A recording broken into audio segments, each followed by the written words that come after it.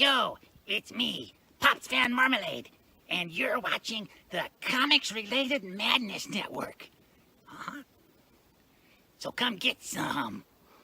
CRoM. CRoM.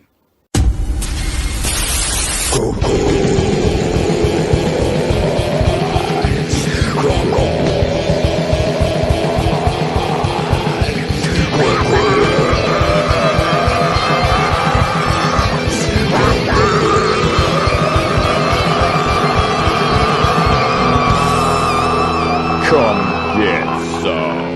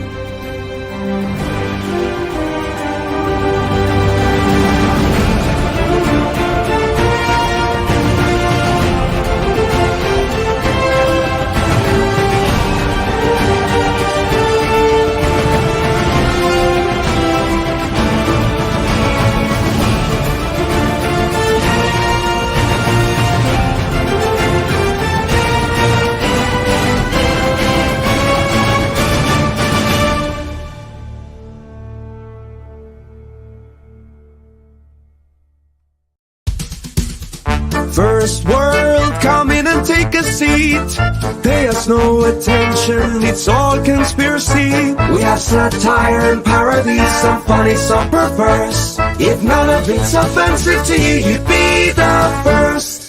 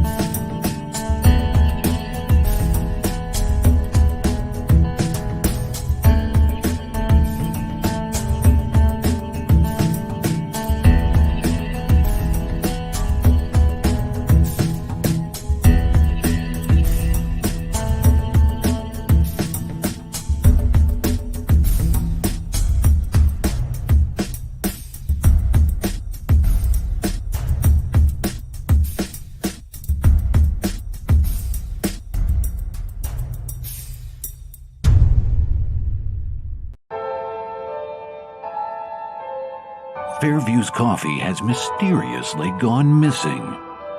Mayhem ensues when strange, coffee-craving zombies plague the city.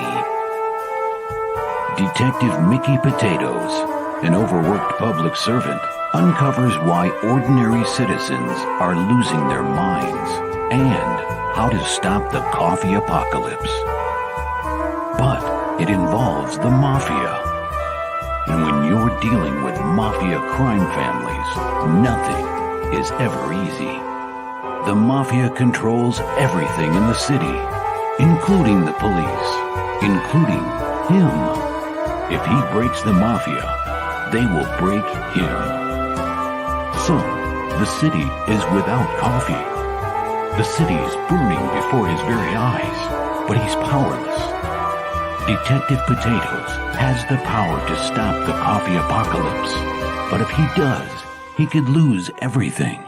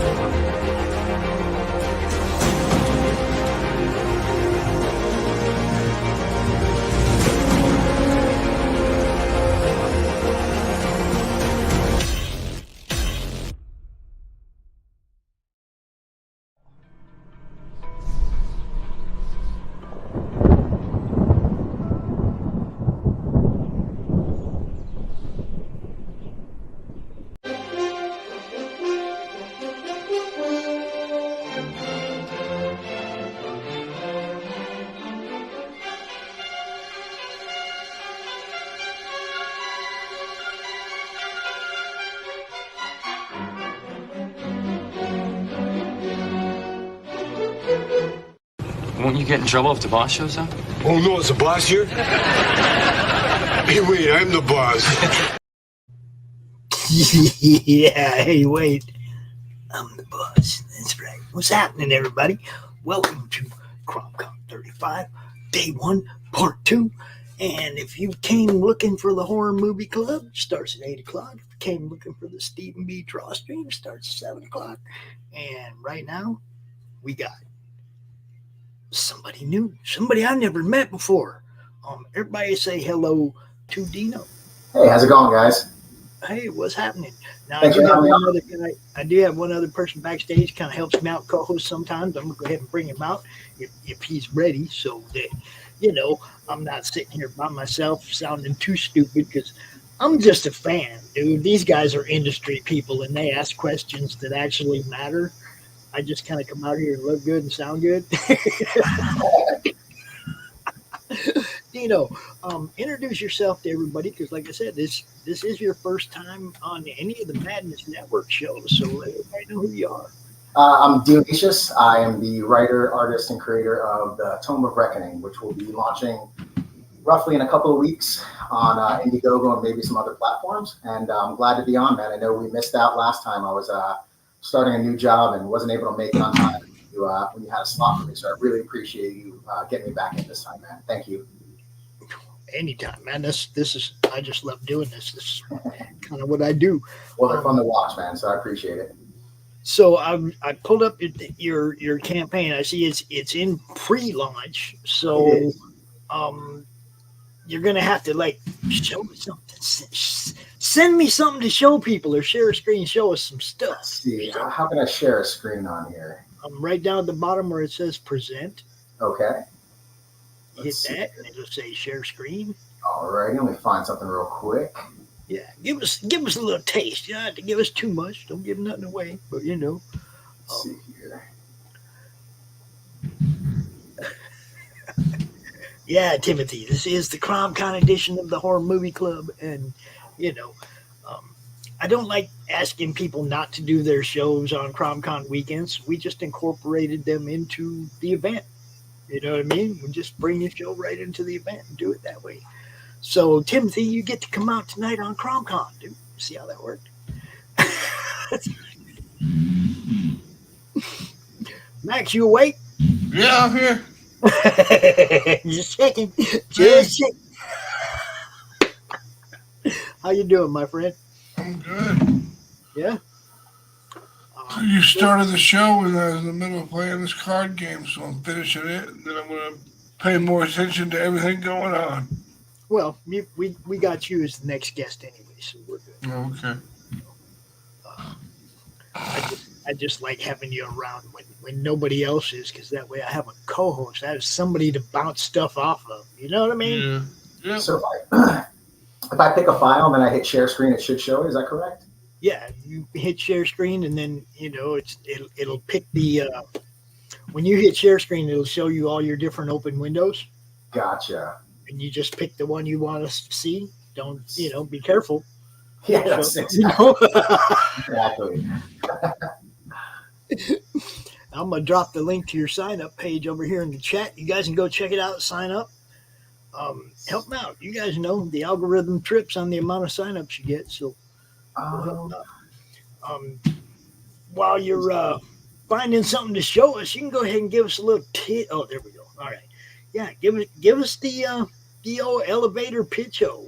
Well, it is a story about a group of misfits that are brought together during an impending apocalypse. So the end of the world is definitely happening, and these guys are all brought together with a huge mystery.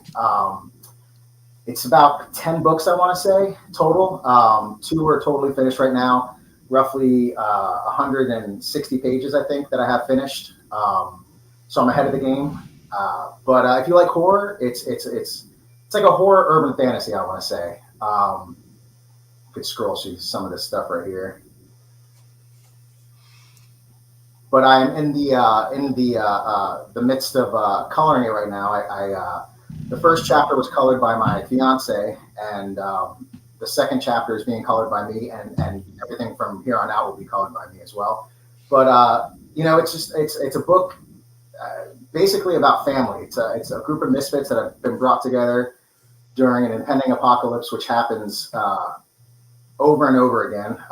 There's so much to tell. I mean, my elevator pitch right now, to be honest with you, I'm a little bit nervous, but it's a pretty huge story. It's been something I've been working on for a long time, and finally just put it together full steam, I would say, in the past year.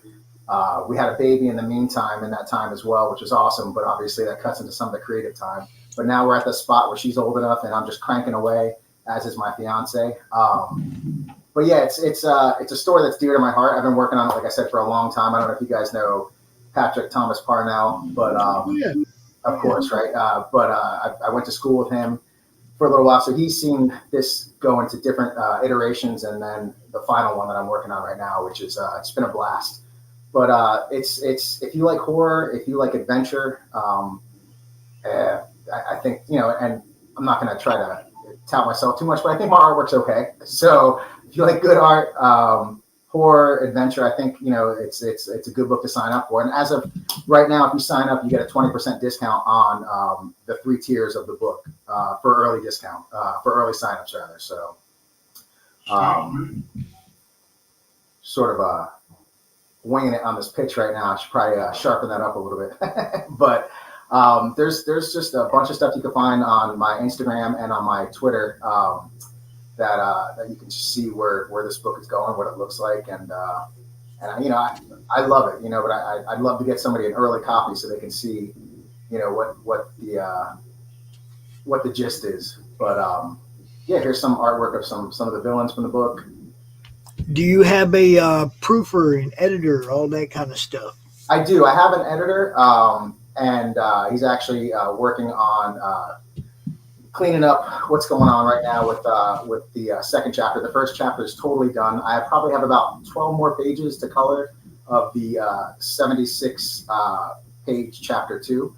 So it's almost ready. So that's the whole thing, is I want to have a book done before I go to launch. That way we can just fund it and then just ship it out as soon as possible. That way nobody's really waiting on anything. So That's the way to do it. I do offer my services as a proofreader. Oh, wow. I don't do reviews because obviously I do promotion. Right. That would be like biting the tail of the, you know what I mean? It's like, it doesn't work. It's like I'm on the front end. I'm not, but I do like to make sure that I cover a campaign from beginning to end, like from pre-launch all the way through fulfillment. So like, if I was to back a book, then when it gets here, then I would call you, hey, yo, man, you want to come out while we crack this thing open? Right. And we do, you know what I mean? We cover you all the way through your campaign process. That sounds awesome. I would love that if you'd have me back on. But anytime you need an extra set of eyes or something, you want to just send me a PDF or whatever to take a look, I'm more than happy to do that. 100%. I'd love to send you one. Maybe after we're done today, I can send you one tonight. So I'm not now I must clarify, I'm not a fan of PDFs. Right. But I do help people out when they ask me, hey, will you proof this? We look, because I'm not an editor. I'm not going to tell you what's wrong with your story flow because it's your story. Right. Errors jump off the page at me like they are italicized in a different font, bold and huge. That's too funny. You know what I mean? It's like errors take me out of a comic book. 100%. Well, listen, I'd love to send it to you and get any feedback you could give me. So cool. Yeah, I'd love to do that for you. I do, like I say, I do it for quite a few different people.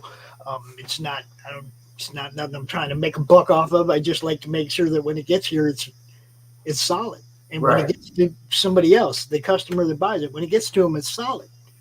Exactly. I'm a fan. It's got to be right.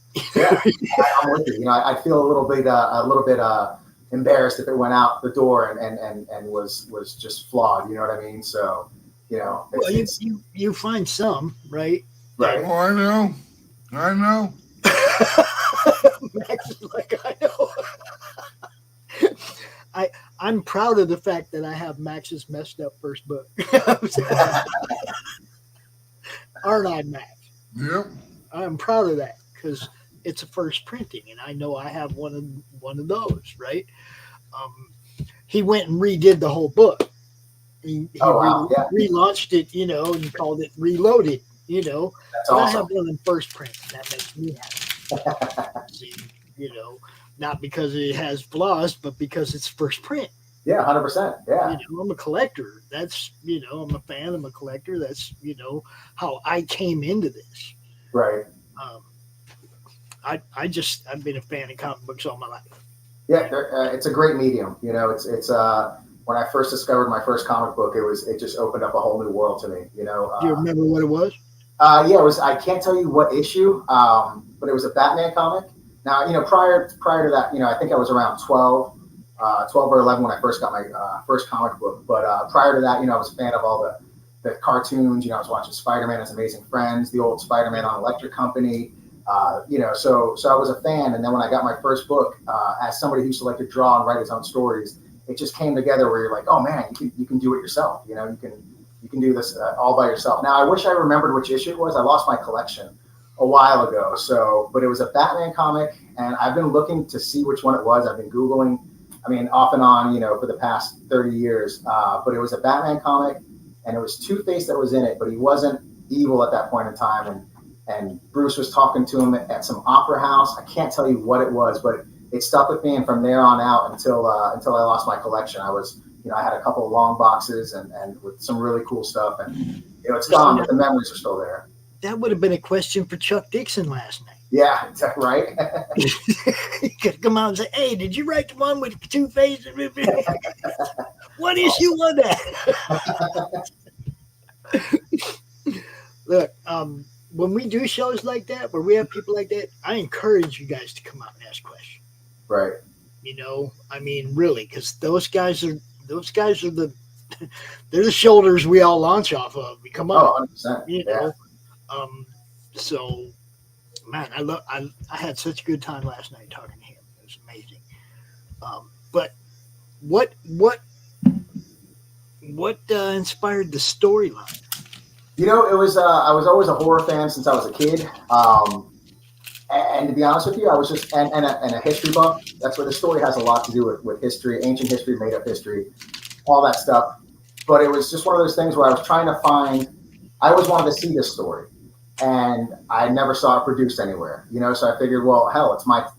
I have all the skills to do it. Like I was saying, getting that first comic book just let me know that I could do it myself, and it was just a story that I've always wanted to read, and it's been a blast drawing it, writing it.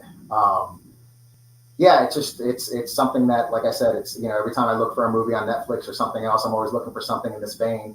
And there are stuff out. Obviously, I'm not reinventing the wheel, but this just has my own flair to it, and it's something that's just been with me, like I said, since I was a kid. I started working on this idea when I was, I want to say 12, something like that. And it's just, I finally had it all written out and figured out about 5-6 years ago after working on it for so long, and then just started cranking on the artwork. So but it's just something I've always wanted to read and always wanted to see. I love doing it, man. There's times where I'm thinking maybe I should draw somebody else's character or do this, and I just, famous, Marvel stuff, Turtles, whatever, and I don't want to. I just want to come back to my own story, man. I just love it. There you go. Yeah, it's There insane. you go. That's what I like to hear, because that means I know that you got passion for what you're doing, and not like 100%, or not aspiring to do what somebody else did. Yeah, and there was a time when I wanted to work in the industry, but I don't think I was as good enough then. But then even after that, I just want to do my own thing, and I have other stories to tell as well, but this one's like just my passion. I love the characters. I love the story. I love where it goes, where it ends. So yeah, it's just cranking along on it, man. As soon as we get done tonight, I'll be back at the drawing board and getting some more stuff done. So that's 72 pages. Yes. So the first book is 2 chapters, 72 pages. So I'm trying to put 2 chapters in each book. That way they're just a little thicker. You get a little more bang for your buck. And it flows better that way for me. I think, the reader gets a little bit more story. And you feel a little bit more, like it's a completed arc. So yeah, the first book's 72. I think the second book is 80 something pages. So yeah, just trying to make it something substantial when you get it in your hands, and something that you'll enjoy as much as I've enjoyed making it. So. And what's your price point for the 72-page book? So for the 72 pages, it's going to be $25 for the book, plus 2 6x10 art posters, or art cards, and then I think 4 stickers. I'm thinking as well. So it's not just the book; you get a little something else in there as well. And then I have another tier with another different cover, and you get stickers, different stickers. You also get 2 more cards that I'm still talking to Mix'em right now, the printer, to see how I can make it happen. But I'm hoping the back of these postcards can make a bigger poster when you put it together. Right. So, and then I have another tier for $50, which is both covers, and then all the postcards and all the stickers. So that way you can save a couple of bucks as well. So cool. Yeah. What's up, Belnet? How you doing? Vic, what's up, Tadpole? Welcome to the madness, to the CromCon part 2. I still haven't heard from Stephen B. I don't know if we're going to have an art stream. Where you at, Stephen B? Somebody ring his bell. Somebody rattle his cage for me. So, you said that you and your fiance colored it, but she did. She colored the. Now, what's on the screen right there? I started coloring this stuff. She colored the first chapter. She's an artist as well. She does her own. She has her own book that she's working on too. It's awesome looking. But since having the kid, it's been a little bit of a strain, doing my stuff, which is, I get it. You want to create your own thing. So she's helped me along this past month, just showing me the little tips on Photoshop, and I've been cranking along, since then. And I love her stuff. My stuff looks a little bit different, but not so much where it's going to take you out of the book when you're reading it. Right. But yeah, her stuff is great, and I think my stuff is actually coming along pretty good. I'm having a blast on Photoshop. I'm not, I'm more of a hands-on guy, so doing traditional artwork. So this has been a little freeing and exciting too. It's sort of cool to have all those palettes right there without making a mess. So, with the little one, we have enough messes to clean up. So right. I kind of figured that was probably what sucked her out of the game, huh? 100%. And she's at the point now, which I'm so stoked for, that she's just cranking on her stuff right now too, which is, it's awesome to see her creating again. So yeah, just a little household of creators over here. Dude, that's what you want, man. Everybody understands what everybody else is doing, right? Oh yeah. Yeah. A lot of couples don't understand what each other's doing. No, and I count my blessings every day, man. She's awesome. She's into the same stuff. It's sort of cool to meet somebody who has the same passion for doing the stuff as you do. Like you said, it's some people, when you're in a relationship or something with somebody who doesn't do that stuff, it's hard for them to really understand how you're so focused on it, and they feel left out. But when I look at her and she's doing her stuff, nose to the grindstone, I let her do her thing, man. It's awesome. Yeah, it makes me happy. So cool. Yeah, for sure. I love the husband and wife teams. They all know it too. I love when I see that work, that kind of teamwork, and in the family unit. Oh yeah. Even like people like Paul with his kids and stuff. When the kids are involved in what you're doing, like same with Michael and his kid. When the whole family gets involved in it, and they all understand the effort you put into it and everything, that makes it different. Oh yeah, 100%. Yeah. I'm gonna try to get the little one to color. get her primed on Photoshop. That way I can cut that out. So you can go back and look at some of our older streams when the kids were all little, and we like when COVID shut the schools down, we'd have little art classes. They'd all draw here live with me. Oh, that's awesome. Comics and stuff. It was cool. That's super cool. Now they're all a little bit older. They're very picky about their drawing now. Right. Good, but they're getting good. That's awesome. It's a blast. Actually, one of them has a piece published in one of Rich's comics. Oh, that's super cool. So then we got Vic over there doing your job. Good job, Vic. Drop them links, bro. You get it. A little over 24 hours to go and still $433 short. Let's do this, people. Nice. Let's do this. Go over there and hit Steam Patriots. Make that one happen. That's what we do here. That's awesome, man. I really appreciate. I see you working hard all the time, man. I see all the links on Twitter. Look, you anytime you see us live on the YouTube channel, man, it's like if you go over there and you say hi, I'll give you a wrench, and then anytime you see us live, you pop in, you drop your link. I will, man. That's awesome. Just like Vic just did, and that ain't even Vic's link. That's for somebody else. He just taking care of somebody. That's what's so cool about this community, man. Everybody's helping everybody out. It's and just even sharing stuff it just gets the word out there, and everybody's been so cool, man. I like doing that for other people as well. I want to see everybody succeed.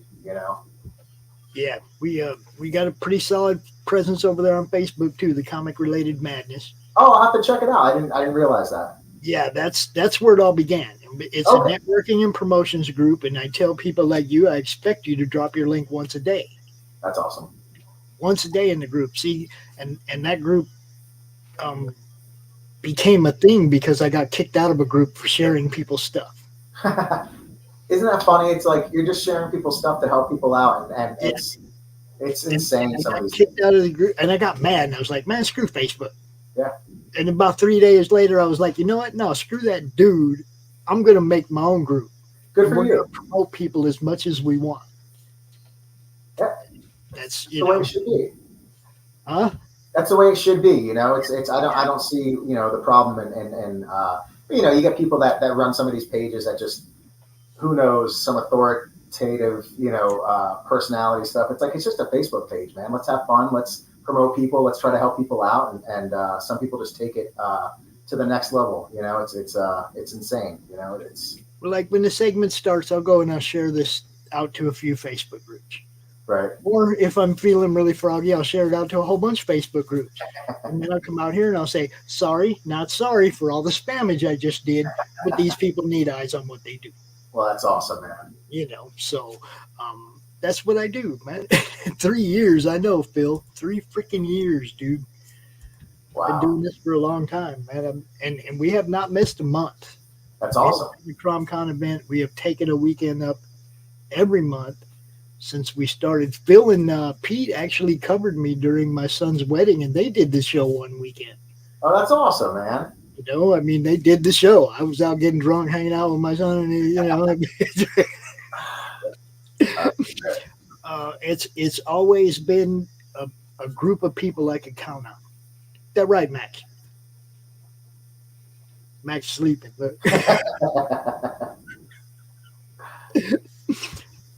You there, Max?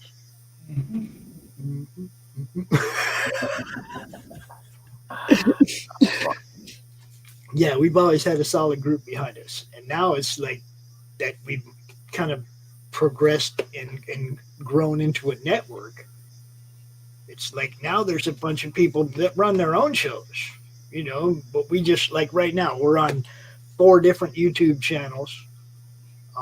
Because Doc does his show on the network, and Stephen B does his show on the network, and Brian does his show on the network. So it's CromCon weekend, and all their shows fall on the weekend. So we're broadcasting it to all their networks. Well, that's awesome, man. Yeah, I noticed that. I noticed so many different faces using the CromCon background. So it's a cool little, thing you got set up over there, man. It's fun to watch it flourish too. You can blame COVID for it. Yeah, that's how it began. When Emerald City went down in 2020, mm-hmm. I had a whole bunch of friends that had paid money for a table. Oh, man. That weren't going to have nowhere to sell books. Wow. And, of course, I went to my friend Brian, and I was like, hey, Brian, what are you going to do? And Brian said, well, Francesca got to all of our stock before it got in the building, and she shipped it all back to Phoenix, and we're going to have a Lady Death sale this weekend. And I was like, that's awesome, but what about everybody else? And that's how CromCon was born. Well, that's awesome, man. It was like, because look, Brian's awesome. Okay, he was on top of it. He made sure that he still had something to do that weekend, even though they shut down, right? Right. And he had a large enough following where he could go out and do an online set. Totally. Do an event and sell books and have a good time, right? Everybody else, they kind of needed somebody like me to go out there and try and do something for everybody as opposed to just, for 1 or 2 people. Right. because I still am. I'm a huge follower of Brian and what he does over there. But Brian don't need me. You know? Totally, yeah. You guys need me. Brian don't need me. You know? He was doing this long before I come around. You know, he's got that following. So, and yeah, we still promote what he does. He drops stuff in the group. We still share it out and whatnot. But, you know, I understand that Brian's doing just fine. And there's times when I'll invite him to come out and he'll be like, no, man, give that to somebody who needs that. That's know, awesome. This is the first time he hasn't come out for the anniversary show, but I didn't really chase him down. He's a busy guy. Right. You know, I know what he's got going on this year. He ain't got time to mess around, you know. So anyway, Max, what's behind you? Yeah, what is that? Is that your son hanging out behind you, Max? Yeah. Okay. Okay. I see him. All right. I don't think Mac's paying any attention to us at all. Is he sleeping? He got 4 more minutes to sleep. Then he's got to wake up. You got a photo bomb, Max. Oh, he's out. You're getting photo bomb, Max. That's okay.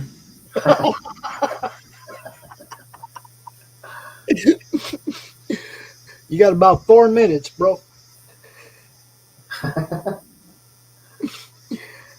So yeah, tell us about these characters a little bit.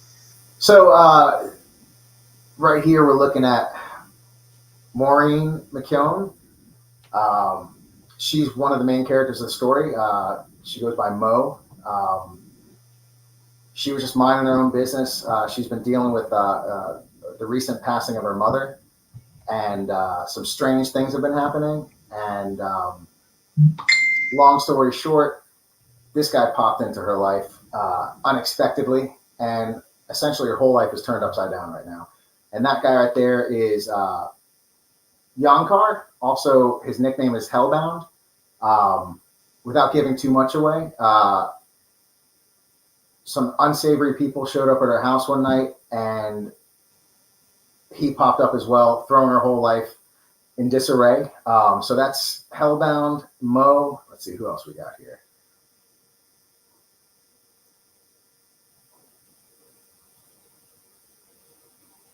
Find out who else we got. And then we got our werewolf guy right here. This is Murphy. Nickname Lockjaw. You learn how he gets that later on. But he's a reluctant werewolf. I guess they all are. But he's one of the main characters as well. There's also, so within the first and second book, you essentially get introduced to all the characters, all the main players for the duration of the story, which will be, like I said, around 8 to 10 books total. But you start following these guys within the first, second book, and everything starts popping off.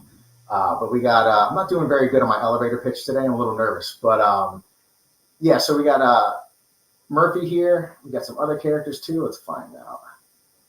Let's see what the bad guys are. Here's some other pages as well from later on in the story, which I don't mind really sharing. Let's see here.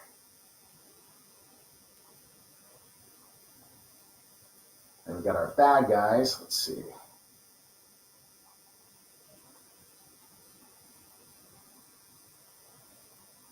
This right here is Bo, one of our main bad guys, who's working for somebody that's still in the shadows in the story for a while. It's part of the mystery that's going on. But he works for the government. He's a bad guy, which this is not too far-fetched. But yeah, there's a bunch of characters. There's also some other ones I guess I could show that are coming in the later issues. Let's see here. I guess I can show some more pages too. This is like a 10-page preview of the book. Here's the first page. These are the colors that Jewel had done. There's the second page. Third page.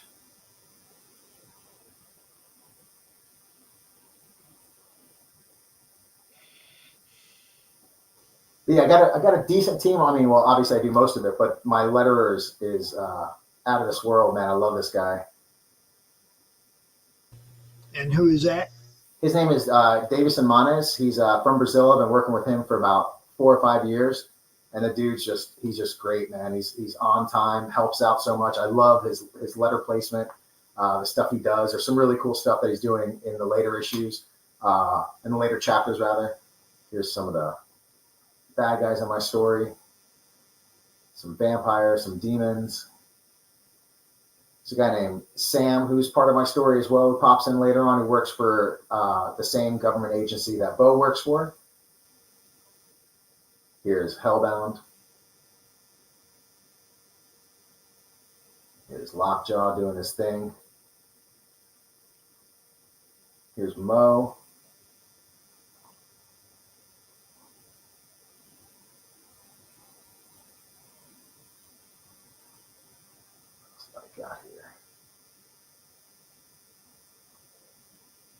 Yeah, it's been fun working on this. Like I said, I'm a little nervous, so I got to work on my pitch a little bit better. But I honestly think if anybody checks out this book, they're gonna love it.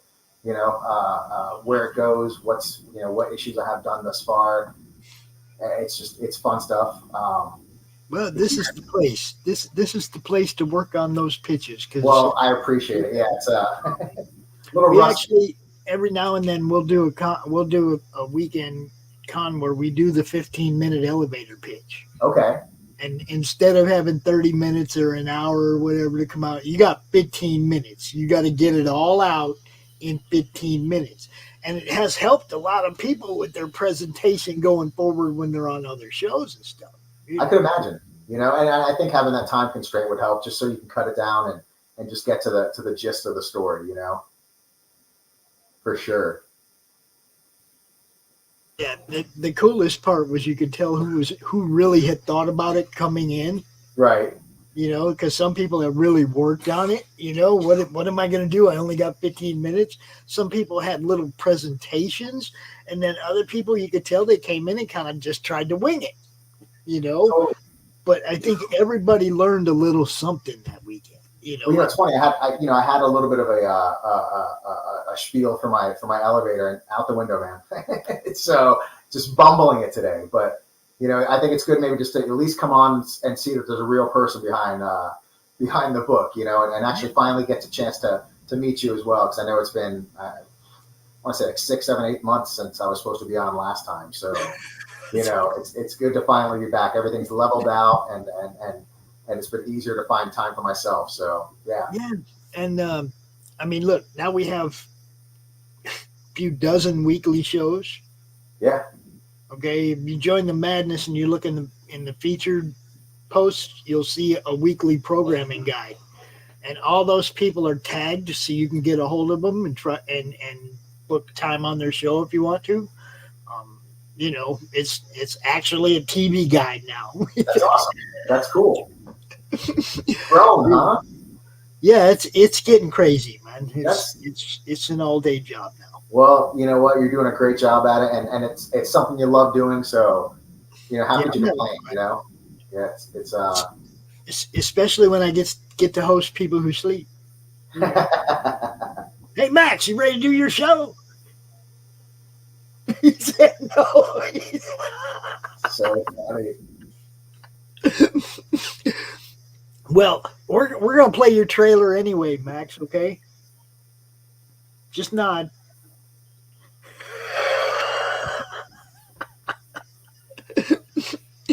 Hey, Dino, it was great meeting you, bro. I'm gonna go ahead and I mean, you can hang out, but I'm gonna go ahead and cover Max's book for him, even if he sleeps through it. I'm gonna go finish dinner for the girls, but dude, thank you for having me on. I would love to come on again, and I'm gonna get in touch with you later on tonight all this, and would love to send you a copy over. So yeah, cool, awesome, man. Thank you so much, guys. I appreciate it.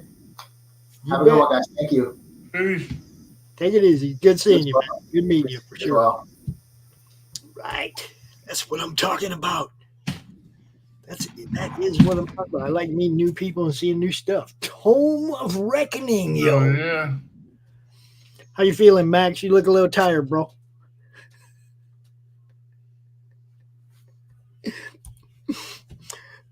Careful now. I'm sleepy. Yeah, I can see.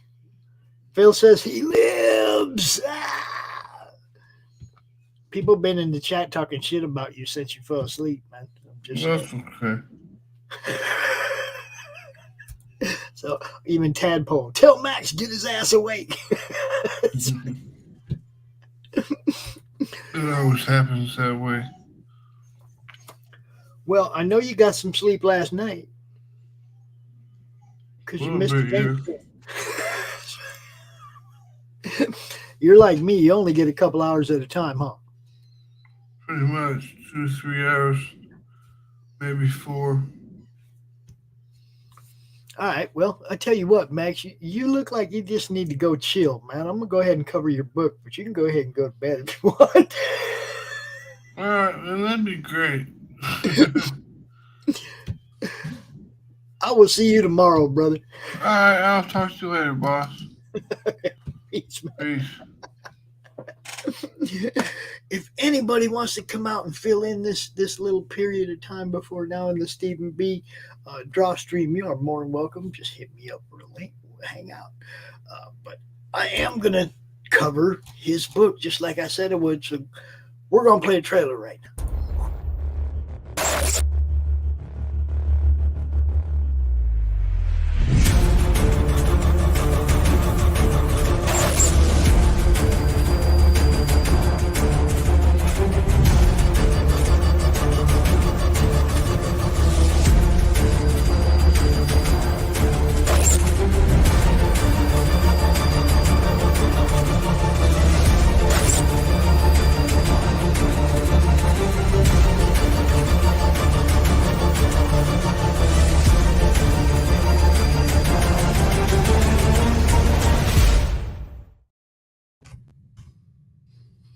There you go. There it is. It's that right there.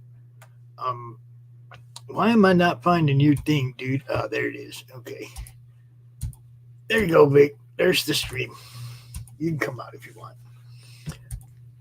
Womp, womp. Yes, right there. Human Hunters, yo. I got the link up here. I'm going to pull it up. We're going to look at it. You know why? Because I can. Because Max, my friend, I wouldn't leave him hanging. He looked wiped out, man. I know he missed the Fallout game stream last night because he was sleeping. But that dude, he looked. We were talking about Sam earlier being a hardworking dude. Max, and the first person Sam brought up was Max. Max also a hardworking motherfucker. Don't ever think he ain't. Dude got his fingers in all kinds of pies. I call him the madness genius because, I mean, he writes code. He does all kinds of cool ass shit. So, you know, don't go to sleep on Max Devill, even though he might go to sleep on you. Oh, shit. Did I say that out loud? I did. I said it out loud. All right. Human Hunters 3. You guys know art provided by Mateus Duarte. It's good stuff. You know, you got inking by Fran Cord. You got flat colors by his wife, Carol. Man, you got Adam Ramos and Max's partner, Johnny Reed. Man, you know, it's all good. You got SK doing the lettering. All kinds of cool stuff, man. Dude, Max is all about, it's all about the story. Whether it's Ninja Bimbos, Human Hunters, Mary Machine Gun, it don't matter. Max is putting out something that leaves you wanting to come back and read some more. So, you know, I still don't know where Stephen B is. Haven't heard from him. Don't know. Doc bailed on me. I did not. Man. Damn rookies.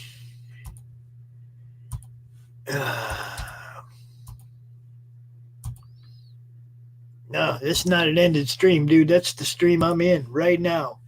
That is the link I'm in right now. I don't know what you're looking at. Just send it again. Same link.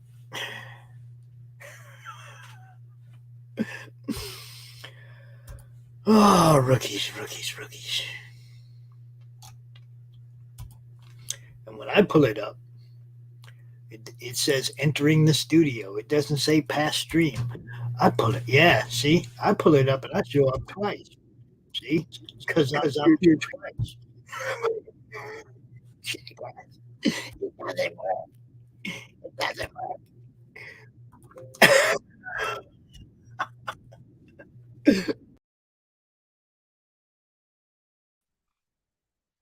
Hello.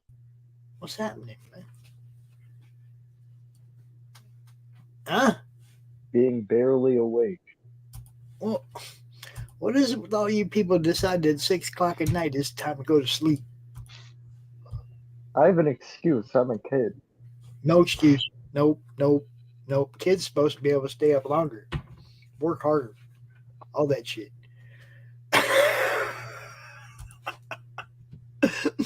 So we looking at Max's book because Max is sleeping, right?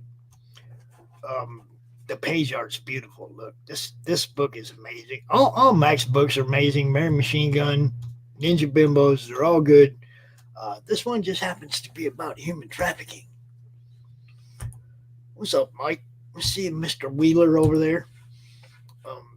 We're just doing the thing, man. We're talking about comics, you know. This one, the girls, they've been captured. They're looking about making their own escape. These guys looking about going and freeing them. So, you know, it's really just about all the cool ass art in this, because he's got some badass people doing work on this. Alfred, Yeah, I'll read that in a few years because, well, what? Just don't look at the powers, man. Just don't look at the powers.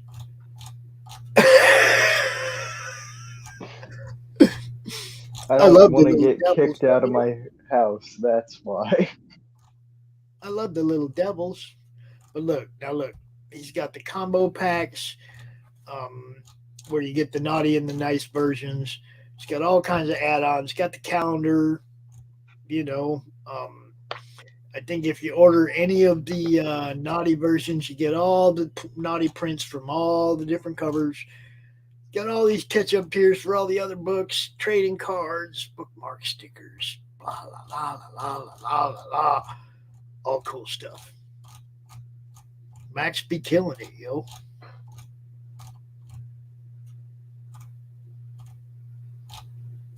Big. Yes. Hey, if you want to talk about it, Phil, you come out here and talk about it. Oh, what White Devil? No, he's out here talking about human hunters. But you know, if you want to come, you want to talk, you can come out and do it for him if you want. Bill, I can send you a link. You know, if you feel like shilling for Max, you could do that. You know, he got so much stuff, I get mixed up. 110 backers, almost 5K. It's killing it. 49 hours to go, yo. A couple more days. Let's get this one over 5. What the? What? I'm looking at old Aircell titles, and I realized how much smut there is.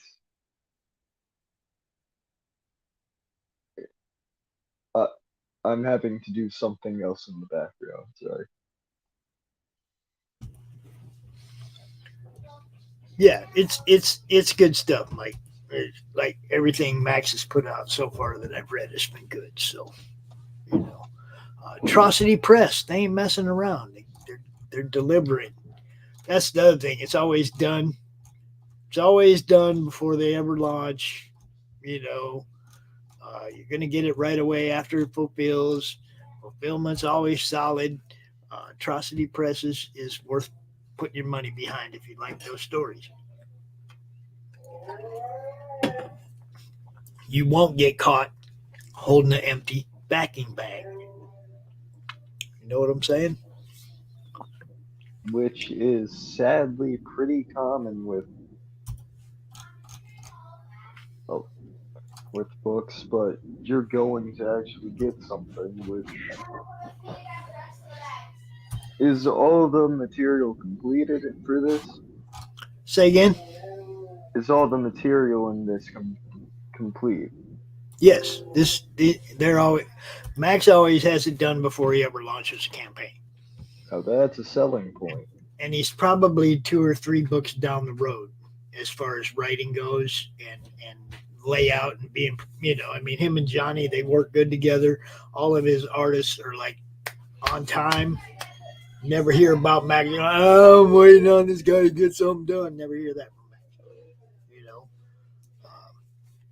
That's what I mean. It's like that's why Atrocity Press is one of those that we go out of our way to support, because we know you're going to get what they told you you're going to get. That's a big selling point for me, and then of course, I think what did Rich say earlier? I think it was Rich said Atrocity's got the market on boobs, so if you like the books, if you like these, you'll get these. That's what I'm saying. Max is solid, sleeping, but he's solid. So we got like hour and 15 minutes till the horror movie club starts. He's so good he doesn't even need to be awake for his book to be promoted. Well, he should be, but he isn't. We've promoted people all kinds of circumstances when they couldn't make it. Something came up and it's like, oh, we still got you.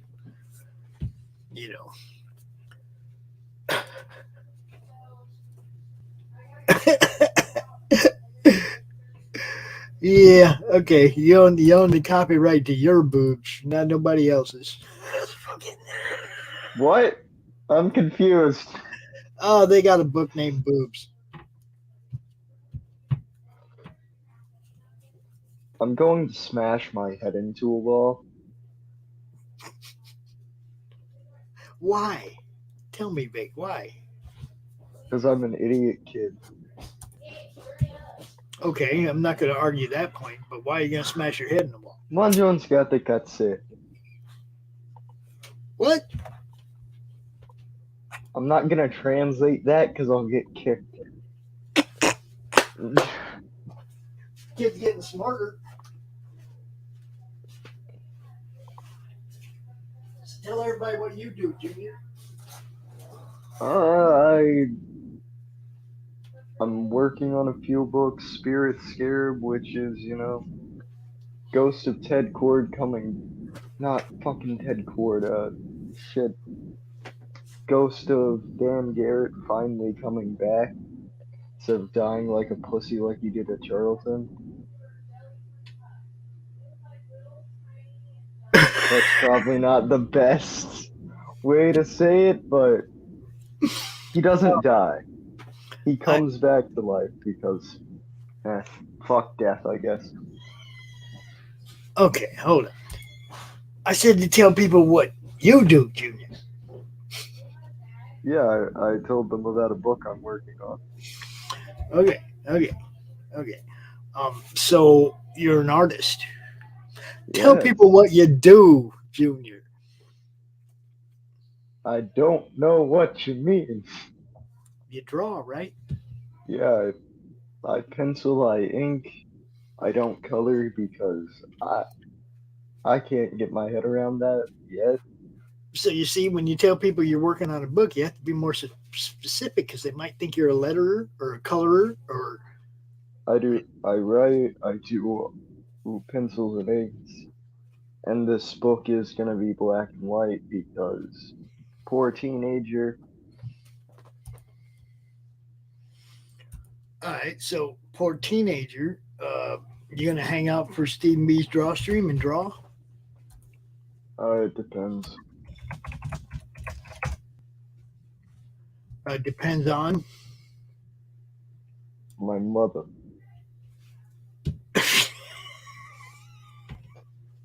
Well, his draw stream starts in about 10 minutes, so get set up, would you? Okay. If you make another joke about me being in pajamas all day on a Saturday, I'm going to be mad, though.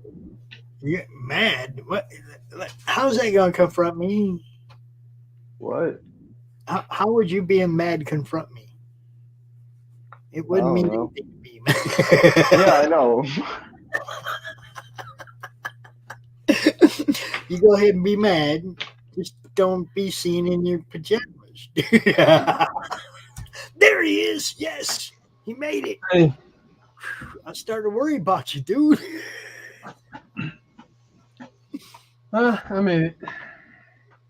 Cool. You know, Oh, fuck. Stephen B is the creator of the book Crips and Legends. I'm gonna go and play that trailer right now. Right now.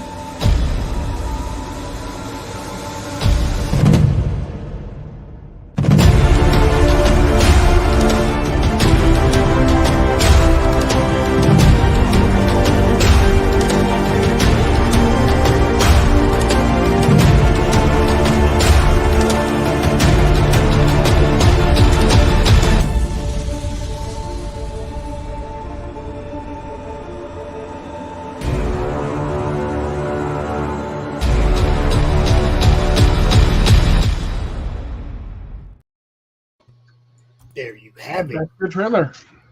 I wonder who made it. Good stuff, dude. You want to tell everybody a little bit about who you are and where they can find your campaign, stuff like that? I'm going to drop the link. Yeah. Everyone, my name is Stephen B. I'm the founder and sole creator of BoldCatStudios. And you can find me on here at BoldCatStudios on YouTube.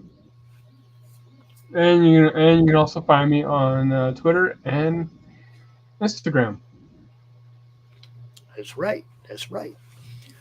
So I'm gonna pull a doc on you. Stephen B, you gotta be on camera, dude. I know. I know. There it is. Now, for the most part, Crips and Legends is pretty much done, and Stephen's been working on another book called Rev. Yep. Over the last couple of months. So it is not done because I still got a lot more issues to do. Oh well, I meant the ones. Yeah. 1 and 2. Yeah. Yeah, 1 and 2 are done. Yeah. So when you ordered those on fundmycomic.com, you also again know that they're already finished. You're not going to be waiting. Actually, it's a second chance campaign, so you know they're done. Once the campaign is over, you all will receive your books. Yeah, most definitely. And Stephen B does a regular show on the network and all kinds of draw streams of his own on his channel. So go over there and check it out. BoldCatStudios on YouTube. Go over there, get you subscribe and ring that bell so that you know when Steve goes. And yeah. With all that, now I'm gonna get out your way and let you do your show, bro, because it's that time. Yep. So, as I always say, whenever I start my show, is what's up, everyone? Hail Comics Gay, and today I'm going to be drawing another page of Rev. There you go. Stephen, have you met Vic? Yes, I have. Okay, so you guys know each other. So I expect some awesome art now. Come on, give me something good. You too, Vic. Well, I'm not getting this thing yet, but it's still a work in progress. But I'm going to move on from it and move on to the next page. Cool, cool. Which is page... Stephen B, I dropped the link up there. You can come out and join him if you want to come out and draw. Stephen B, I'm looking forward to seeing what you do, bro. Tear it up. If anyone wants to pop on in, go ahead. I'll say, hi, what's up? Oh, fuck, I gotta leave. You know that jazz. Oh, you gotta leave? But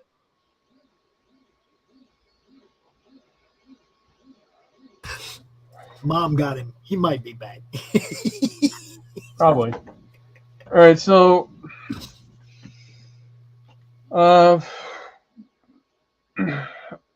page 36, 37 are going to be a big old splash page. So I'm going to have to do something for page 35.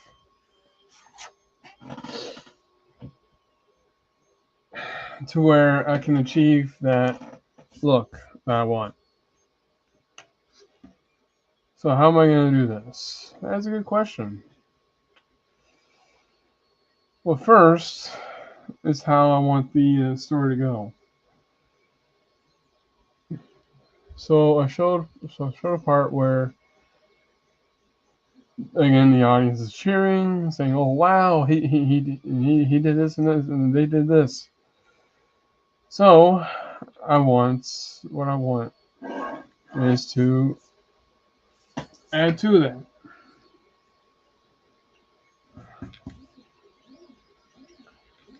We know, Vic. Mom got you. We know.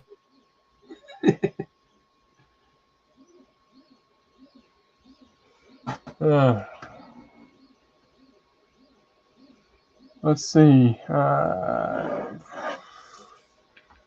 first, first when I started panels, I first go ahead and divide the page up to probably 3 or 4, depending on what I need. So for this, I probably just need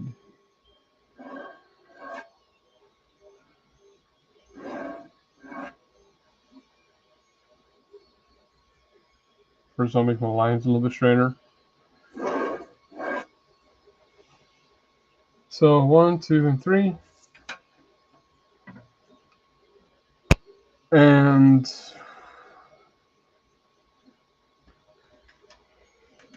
I want one of the characters.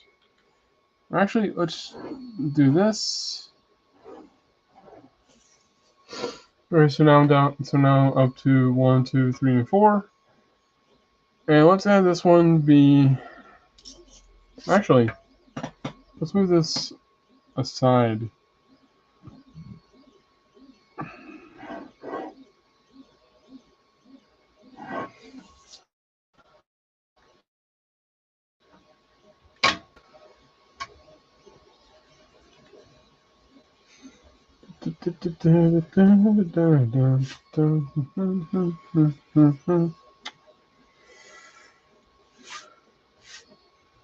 I'm erasing stuff and I'm drawing stuff.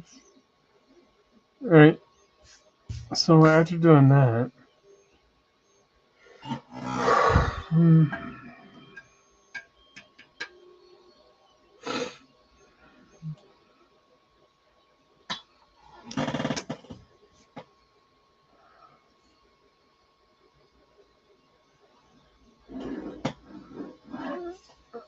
and so I think this scene is going to be, again, more of an action scene.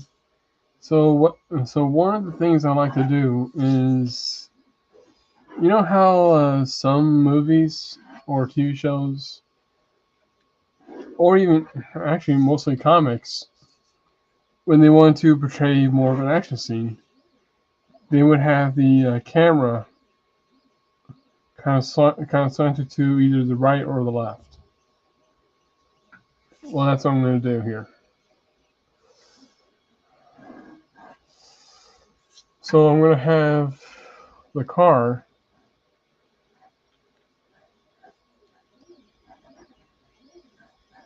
Right here.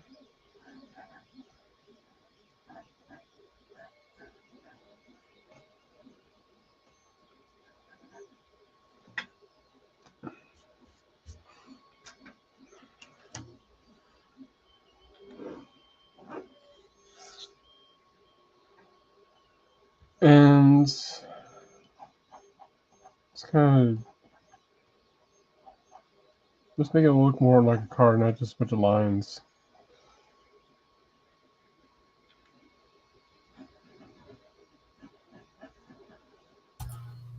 I do love watching the way you lay out panels, dude. Well, thank you.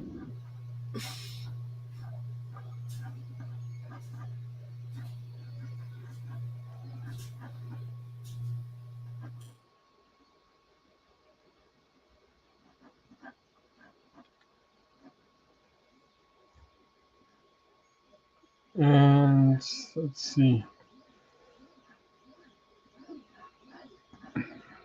Right there. All right, there's one part of the scene of this page where someone is going to pull out a weapon. I'm trying to figure that part out.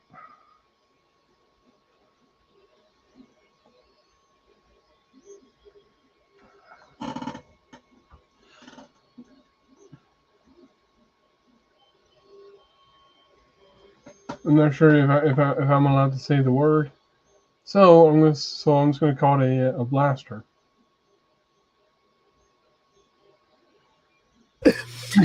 Call it whatever you want. But we all know what it is.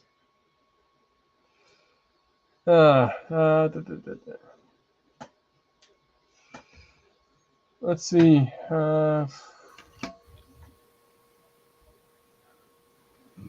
So, Pops, how's it going? What's up? Hey. How you guys doing? I'm doing all right. Where'd the youngin' go, Pops? His mom called him away. Oh, I guess. His mom got him. You get in there and do these dishes, you little scrub. Yeah, Pops, I can only stop in for a second. I'm like in the middle of packing and stuff, man. But I thought I'd drop in. I mean, since it is the anniversary and shit. I know, huh? It's hard to believe, isn't it? Yeah. Yeah. Right, but so yeah, this... Max. I'm sorry? No, I was asking Pops, was there going to still be you got any space left in the night at all? Tonight? Yeah. No, it's like after Stephen B, then it's the horror movie club tonight. Well, when it was about 15 till and you're doing that, I was like, I stopped for a minute and I was like, hit up Johnny, man. But that's the thing. He said he would have been there, but he never got the link. And then I was like, hold on, let me check on things with Pops. You know, we will get Max. He can jump in tomorrow during the draw stream. We ain't gonna leave Max out. You know that. Oh yeah, that's right. You got the weekend. Yep. Yeah. So this is... I queued it. He had 49 hours left. We ain't gonna leave him hanging. That should tie us right about into Monday Madness. You know, we should be right down to counting things down, right? You know. Oh yeah, you gonna do the countdown on Monday then? Well, he's probably got a countdown planned for the exact time, but earlier in the day, oh, right. Madness will come out and we'll give it that. Yeah. Hey, don't forget, this one's almost over. You know. Yeah, I'm not sure with that. I haven't been able to keep up as much with all that. It's been more like, okay, where's closest storage places, all that kind of thing. So, yeah, I heard that. I know. I'll be right back to it. I was working on White Devil stuff up until about a day or two ago, and it's like, okay, I gotta wait till I get back settled in and stuff, you know. If you'd like to go ahead and show a little bit of that.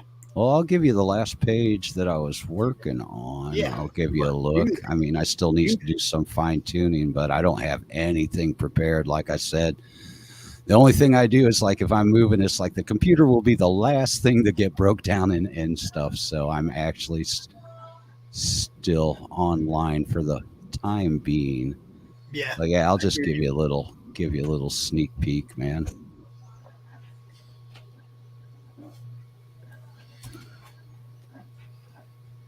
There you go. The Colors of Phil Leon. Yeah. Nice. White Devil over at Silverline with R.A. Jones as the writer. Mike Keeney and God, I always mix people's up. Mike Keeney on lines, Mike Belcher on letters, Roland is editor. Well, now you know Silverline show is the final panel tomorrow night, right?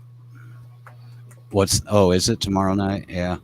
I probably will have things already broken down by then, so I won't be able to pop in on that one, I don't think. We'll see. We'll see how it rolls. I'm just letting you know, Cool. Tomorrow at 8 o'clock, the Silverline show is the final panel. As far as I know, unless, something happens and we go later. But yeah. So which has been known to happen, So yeah, that's what I've been doing over there. I've had a few other things, but like I said, I don't have anything handy right now just because, too much going on. But yeah, this is issue 2. That was issue 2. Issue 1's already out.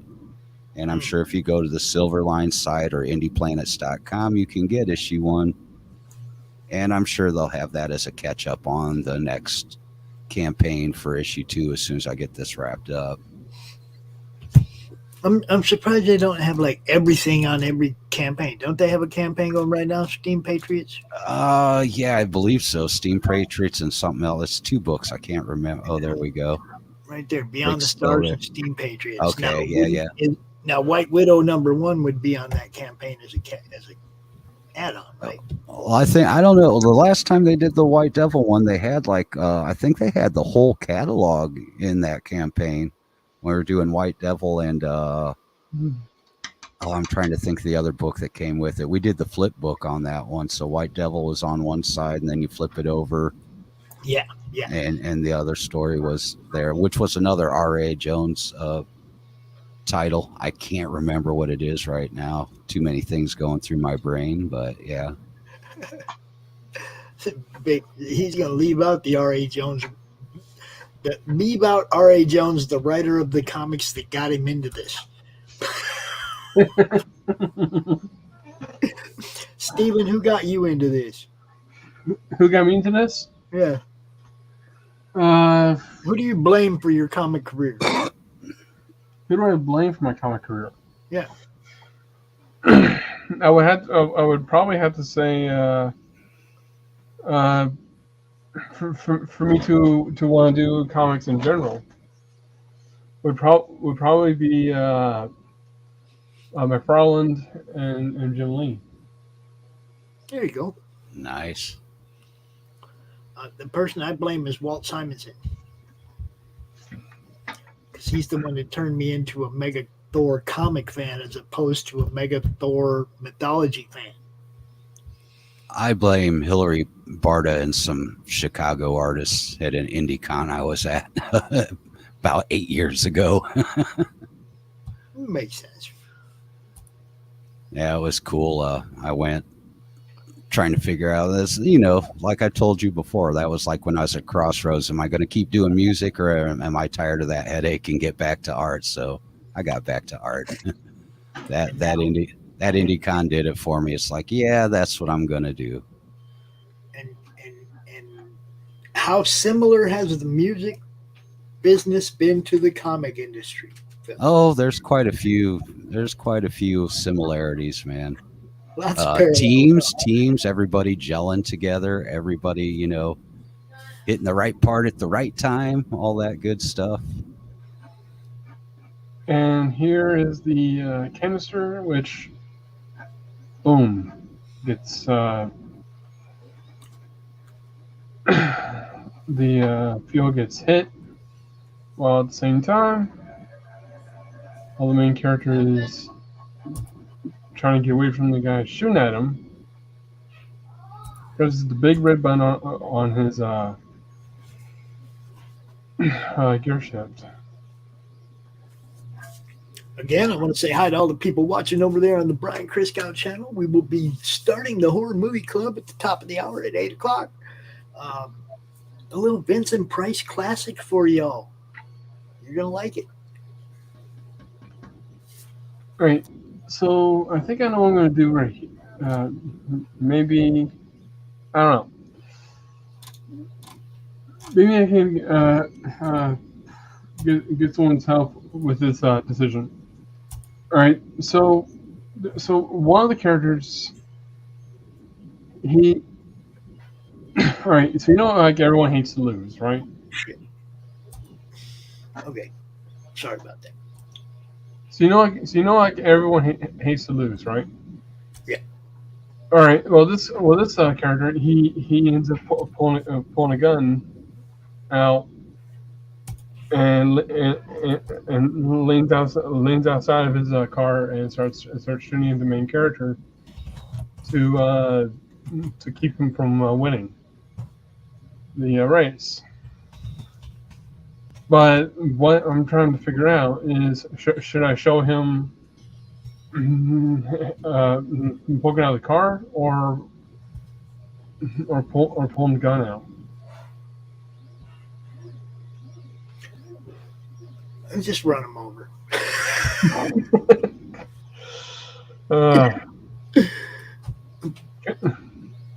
You just spray the car off. You're good.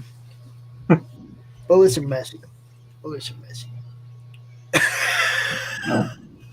Oh, God.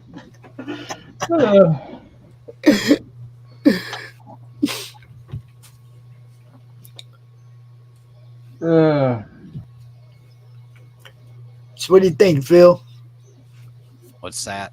What do you think about Stephen B's layouts? It look interesting. It'll be cool. Be cool. I like the perspectives he's got going on. This is the layouts on the other one. Nice. Seems got a good flow. Yeah, Rev is about like a street racer kind of thing. A racing hero. Yeah, and this is probably the only. Don't quote me on this, but this is probably the only time we will see the car race, unless I decide to put another one in. So he's gonna hold that in reserve. You're gonna have to buy the book to see the race, yo. That's cool though. You can't come out here every week and draw every page because then everybody's seen it all. Yeah. Oh yeah, yeah. You got to keep some of it hidden, and we respect that. But still, it's always, even if they did see it, it's always nice to have it in your hand and look at it in person too. Yeah. Oh yeah, much different. You know that. I got to read it. I got to have it in my hands. I was going to say, you know the Stan Lee quote. Yeah. and actually, for me, it was way before I ever knew about that quote or heard that quote. It's always been a physical medium for me. Okay, they didn't have internet when I was a kid. They had comic books. I think what I'm going to do, because I can't decide, because I can't really decide on this, is I'm going to split this panel into two parts. Or actually no. I got a better idea. Oh yeah. Well, I guess it just depends on what kind of pacing you want. Pretty much, because I want the gun to be shown, and one thing I just now thought of is I don't need the character to be like hanging out of his car, getting ready to fire. Better yet, I could have him just holding it in his car with kind of a frustration that he knows that if he doesn't do this, he's about to lose. Nobody wants to know they're about to lose. That's for sure. So, and this is just a bit of a layout right now. So I decided to go more in detail. So right here, he's getting frustrated, and we don't really need to see him putting the gun out, because right here is where you'll see him firing. And this is something I learned from watching the comic book greats.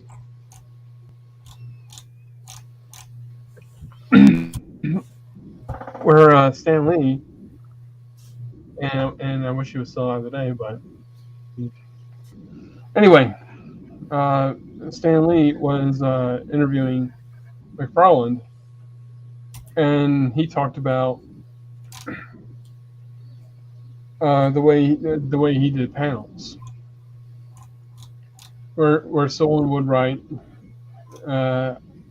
like say there was a car crash. Well, there was a car that's going to crash, and he needed to show it being on fire and stuff like that. Well, what he showed was that the crash already happened, and the guy, and he's talking about, all right. Sorry if I'm sounding like I'm stammering. I'm trying to. That's okay. You're good. But so what he kind of said was, the way I would tell this story is that I would put like two or three panels rolled into one, and that itself could pretty much tell a story. So instead of something like, all right, panel one, there's a car going out of control. Panel two, car crashes. And panel three, it goes on fire, and the guy gets shot out of the car. You could put that, and you could put all that into one panel. You don't really need to waste 3 or 4 panels just for that scene. Right. I mean, look, a good artist can depict a whole bunch in one picture, right? Right. Now the writer still, if the artist is not the writer, then the writer still has to give him a good enough description of what he wants for him to lay that out that way. Okay, I need all of this in one panel. Some artists got no problem doing, just like we were talking about it this morning with Lucifer Storm, about how Christian Rossi can just fill a panel with stuff and go way beyond what you asked for. You know what I mean? Yeah, man. The entertainment value to me is based on how many times I have to go back and read it again.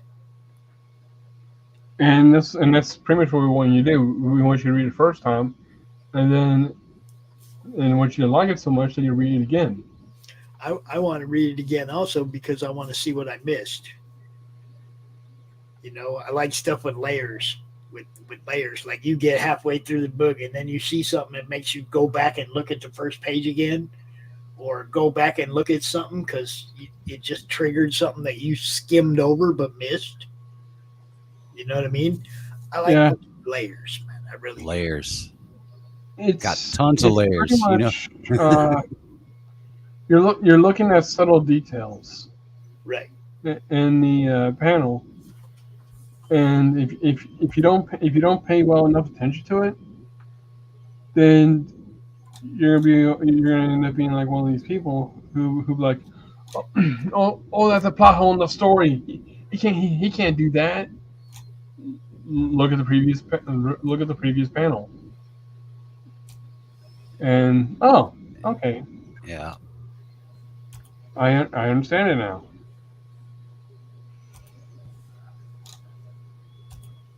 You know how people are sometimes. You got to spoon feed them every detail because they'll glance over stuff, and it's like, well, go back and catch it. It's right there if you look. That's not saying everyone does it. I'm just saying that some people do it. Yeah. I just like the ones that trigger me and make me go back and look again. That's what I mean. Like when you read the Mike Baron novel, it's not even a comic book, right? It's a novel. But you get 35 pages in and you read something that makes you go back to page 24 and read it again.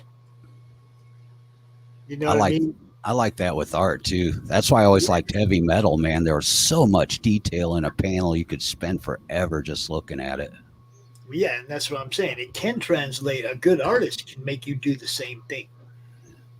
You know, make you go back and look again. What did I miss? What did I miss back there? That, you know, dude, I love a full panel. You want to talk about a full panel? You want a sneak peek? I will show you one other thing, Pops. I can't show much of it, though. But guess what? Some of us are going to be getting something on the shelves, like actual on the shelves, dude. Oh, I wish I can get my books on the shelf. Patience, grasshopper. Yeah. It's been 8 years since I began, and it's not even a full, it's a short, but it will be in an anthology book on the shelves.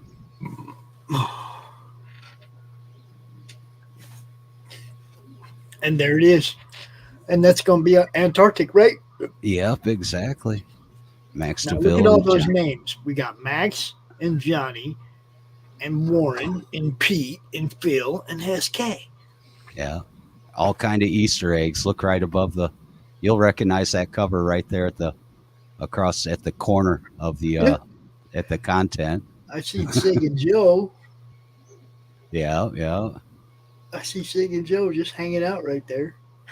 Dude, and I still want to know, does doing all those covers on the back wall, do I get to count those as covers I've done now?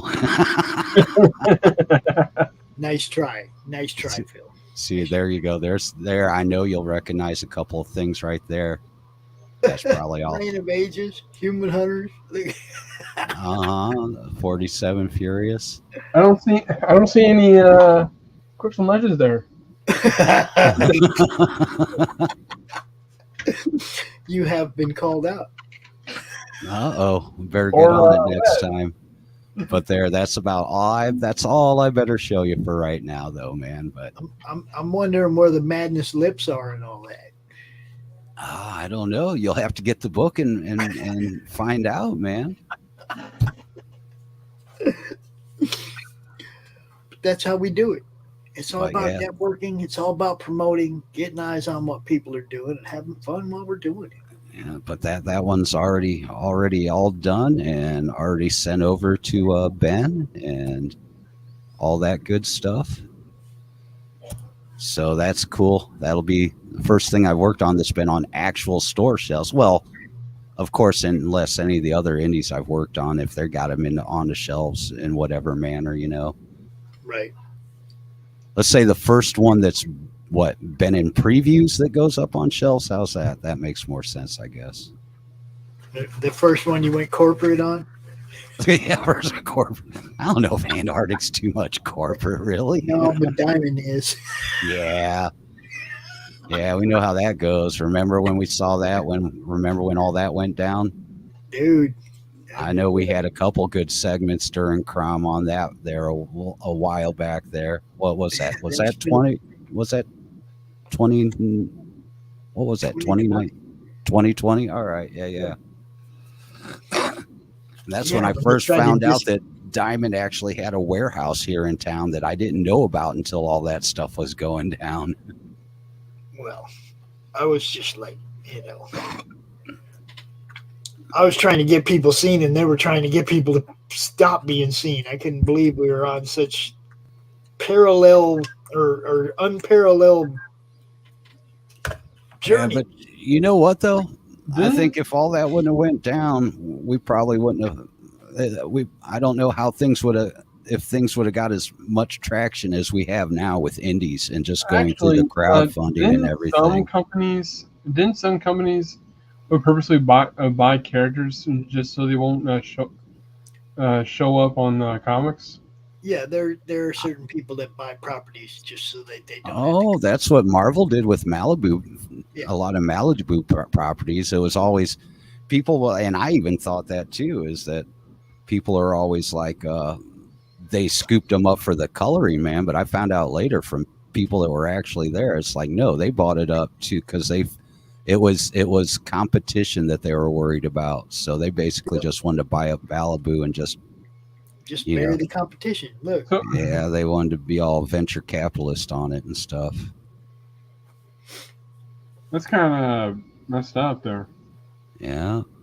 Well, yeah, but I mean, I guess it depends on you as the owner of the IP. Are you willing to sell out for a couple grand, or do you want to see your IP be something that everybody else gets to see?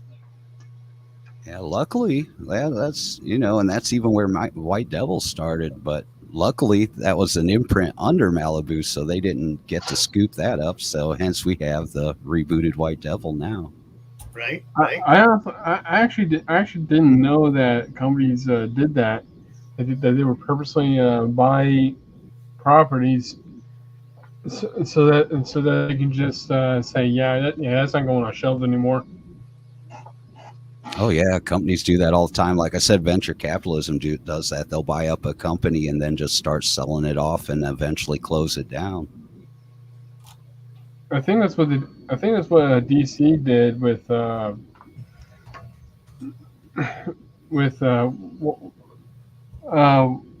was the gentleman's company called again? What was what company? Huh? Which company? Malibu.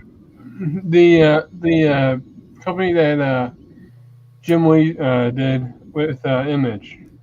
Wildstorm. Yeah, Wildstorm. Didn't he sell Wildstorm to DC? I don't know. That sounds vaguely familiar, but I don't know for sure. Because that's so. Ever since that, there was probably never a Wildcats comic ever again. Well, didn't they bring Wildcats back over it? Didn't he take it over to Marvel or something?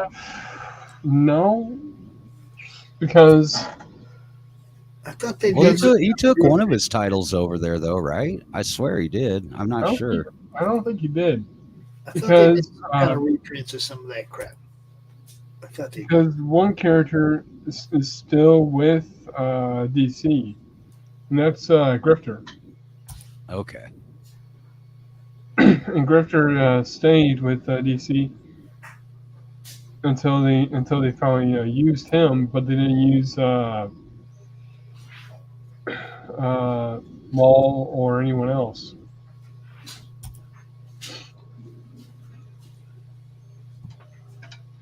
Which I don't understand why they didn't use those characters. But again, it's probably that capitalism thing. Yeah.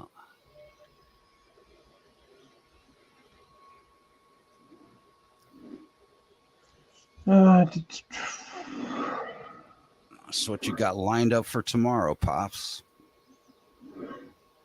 Oh, it's all action, dude. It's the Drawstream and the show-offs, and we got Syndicate, and it's like Silverline and the All Good Show, and it's all action. Nice.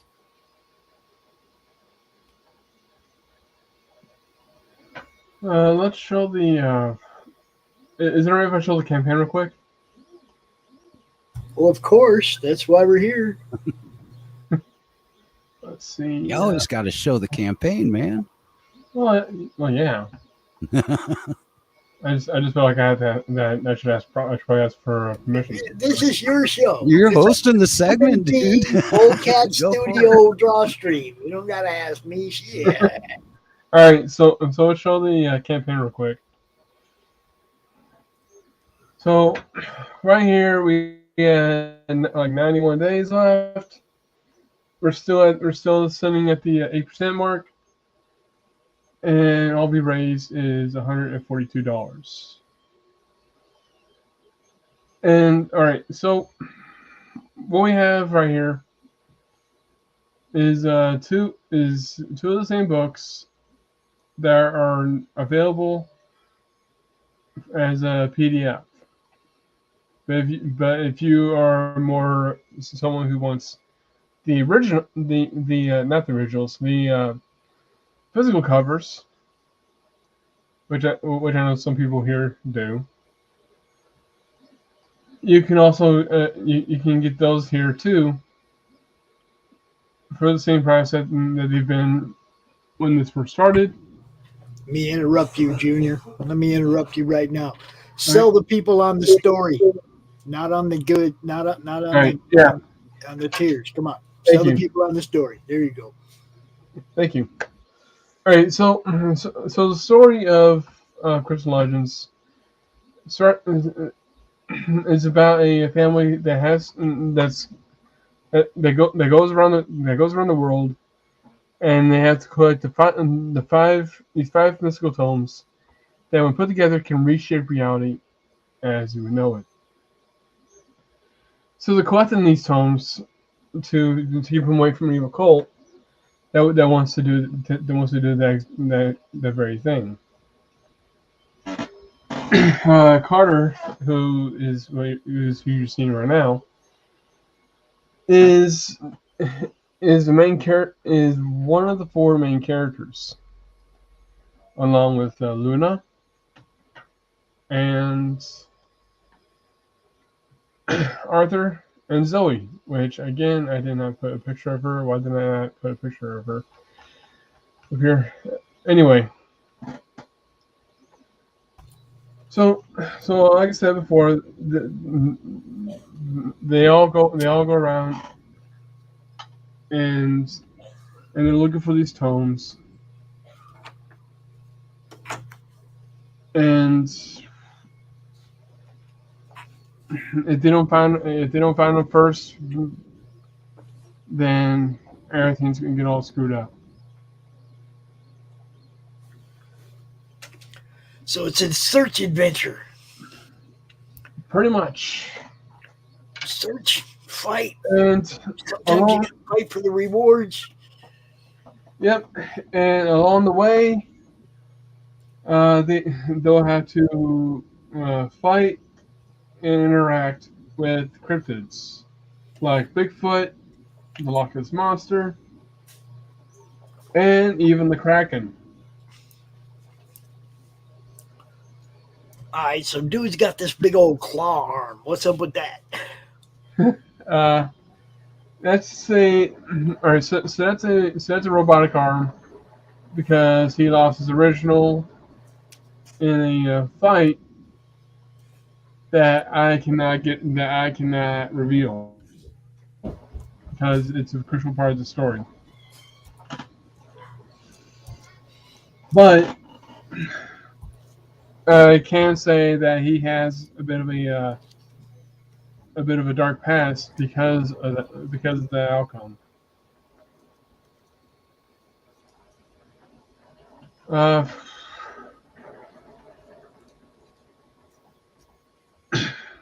So yeah, this is Arthur Eclipse. He's the uncle, and his arm can do a lot of cool stuff. Like So right is he now, the mentor? Is he like the mentor of the group, the leader? pretty much he's kind of like how can I put this?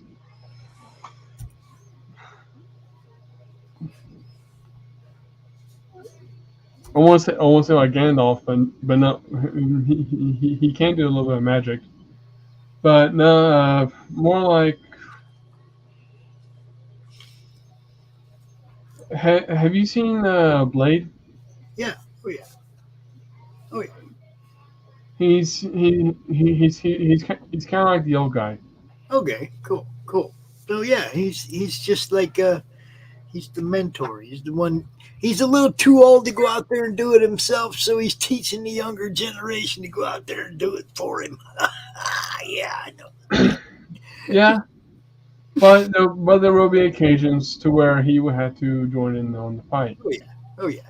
He's gonna have to, He just knows that he's only got so many fights left in him, so he's trying to save them. Yep. Yeah. That's how all old people are, dude. We only got so much left. We have to pace ourselves. Yeah. So how many books does this arc out into, Stephen? I estimated about 50 books, but I'm going to try to condense it down a little further if I can. I just don't want to leave anything out. Yeah, you're doing fine, man. Yeah, you're doing fine. Look, you got the hard part down. The hard part's the actual product, bro. Yeah. So I'm going to talk about a little bit about powers and abilities. All right. So Arthur Eclipse here, he has the ability to do magic, though he doesn't do it. He doesn't do it as much. Only when he really needs to.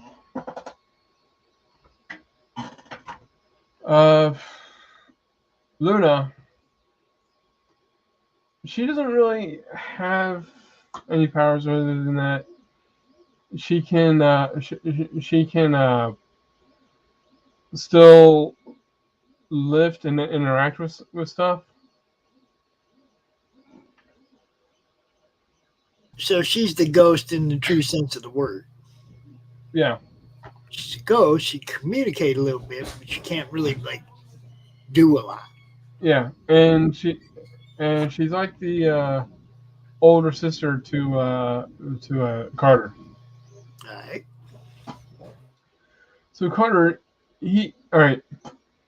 Backtrack to about Arthur because then I just left something out when I started talking about Carter. Both of them are in the same bloodline, which means they will have the same kind of ability, and that's to be able to see and interact with ghosts, demons, spirits, all that stuff, and one of the things that they're learning of what he can do is that with any other person, if a ghost tries to possess them, they'll get full control. But if any ghost or spirit or anything tries to possess Carter or Arthur, they're gonna have a little bit of trouble with that because they will fight you.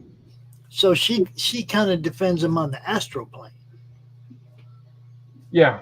All right. I can review this part because it isn't in the first book. She's been around with him since he was very little. Again, she's like an older sister, and she looks out for him. Cool. I want an older ghost brother. All right.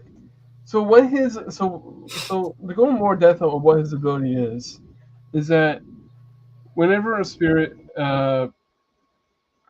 possesses him, if the ghost or spirit once lived, he can receive memories and their experience. So it will act as a bleeding effect. Also, if he's not careful, some of their personality will enter too. So it's kind of like a double-edged sword there. All right, so show us some of the page layouts from that. Let's scroll down a little bit on that. All right.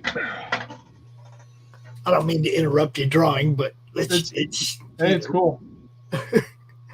Let's show the people some of your talent, Junior. There you go. Look at that.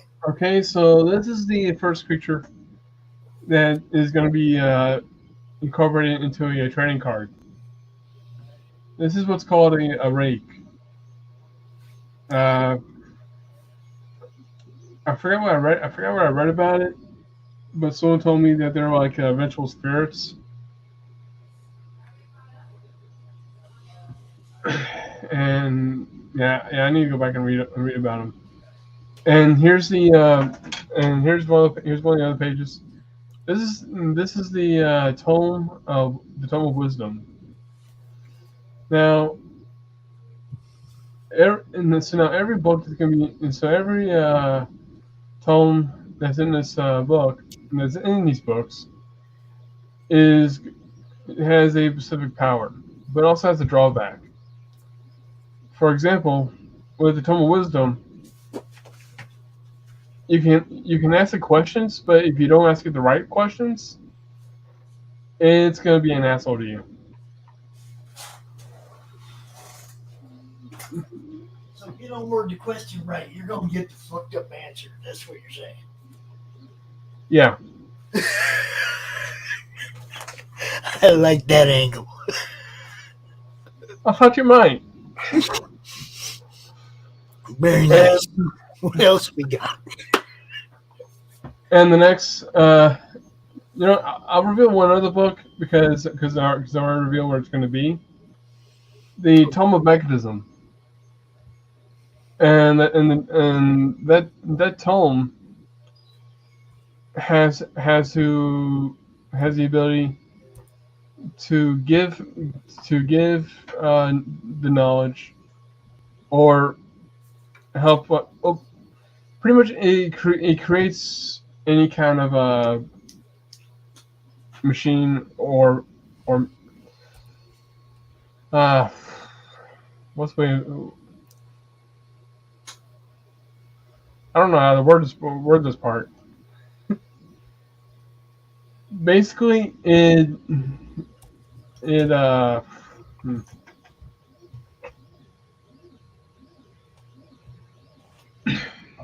makes machines. It gives knowledge on making machines, and its a drawback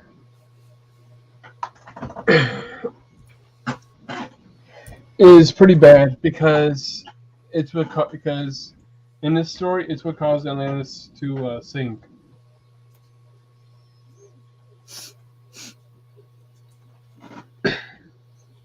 So here's a page where Carter he kind of was in a bad fight, and Arthur sees that and gives him a big old bop on the head for getting into fights again. So wait, the kid just got beat up, got a black eye, and dude's bopping him on the head. Yeah, and not the metal hand too. Yeah, I don't think Poor that's kid. Steve.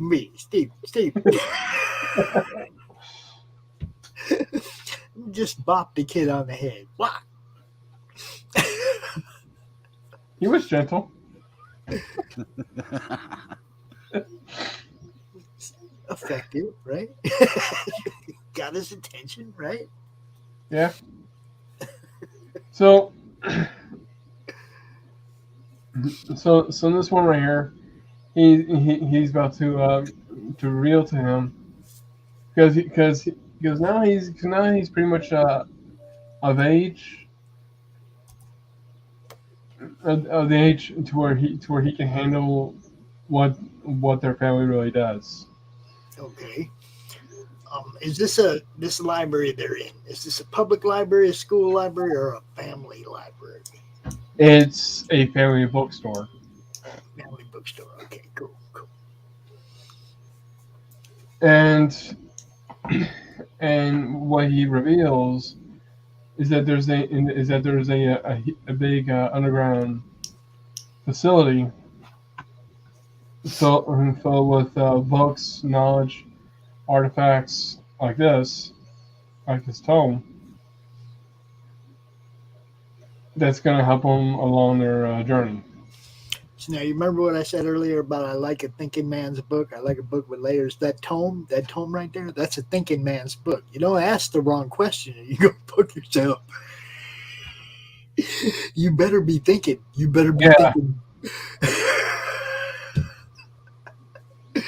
I like a thinking man's book. I really like that concept where, it'll reward you, but there could be a drawback. I like that.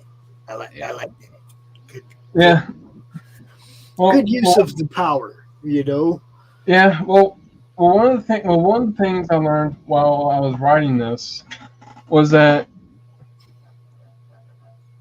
All right. So I look at the characters in Marvel and DC, and the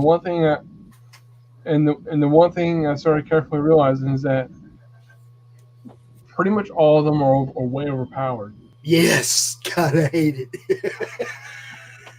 There's no drawback and everyone is basically a god in those books. The whole thing is that it's like that, I understand if a hero gets beat and gets captured and whatnot, but it always bothered me when they made it so that the dude got himself out. Like, he got captured, right? And he's all tied up, whatever. But then he broke free all by himself. And it's like, I was like, no. Now, I could see if somebody else came and freed him. But I hated the way they always made it so easy for the hero to come back for the next issue. Yeah. It's just like, work for that. Work for it. Don't make it so easy. So yeah, Batman always went to his utility belt, and it was like, no, come on, do what? Look, they would have took your utility belt away after the first couple times you got away with that shit. Well, yeah. But there were also times where they did take away his utility belt, and he was still able to break free. Yeah, you still get away. That's what I mean. It's like, come on now. Once you've gotten to that helpless position, now give a different hero some credit and have him come save your ass so that you can go on to hero another day.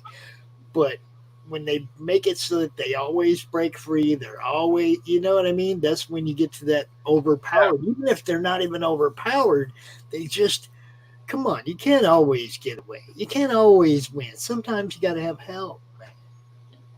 And speaking of the help, in issue 2, which I'll reveal this too, is the way that their family combats these ghosts and demons, and sometimes even cryptids, but mainly spirits and ghosts.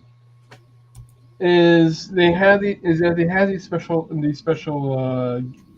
kind of gear that can repel the ghosts. I'm not sure if I have. I don't think I have it on here. No, I don't. Okay, so what this gear is, which it's given to Carter, is a pair of gloves, a new belt that has these things attached to it that can hold a spirit so that way if anyone was going along with this journey, then they can. Right. So what these gloves do is that if you're naturally trying to punch a ghost or spirit or whatever, your hand's going to go through it. But if you're wearing the gloves, and it's also on his shoes too, your punch is not going to go through the ghost. It's gonna make that impact. All right. Cool. And also, it's made out of a special alloy, which I named spectral alloy, and it's actually the same kind of material that surrounds that library. So no ghosts or any kind of entity can enter. Cool. Not without permission, anyway. Now, you do have a little disclaimer there that says adult-only comic, but I want everybody to know that this is reference to a little bit of gore and a little bit of blood and maybe slight nudity, but no sex or anything like that, right? There is nudity in these books, Right. but there's nothing sexual to it. Right. There you go. So when you see the adult-only thing, you're not going to see a whole bunch of bumping uglies. It's just a little bit of boobage. No biggie. Chill out.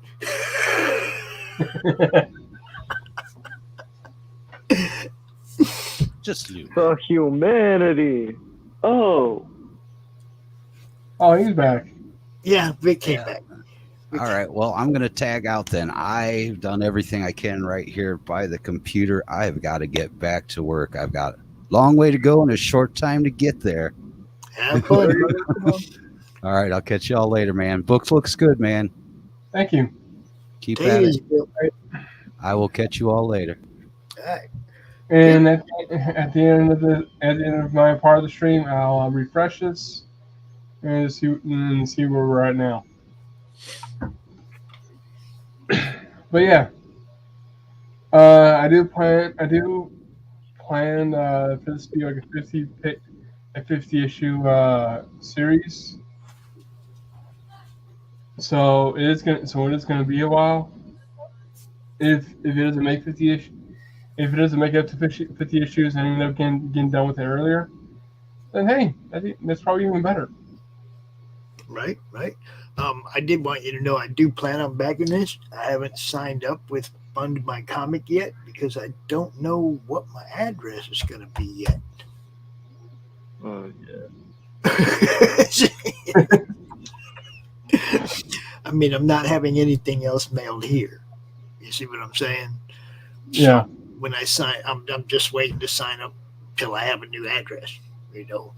And then once I sign up, there's a couple books over there, obviously, that I'm going to be backing. Yeah, I will reveal that the next destination is going to be towards Atlantis. Cool. And the first reveal of that is going to be like a double page spread. Dang. So yeah, that's going to be big. So there you guys have it. Y'all know. Go check out Stephen B's campaign over there on Fund My Comic. I know it's a new platform, but I think Luke's doing a little thing tomorrow night, a little Q&A about the platform and some technical aspects of it and stuff. So if you're still on the fence about Fund My Comic, go check that out tomorrow night and ask your questions, man, and alleviate your fears, and then go back books on this platform. Yeah. So far, the only thing I've done on this platform is put my book up there. Right. I do plan on backing soon, but right now it's just kind of baby steps. Right. I get it. I know where you're at. What are you doing, Vic? I am pulling up a script. You're pulling up a script. Yeah. because it's a script Roland sent me that, no, I'm not doing a book, but I'm just using it as something to do. A practice? Yeah. Ain't nothing wrong with that. I think Roland knows what he's doing. Yeah, I read Cat and Mouse. It was really good. Yeah? The modern Cat and Mouse or original? The newer one. Unfortunately, I'm still on number 1, so I need to get the others. But yeah, everyone, please back this book.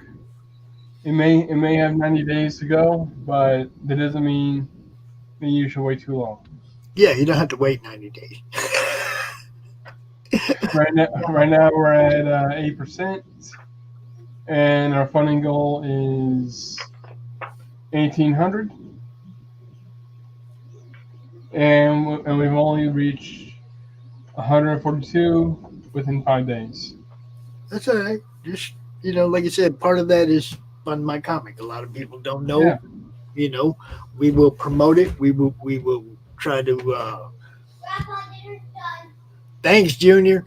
We will try to keep people appraised of what's going on over there. Like I said, tomorrow night we got CromCon, but still, if you have questions about Fund My Comic, Luke. And also, Doc did a cover page for this too. Say who did what? Doc did a cover page for Christian Legends. Doc did a cover for Christian Legends. Yeah, and right now it's currently being sent to me, so I can color it, and I think I'm gonna probably either put it on 1 or 2 or possibly even 3. Nice. Or I might even turn it into a poster. Have you seen it yet? Yeah, I've seen it. It's really good. Good. I'm glad you like it. Doc's something else, man. That he's an old crotchety talent, Yeah, he's a great guy.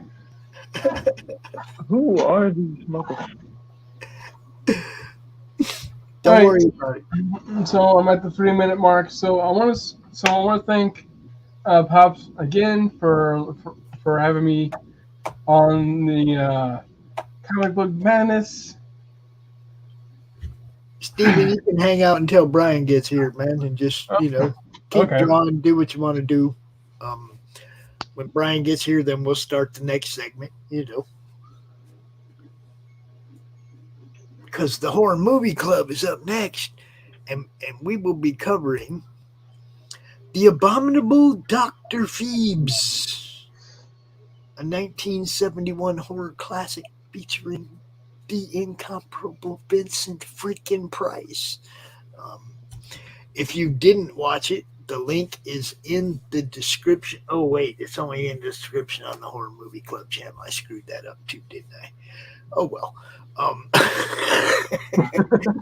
If you go over to Brian's channel, that one, if you go over to that channel right there, okay, you will see the description and the link to the movie that we'll be watching tonight on Tubi, right? Yeah, that's how we do that. All right. Let's refresh. Let's see what. Oh, I'm sorry. What? Huh? Still Yeah. yeah. Like I said, I know I'll be back in. I know Doc will be back in it. We got a few, and then I think he's already back, didn't he? I don't know. I do not know. No, I don't think he did yet. I know you got a few. You're gonna be just fine, Steve. Yeah. These guys look like douchebags. What guys? What guys? Just some random villains in an issue. Well, if they're villains, they probably are, dude. That's a villain's job. It's part of the job description. Yes, but I don't mean like cool douchebags. They look like greasers. There's no such thing as a cool douchebag, dude. They aren't What a world cool do you live in? Wait a minute. What world do you live in where there's cool douchebags? You know what I mean. No, I do not. Really? Like, that's a total oxymoron right there. Cool douchebag. No such thing. They aren't very good-looking villains. They look like greasers.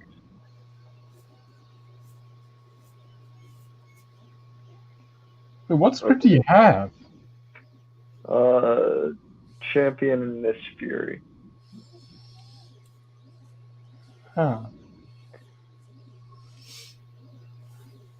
Because, well, the actual book of this is already out, and these guys haven't appeared anywhere else as far as I know. So I'm just trying to figure out how they look. Okay, I gotta send Brian the StreamYard thing again. So just give me a second here. All right, Brian, if you're watching, I'm sending it right now. Right now.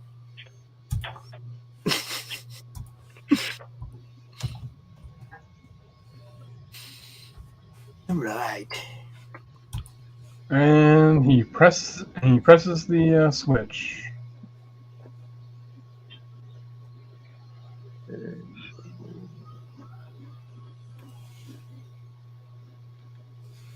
You got nitrous? Huh? He gonna hit the nitrous right there? Yeah, but it's not nitrous. It's it's the fuel that is currently now in the testing phase. We're just gonna jump the car from like, let's say 100 to 200.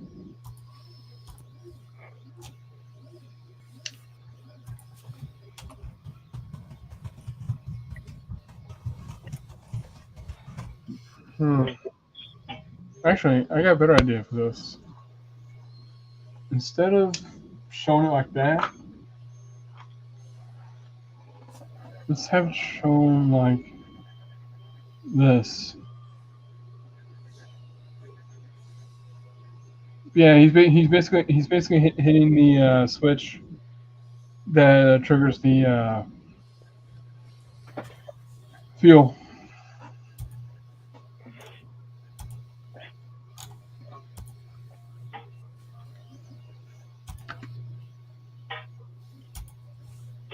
But not only does it do that, so it's like the same as a nitrous boost. It's going to boost the speed of the car. Take off, right? Yep. So it's like adding rocket fuel to regular fuel. Pretty much. But since there's now a hole in the containment where the fuel is, which I know I gave it a name. I think I gave it a name like XR13, XR7 or something like that, or XR42 or whatever. Right.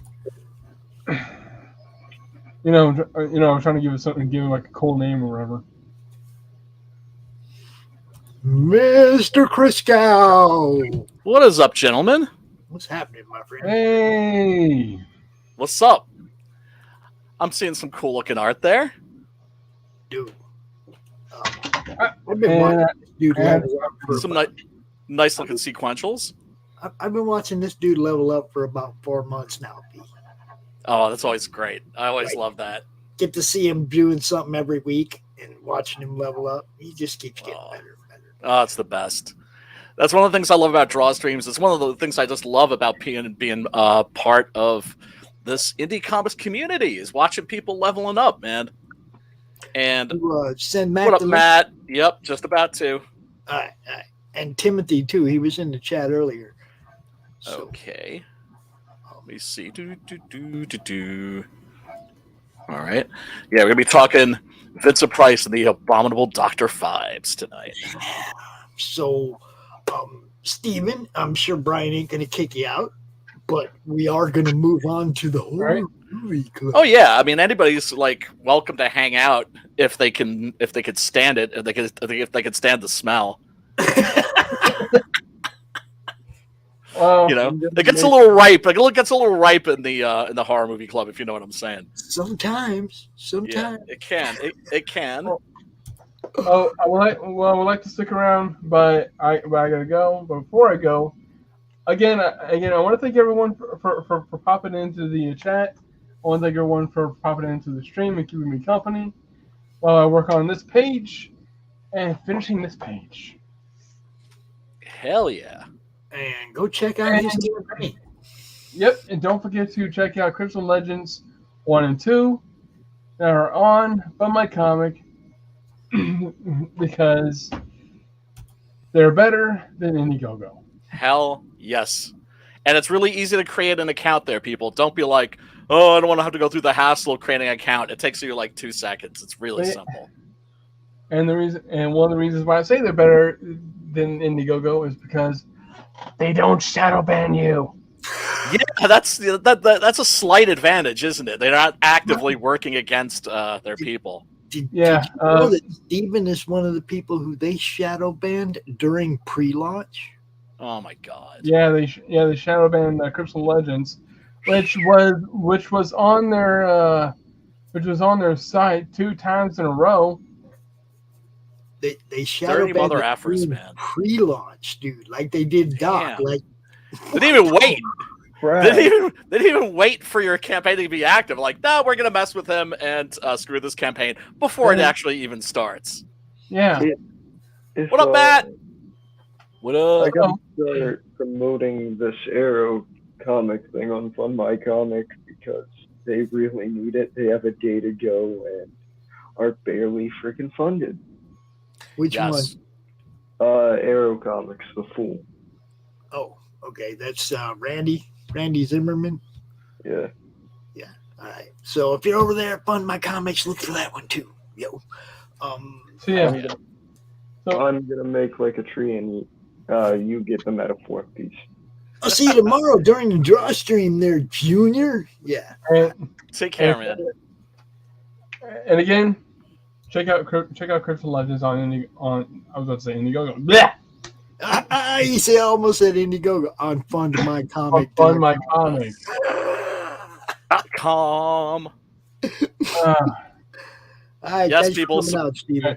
So I'm gonna make a little reference here. If you figure it out, let me know. I'm gonna make like a tree and get out of here. I'm gonna make like a tree and get out of here. Peace. Later on, brother. I will talk to you. Pops knew what that reference was. Right over my head. Pops to tell you. Okay. Maybe I'll make them figure it out for themselves. Yeah, you might be waiting for a while in that case. Getting on in years, and too many late nights staying up and doing things I shouldn't be doing and watching horror movies. It takes its toll. Takes its toll on the old cerebellum. So it's my boy and my other boy. We got Brian, Christgau, Matt Burke here to do the horror movie club. Okay. Hell yeah, man. Hell yeah. Let's totally get that. Looking forward to this one, dude. I love the old Vincent Price stuff. It just, Man. Yeah, man. This was the kind of stuff that my stepdad would watch in the basement because mom wouldn't let him watch it upstairs, right? Oh, wow. And we'd be sneaking down on the steps, creeping on the top of the steps all quiet and trying to watch it without him catching us, without mom knowing we was going out the room, It was wow. Yeah, I mean, that's one of the things that always made horror appealing was it was forbidden fruit, You always felt you were watching something you weren't supposed to be watching. Yeah, I mean, you figure 71. I was 8 years old. Right? But if it was Vincent Price, I guarantee you my stepdad was watching it and we were trying to. Hell yeah, man. I guarantee it. We weren't supposed to, but we were trying to. You were there, huh? Yeah, hell yeah. I see. And those movies are so tame. Those movies are so tame in comparison to like some of the absolute and utter filth that we've watched on this stream. I know, crazy stuff, man. Good stuff though. Really good stuff. Awesome stuff. Awesome stuff. I'm gonna let you take control of your show, bro. All Share right, your bro. screens, do your thing. Okay, all right. Even do your intro. Do all, All right. that. The dope ass Coming. I'm already bungling it, already boomering it. What I meant to say was the dope ass intro drops now, son. Soon to this theater.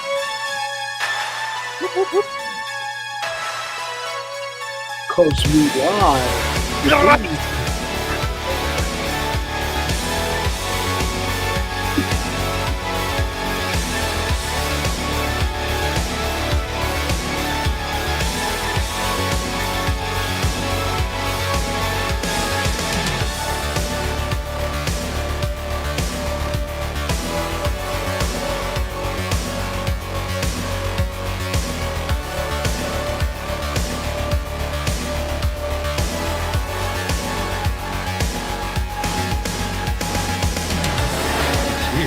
It's alive.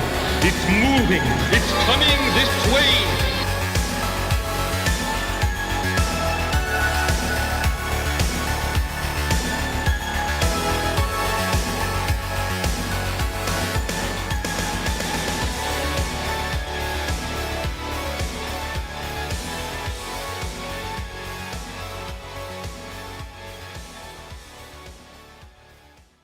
What is up, everybody? Welcome to this, the CromCon 35 edition of the Horror Movie Club, the club where, what do? We watch horror movies, of course. If you're new to the stream, which I sincerely doubt, but if you are, the format of the stream is that we basically agree to watch a horror movie ahead of time. It's always something that's not behind a paywall, and so we watch it, and then we get together, and we talk about it.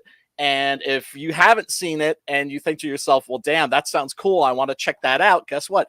Link is in the description below where you can click and watch it completely for free. Now, let me bring on my considerably more coherent co-host, Matt Burke. What up? What's going on, man?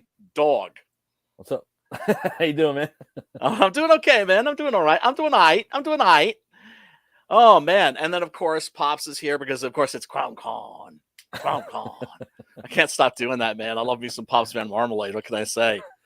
Oh, crap, man. Yeah, tonight we are talking The Abominable Dr. Phibes with Vincent Price by Robert Fuest. I've never been sure about how to pronounce his name. F-U-E-S-T. So it's like Fuest or Foist. It's a F-U. Yeah. So he didn't do many movies, but the ones he did are certainly memorable, and those include the Dr. Phibes duology. That is to say, that tonight's movie, The Abominable Dr. Phibes, had a sequel, which I think was called Dr. Phibes Rises Again. I've seen those on there. I was trying to sift my way through them, and it was funny because I didn't have the child restrictions on my YouTube. It kept sending me to to Seinfeld over and over and over and over. Oh God! So I had to turn off my whole system and turn it back on, and then it okay, now I can watch the movie on my big screen. It's hilarious. Hell yeah! Yeah, I mean, usually if I provide a link, it's usually to like Tubi or Peacock or like any of these other streaming channels. But for some reason, people don't want to click on those because I think they think they need to create like accounts or something like that, which you don't. Yeah, you don't. And but for some reason, if I provide a YouTube link, they're more likely to click on that. And and this movie wasn't available on any of the streaming sites, but there's a nice pristine Blu-ray rip at the link below, people. So definitely check that out. Real quick, let's do the week in horror. Dude, did you see anything in this past week? No. Did you? No. I wanted to go see Evil Dead. My wife saw it. She said it was. I know. It was really good. Yeah, like her whole mom and sister they liked it. It's a little more gory for them. Like for me, I'm into the whole splat stick, Yeah, man. I mean, I'm just horror stan. I like all this stuff. But I will say we did get a little bit of news last night when we were talking to Chuck. He said that there are 30-something different major horror movies in production right now or something. Yes. Oh, wow. Yeah. Yeah. Horror is bigger. It's more popular than it's ever been. And Hollywood isn't, here's the problem. It's like Hollywood is all about making these big tentpole movies, right? Yeah. These like $200-300 million Marvel movies, and those are starting to not be as profitable as they used to be. Yeah. And horror is popular, it has a built-in fan base that is huge and getting bigger every day, right? Because there's the people like us who are sick freaks and we're like, we'll fly our freak flag. But then there's all the other people that are like, I don't watch that weird shit. And, somebody's watching it. Yeah. Somebody's watching it. You they're watching it, right? Exactly. Like people didn't vote for Trump. Exactly. Yeah. Oh, Yep. yeah. Yep. Closet Yep. fucking horror Exactly. fans. And it's like Avengers, you're gonna go watch them, you're gonna oh cool, but a fucking horror movie, you're gonna be like, you're gonna get scared. And it's a different, it's more of a thrill ride, and it's cheap as fuck. You know what I mean, from a consumer perspective. And also, you don't need movie stars for horror. Nope. Right? So you don't have to pay Robert Downey Jr. like $20 million to appear in the picture because movies make movie stars. Yeah. Oh yeah, for sure. Yeah, I mean, we don't have movie stars like we used to because Hollywood is not about creating more movie stars because they don't want to have to pay people those big bucks. It's kind of like, remember they got rid of like the supermodel when I think it was like Linda Evangelista. It's like, I don't even get out of bed for less than like $50,000. Well, yeah, but I mean, it's like horror movies. They take people you never heard of. Yeah. But then they end up getting a cult following. Yes. Yeah. Then yes. Then they turn into Bradley Cooper and Johnny Depp. I love Linnea Quigley. Why? She wasn't. She was in some B movies, man, right? But I love that lady. She was awesome. Oh, yeah. I mean, Joe Bob Briggs said it best that there's two kinds of men in this world, Brinky Stevens guys and Linnea Quigley guys. I like Brinky. I love them both, but I'm more of a brunette kind of a guy.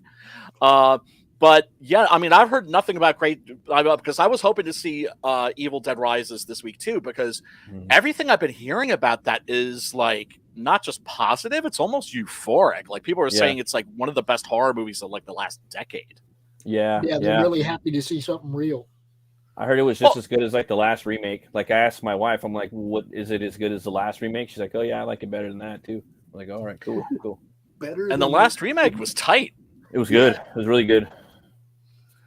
Yeah, I mean, and also brutal gore. I was like surprised at how savage the violence was in that. Yeah, I was very fucking no holds barred with the gore, the brutality. Yeah, man. Which is, something that you want in an Evil Dead movie. Nobody wants like a soy PG rated Evil Dead movie. That completely defeats the purpose. But and we had some sad news this week in the world of horror fandom. Let me share this. Jonathan Morgan, also known as Giovanni Lamberto Radice, passed away. He was only 68 years old, which is a real bummer.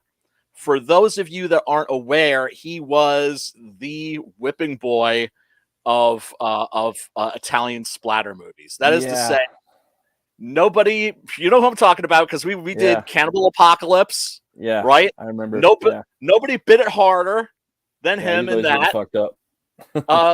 City of the Living Dead. Nobody bit it harder. Nobody bit it harder in in every horror movie that he appeared in, and he appeared in a lot of horror movies. He was the topic of a discussion like a month and a half ago, or something like that. You know what I mean? Like it's crazy to see him pass.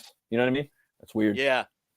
It's a real bummer. And also, I couldn't even find a English language article. Like the horror press hasn't really picked up on this, which kind of annoys me.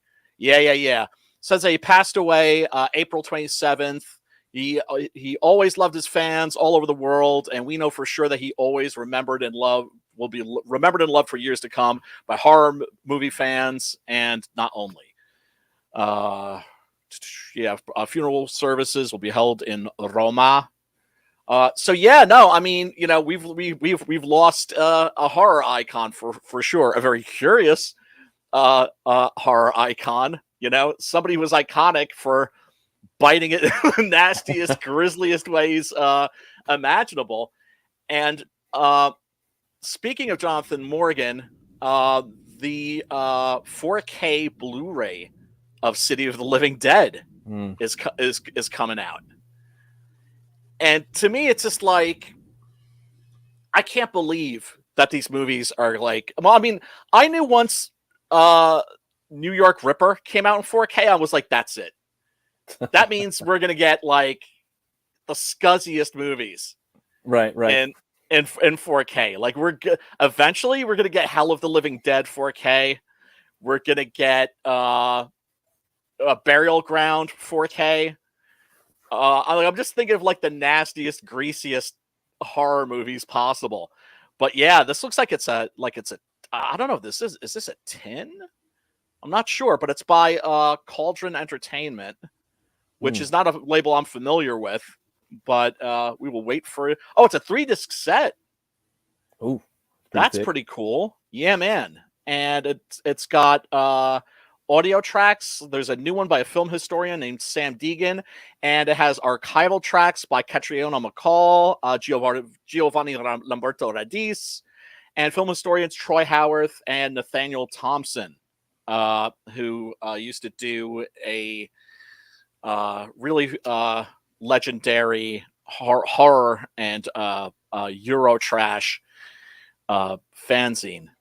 That of course I can't remember the name of right now. It'll come to me in like 15 minutes, but I'm on the spot, so I can't remember it, of course.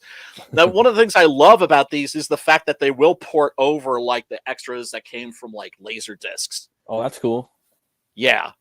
So it's like that stuff isn't getting lost. It's like getting ported over, and they keep adding new stuff. So it's just like every new edition is going to have like more extras and shit. That's always good, man. Yeah, man. Yeah, man. You know, for fans and also just for historical purposes. Yeah. It's, you know, so many of these movies, you know, I would have thought would not necessarily fade from memory, but would not necessarily be preserved and resurrected and get like 4K treatment. Right. So we're gonna get to see. I mean, I actually I don't even have a 4K player. No, I'm sorry. I think I have a 4K player, but I don't have a 4K TV. But hopefully I'll get one so I can watch Giovanni Lamberto Radice get his head drilled in lovely 4K detail. Other thing that's going on is that the Blade movie TV series, whatever the hell this is supposed to be, has another director and another writer. Wow. This is going to be a fucking mess. Yeah, it's going to be a shit show. It's going to be a shit show. First of all, Disney, Marvel, hello. Yeah, right? just like no. So it's going to be trash, but also they've been like changing directors and writers like socks.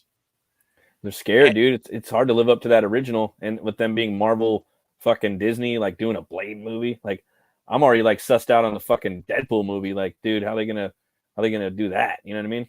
Like, yeah. I mean, I'm just like so checked out at this point. I just kind of like have ceased to give a shit. But it sucks because they have I'm gonna mangle his name here. Mahershala Ali. Who better than I would have, man. Who's a fucking great actor from fucking what is it? The TV show.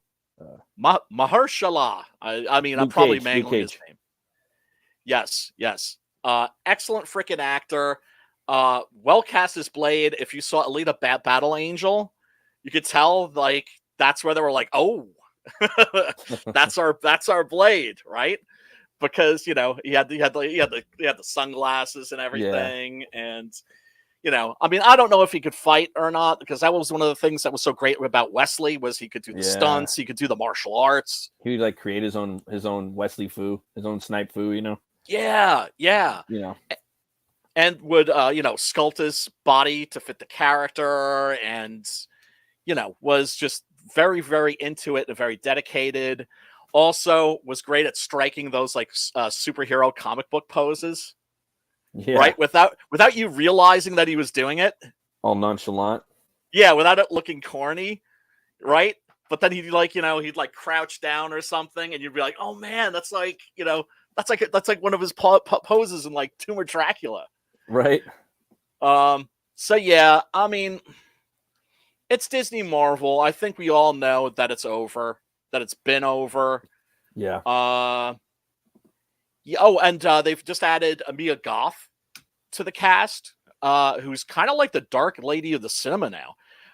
She was in X and Pearl, which is the prequel to X, both of those by Ty West, and in Infinity Pool, also the Brandon Cronenberg movie. So she's like the new horror chick, and she's fantastic. So I'm like sort of glad that they added her to the cast, but at the same time, I'm like, well, that's gonna be like pouring perfume on a pig.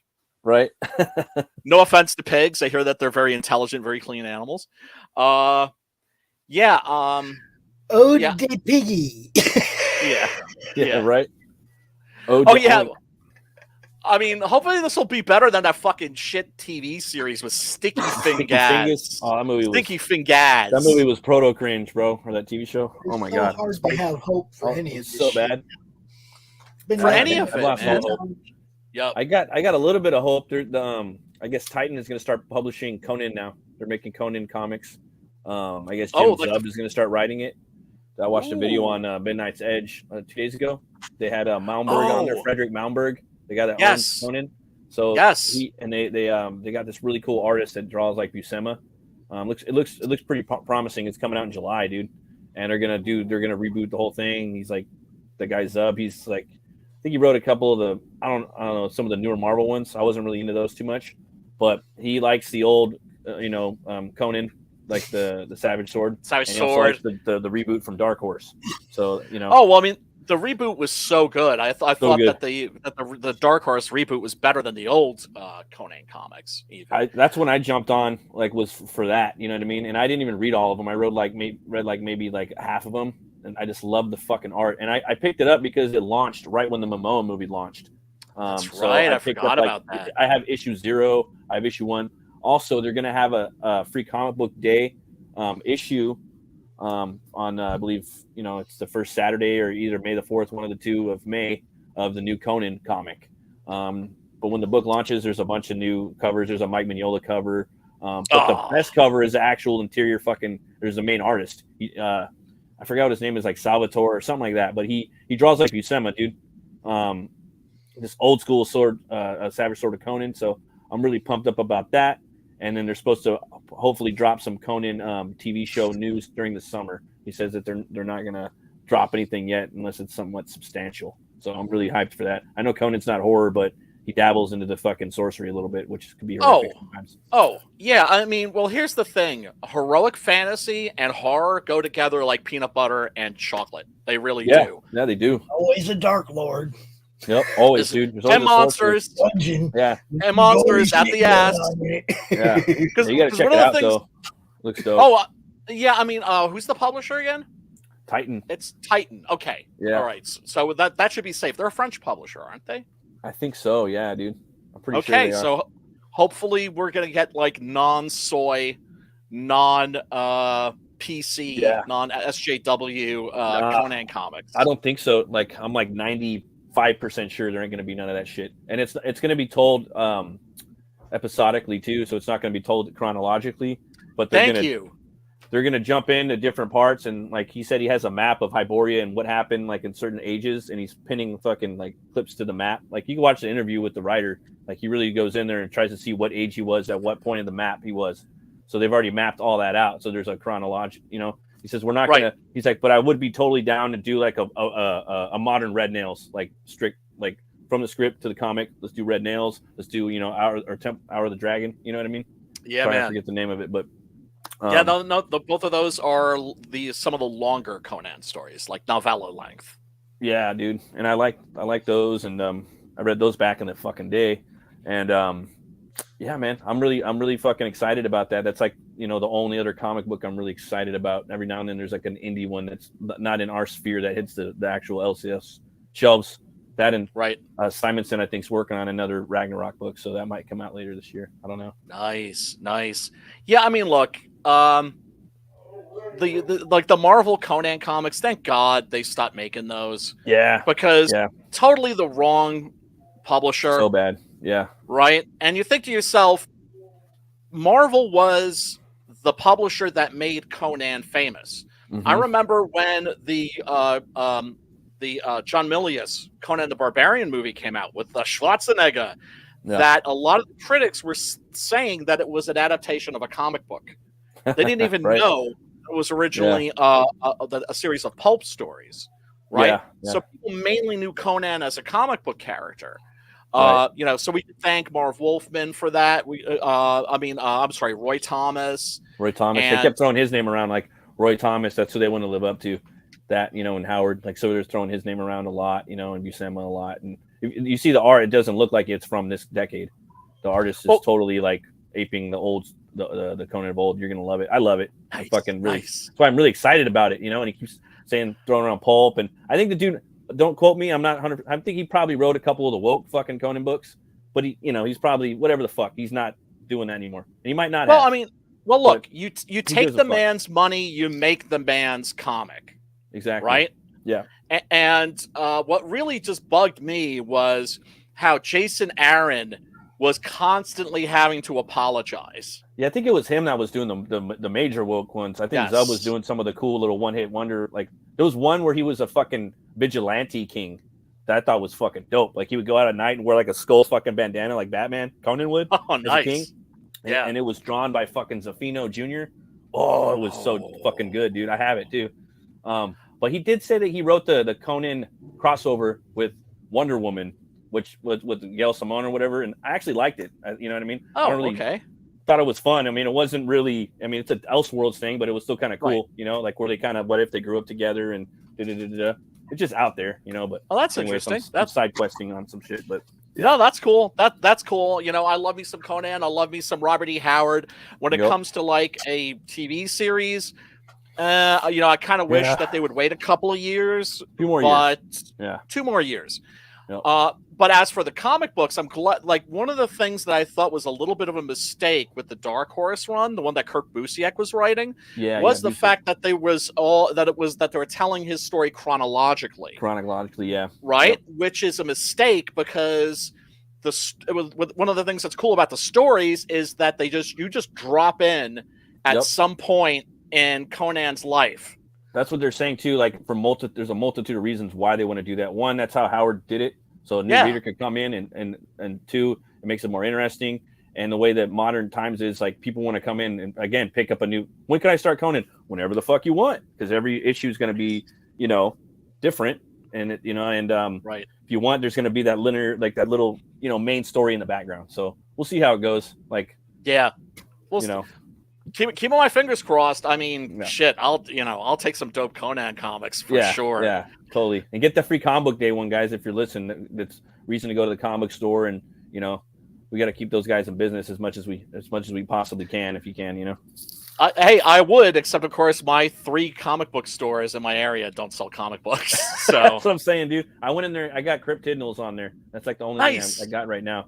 So that ain't really nothing, dude. That's like fucking $250 a month. It's like because it comes out every month, so it's like $5 every 2 months, which is nothing. Which I could do more, but there's not really that many books I want, and Yeah, I mean, one of the things I was looking forward to was going to the local comic book stores and saying, "Hey, there's this thing, the Cryptidals. Like, you should check that out, and can you pre-order that for me, et cetera, et cetera." And they don't sell comics anymore. It's all it's all Funko Pops, man. It's all fucking Funko Pops. Yeah, it's no Funko, dude. No, fuck. Oh god, and they're dumping them in fucking landfills now, which is I've been hearing some bad shit about them. Yeah, no Funko type shit. Yeah, and I was like looking through like the Bloody Disgusting website. I was looking at some of the horror collectibles, right? And they got some pretty cool Halloween figures there, like Star Wars variety, and of course the 4K City of the Living Dead. That's a pretty cool Goliath figure that they have there from Gargoyles. Yeah. There's a new one out too. I think Vinny did a video about it like fucking maybe 6 months ago. I wanted to get it though, man. It looks badass. They had it for like $40. It's like the same one. I forgot it's something. But it looks dope. They have a Demona one out now too, and I think Hudson, the elderly gargoyle. I don't know if you remember him. Asner voiced him. I fucking love that show. Dude. I know, I did too. I thought it was really brilliant. But look at this. You can get a Blockbuster Funko Pop. Yay! Coming to a landfill near you. Fuck. God damn, man. Fucking hate those things. I can't wait until those are gone. There's this YouTuber I watched, dude. He built a fucking Blockbuster in his garage. Did he really? Why? He's like, I miss going to Blockbuster. He's like, every Saturday night I like to go to the video store and like look around. I don't. Blockbuster sucked. Blockbuster sucked. It was cool. Like, how do I put it? Like, if you go in there, I don't know. It was cool sometimes, but it was mostly the coolest when you went there for the first time. You're going to a video store for the first time because they might have new shit you've never seen before. Like, there's that little scuzzy fucking, video store over across the tracks. Well, I haven't been to that one yet. Let's see what they got over there. Oh yeah. I mean, I had a membership because I had a membership at like literally 8 different video stores. Yeah, because each one would have at least one movie that the other ones didn't have, and so I would get a membership just to rent that one movie. Or they just have a better library. You know what I mean? Yes. Dude, I still have 2 in my town that have been around. They just never folded. They're still well, not my town, but there's one in the town over, and then another one like maybe 10 blocks from my house. So like little mom and pops. Yeah. Nice. Dude. That's cool, man. That's cool. I mean, I miss those, and that's one of the reasons I'm so anti blockhead video, nutbuster video is the fact that ballbuster video, it was the fact that they put the mom and pops completely out of business because they fucking Walmarted them. Yeah, they really did. And I don't know. I guess the reason why that nostalgia is there because it's just 80s nostalgia. Yeah, but it's like. Okay, you can be nostalgic over the shit that was cool, but there's nothing cool about Blockbuster. I'm sorry, but whatever. I'm not gonna hate. People you want to buy a Blockbuster Funko Pop. Funny, go ahead. like the dude built the shit in his garage. Had the Blockbusters that had the adult back room. That was the other thing. That was the other thing. No porno section, man. Really? Mine didn't have it. Didn't have a some did and section? Some didn't. It probably did, but I mean that's what kept a doorway video stores that in business. had like beads hanging, right? That's what that would separate you from the next room where you could see everything in the so little kids walking by and still see all that shit, right? I remember going in there the last video store like that stood their ground for. I'm like, damn, how the fuck do you guys still stay in business? He's like, well, there's a fucking big old porn section over there. People keep going in there. I'm like, oh, okay.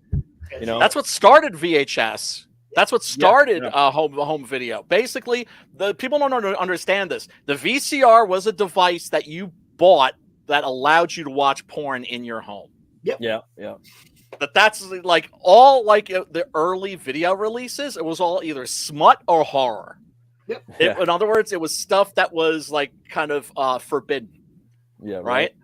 And of course, Hollywood wasn't putting their shit out on VHS because they're like, well, people are going to stop going to the movies. People are going to stop going to the theaters if they could just go to a video store and like watch our films. Idiots, And eventually they caught on, but of course, that's where the Italian filth came in. Was like they needed something to put on those shelves, and some wise individuals were like, well. You can't get Rambo. You can't get First Blood, but you can get Thunder Warrior, right? Dude, you can't get Jaws. You can get The Last Shark. I was gonna tell you, I watched a movie with Ben Foster called Medieval the other night. I think it's on Hulu or something like that. It's got Michael Caine in it. It's fucking dope, and he uses a mason there, like because he's a little guy, and it's got these like David and Goliath undertones, and they got this big like French motherfucker like working for Matthew Good. Matthew Good's in there also from Watchmen. He's like a bad guy. Nice. And it's during the time when there was 2 popes during that medieval period, Oh, and yeah. And it's got it's like an unpredictable movie too, but the gore in there, bro. The fucking gore in there. Like he just fucking smacking people with his with his mace. You know what I mean? His little baby mace. You know, Yeah. he's a little Ben Foster. You know what I mean? Yeah. What I liked about it is they went the fucking Season of the Witch / Prince of Thieves route, where some of the actors, they're just straight up American. And so when you're doing that, they're like, dude, they're just going like fucking full fuck you. I'm speaking English in this, but kind of like, you know, just a little more ballsy. You know what I mean? It kind of makes them look a little badass for some reason. You know what I mean? You see the knight dude, he's like, we got to get this guy or we got to take him down. And like, just, you know, like, we got to get this guy and take him down. Like, you know what I mean? Like, yeah. I don't know. It was just, and that's how kind of Foster went after it. There's a couple scenes in Prince of Thieves where Kevin Costner's in there and you see him doing a couple, you know, pardon me, sir, pardon me, I'm a blind man, you know, or truly hope so. Call blimey, governor. Just don't fucking do it. Just do, you know what I mean? It gives it more of like a cowboy feel to it, you know? I agree. I agree, but then like people that. get mad, right? Yeah, like they for get buttered. instance, yeah, no, I mean, like there was Valkyrie, the Tom Cruise movie about a plot to assassinate Hitler.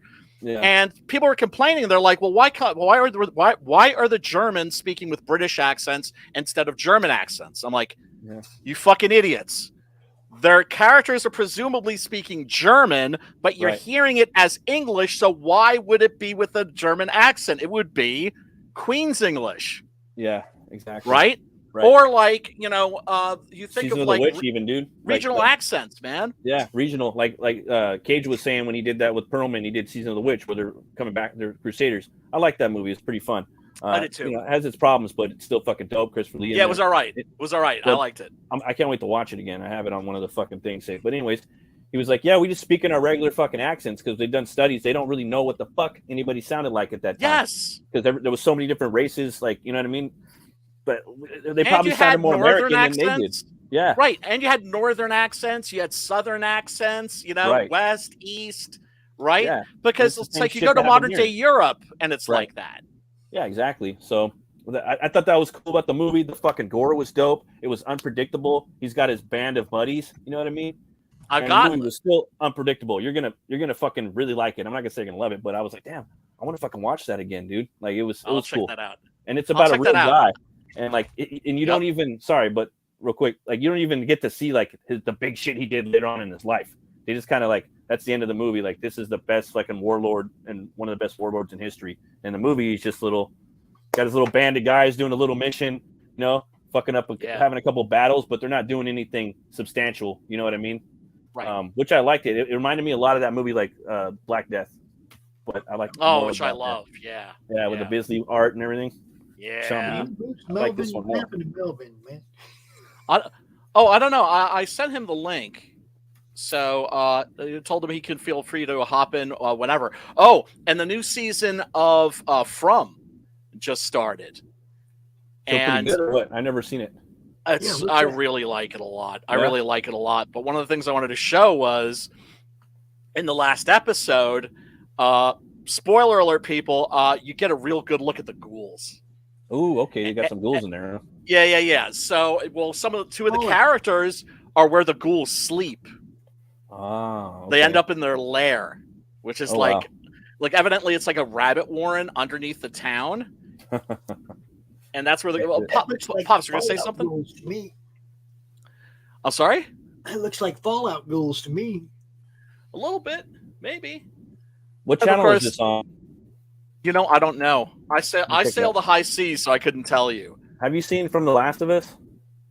Nah. Or The Last of Us? I haven't watched that shit either. It sounded kind of woke, and I'm just like too used to being baited and switched and all that. To me, it looked like fucking Resident Evil, dude. Like the one, like just a little bit updated, like with the CGI. Like, even the game looked like that too back in the day. I was just like, See, I'm survival, I guess. I'm leery of everything. I'm leery of everything now. Is it gonna just make me turn it off? Am I gonna waste 3 episodes to find out the 4th episode went way off the rails? What? Yeah, and then like ever since that full fucking Pedro Pascal or whatever the fuck, that was they fired Gina. I've noticed everything he's done after that. Like it was like fucking some Trump villain and fucking Wonder Woman, and this shit looks stupid as fuck.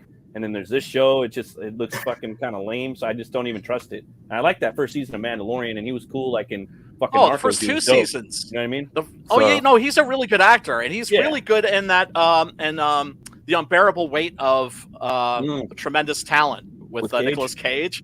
There's a Yeah. scene in that where they're both tripping balls on acid, and they just look at each other, and it's the look that he gives Nicolas Cage is priceless. Like Wow, had I me need to check that dying. Yeah, really fucking funny. So yeah, well, I mean, look, I thought the first two seasons of The Mandalorian were fantastic. The best Star Wars since Empire, in my opinion. And 3 just immediately went off the rails and then ended up being, the Bo-Katan story. You know, I mean, at the end of one episode where she gets the dark saber, the only thing that was missing from that final image of her holding the dark saber would have been Din Djarin just fucking kneeling at her feet. Yeah, you know, groveling at her like sucking on her toes or something. Season 2 was pretty dope. I like the fucking awesome Cad Bane, the fucking villain at the end, the Western dude, the cowboy. Man, it was great. Dope as fuck. Look, I haven't seen season 3. I like Katie Sackhoff as Bo-Katan better. Oh, than, she's great. Yeah. than- It's not I her like her fault. Longmire better was a than I badass like show. Dude as Mandalorian. I'm saying she is a better fit to that part than he is. He is. Well, look, it's one of those things where it's like, you know what, this isn't her fault. I don't blame her. Yeah. And I'm saying, you know- she plays that part perfectly. She's a perfect does. fit to that She's a part. good Mandalorian, He's the she's one an that's actress. lacking. Right. But when she gets into a fight with another guy, a male Mandalorian, and you're like, that guy doesn't stand a chance. Why? Because she's a chick.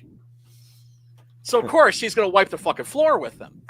Yeah. Because 90-pound women can beat the fuck out of like 250-pound men. Just twist them into pretzels. Like the Hulk, You know? like the super strength. You're just so used to it now. Do you know what I'm saying? Exactly. Oh, for totally sure. It's just like, you know, how about have her lose the fight and then like, oh my God, we're surprised. But you can't do that because, of course, you know, Star Trek's all fucking woke now. And sure enough, the new Star Wars movies that they're making are all going to be about Rey, right? Yeah. They're bringing back this character that nobody wants to see more of. And there's an animated series that they're releasing, and the hero of each and every one of those episodes, because they're all individual stories, every single hero in every single episode is a chick. No male heroes. Done. Gone. Not realistic, dude. There needs to be like No! There needs to be a good blend. You know what I mean? Not too Yes! not an unrealistic blend, but a fucking blend. You know what I mean? Well, look, Maybe it's fantasy, there's- so you know. I don't right. know. And the Do thing, something, dude. right, and the thing that's that's what I loved about Gina, right? Is I would still take if you had like a brick house like her versus like a pretty weak looking male, I would still put my money on the male. Yeah. Right? But at least she looks like she could whip some ass. Yeah. Like, Do you know what I'm Gina saying? Carano, like I'd run away from her. Yeah. Actually, she can whip some ass, wouldn't she? Oh, I know. She was but she wasn't fighting dudes. This is before they allowed dudes to fight chicks. No, you know, but I'm in which just case she saying. would have gotten her skull cracked. I'm just saying she can fight. It's not Yeah. like, you know, Yeah. she probably twists some little dudes up into a pretzel and choke them out. My point is that if you show her doing that, you're not going to be like, "Oh, give me a break." You're going to be like, "It's like hell yeah!" And you you make it understand. more interesting. And if she gets Yes. beat down, that's gonna make it more. It's gonna make it more of a badass. Yes. You know what I mean? We want to see the hero get fucked up and come back. You know what I mean? Yes. Otherwise, Yes. you're just watching fucking air. You're just watching Right, like nothing, right. of emptiness, void of no soul. Right. It's soulless. Like I wouldn't even call Yep. it entertainment. There's no point. You know. Sorry. Oh, it's horrible. It's Peace. horrible. Cringe Yeah. out. Well, Yeah, I exactly. Yeah. So once I that did think episode it was came along, funny. I was out. Yeah, I canceled Disney Plus a while, like a year ago, I think, something like that. I did think it was funny though that she didn't get the sword from him. Mm-hmm. Something else took the sword from him, and then she beat the spider thing or whatever the fuck it Right. was, and then she got the sword. Right. Right. Which was kind of like a Everybody knew she wasn't going to beat him and get the sword. well, that was the only thing that surprised me was that because that she could whip his ass, right? But see, they didn't give you that implication, or she would have challenged him and took it. Well, You no, see but what I'm talking I'm about saying? season 3. I mean, like nobody can beat her, and certainly you can't have a male. You can't have a male beating a woman, right? That's He just didn't completely. challenge her to take it back. They did judge that it's hers because he lost it. I know it's so stupid. But she didn't take it from him, and then he didn't challenge her to take it back. Right, and So he wanted to get rid of it too, because remember he wanted to give it to her he was like, "Here, take it." At the end of the second season, right? And then Moff Gideon was like, "Nah, no, it can only be won in combat." So I mean, look, the Mandalorian. It's just like that's okay. We had 2 really awesome seasons. They're good. self-contained. Yeah, right. Right. Even the first one's good enough, you know. Right, and the arc is over. Right. You know, it wrapped up with the last season, but I mean, they lost me with the they lost me with the Vespas, dude. With the Power Ranger Vespas, they lost me in yeah. a long time Well, ago. that was in the stupid Boba Fett series. Yeah, but I mean, that was trash. That was lost trash. me there. I didn't have to go any farther than that. Anything else after that was like, oh, I'm catching clips of it here and there. You know what I mean? Right. Yeah. They lost me on. Come on, the Power Ranger Vespas, they lost me then, dude. Oh, that wasn't. I didn't think that was that bad. That wasn't enough to get me tuned out. And what got me tuned out was just the fucking fact that the Boba Fett series just sucked ass. With all the cool air speeders that they have, and the speeder bikes and all the cool shit they have in Star Wars, and they rolled up in those different color. Come on, man, scooters. That shit was yeah, stupid. no, it was stupid. It was stupid, but it wasn't like it wasn't as cringe. It didn't bug me the way it bugged a lot of other people. But then again, at that point, I was so disinvested. That's what I mean. That was my last. I was disinvested. That was the one that made me go, "Oh, come on, guys!" Right, and who's directing this shit? Dinated Die says that Saber got destroyed, so does it really matter? Yeah, they fucking destroyed the thing. I mean, it's just I don't know. It's just fucking trash, and we would like to hopefully to see things that aren't trash in the future, but I don't trust anything. It's all bait and switch. Mario was good. If you guys like. That one was heard pretty good, and you could take your kids. Some people are complaining that they're like, "Oh, fucking Princess Toad or whatever. She's too like badass." I'm like, no, she's exactly the same she was in the game. She does all the same moves. She shows Mario what to do because he's from fucking Brooklyn. She's like, "This is how you do it." And she's been living there for fucking 20 years, so she's mastered the world. So she does all the fucking moves she does in the game, and he learns how to do it in like 2 or 3 days, and he becomes a badass motherfucker, you know. But a lot of people were just like complaining about her, like doing like, dude, why are you complaining? I mean, I know when shit's woke, because they're just woke, looking. They're just looking for woke shit all the time. If it's not there, dog, you're fucking looking for it. It's not, you know. Like, she's just being. I haven't heard nothing but good things about it. Yeah, it was good. You know, in everybody our loves it. community, Just Seth Rogen. That was my only thing. Like, recast that motherfucker. He's just in too many movies. I don't want him to. You don't need to be Donkey Kong too, dog. Like, get the fuck out of here. You don't got to do Donkey Kong and Ninja Turtles and just. I just get sick of that motherfucker. I know, but Hollywood loves him, so they're gonna cram him. They're gonna cram him into everything. Get in there. Yep. Get in that movie real quick. Yeah, man. So tonight's movie. Brian. I'm sorry. Nice. I'm sorry. Could you say it again? I can't hear you. I'm trying to get Rocky to say hi. What's up, Rocky? Hi, Rock.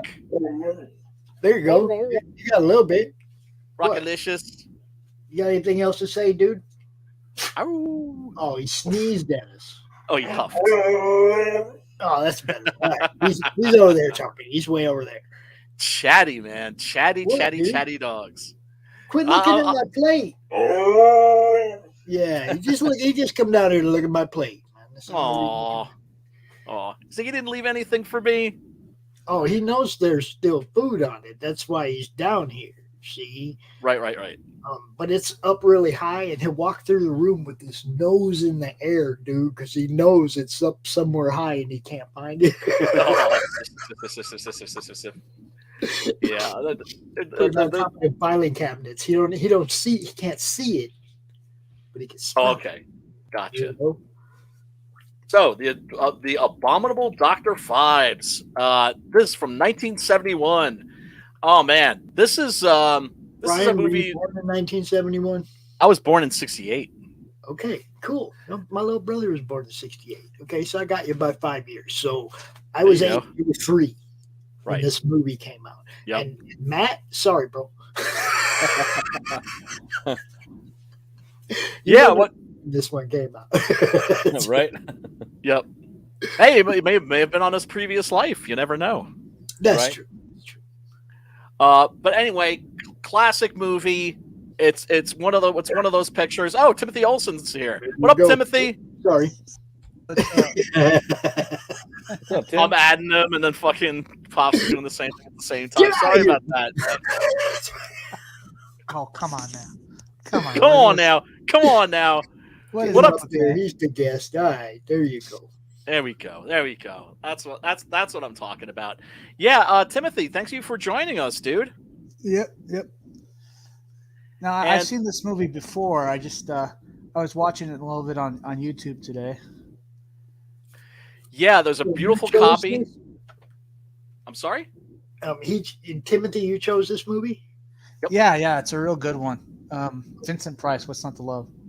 Yeah, man. Yeah, I was just like, I'm like, man, this is, as I was just saying, a pretty freaking old movie. So was this, like, in my case, it was something that probably my stepdad was watching and we were trying to sneak around to watch, behind his back or whatever, Yeah. Right. How did you come across it? It was on AMC's, during Halloween, AMC would show nothing but horror movies all day. Yeah. And so I saw that and I'm like, that's a pretty damn good flick. Yeah, it is. Yeah, I mean, it's kind of a little bit of like Phantom of the Opera, kind of a little bit. And then like the weird thing about like the 10 plagues of Egypt or something. Like, yeah, it's so out there. It's like, why the hell not? Yeah, Robert Fruist was a guy who started out as a painter. Actually, it was like a painter and I think a photographer, and there's definitely kind of like a painterly approach to his filmmaking, and the set design, of course, is just completely out of this world. Right? It is. Isn't that cool? I mean, just look at that. Another good one that's kind of like this is the one where he was like. I think he was like some kind of like Shakespearean actor. Theater of Blood. Yes, and he was like killing everybody in the style of all these Shakespeare plays. It's kind of the same premise as Dr. Phibes, kind of. It is, yeah. And except he was killing critics instead of doctors. I'd have to say Phibes is just a little bit better than Theater of Blood, but it has so much more personality, and I mean there's so many cool little visual gags. For those that aren't familiar with the Dr. Phibes duology, basically they're about a guy whose wife is played in this by Caroline Munro, whom we remember from Maniac and Star Crash and a bunch of other great movies. She was also one of the Bond girls. She was in The Spy Who Loved Me. Just stunning, gorgeous woman. But anyway, Dr. Phibes' wife dies because of a botched surgery, evidently, to save her life. And then her husband, Dr. Phibes, dies in a car crash, but somehow he manages to preserve himself or bring himself back. It's like he comes back from the dead to avenge his wife. But there are all these bizarre little touches. Like here like this dais here that has not only an organ, right, that he's playing Phantom of the Opera style. He also has like a little wind-up band, a bunch of automatons, right? Yeah, like a glockenspiel. A bunch of cogs and gears that you don't really see, but you know they're inside of them working, right? Yep. And I mean, just the opening of this is so great. Yeah, it's pretty far out, dude. Extremely. It's very 60s, isn't it? Yes. Go ahead. I want a wind-up band. Oh, I'd like one too. But I mean, some of like the visual gags in this, for instance, when he gets into his car and he rolls up the window and there's a painting right of him. Yeah, right. Oh, some of the kills were pretty goofy too. Oh, extremely. This is definitely a campy movie. I wouldn't call it. I mean, look. I mean, I suppose if you were a kid, there'd be some stuff in this that would maybe freak you out.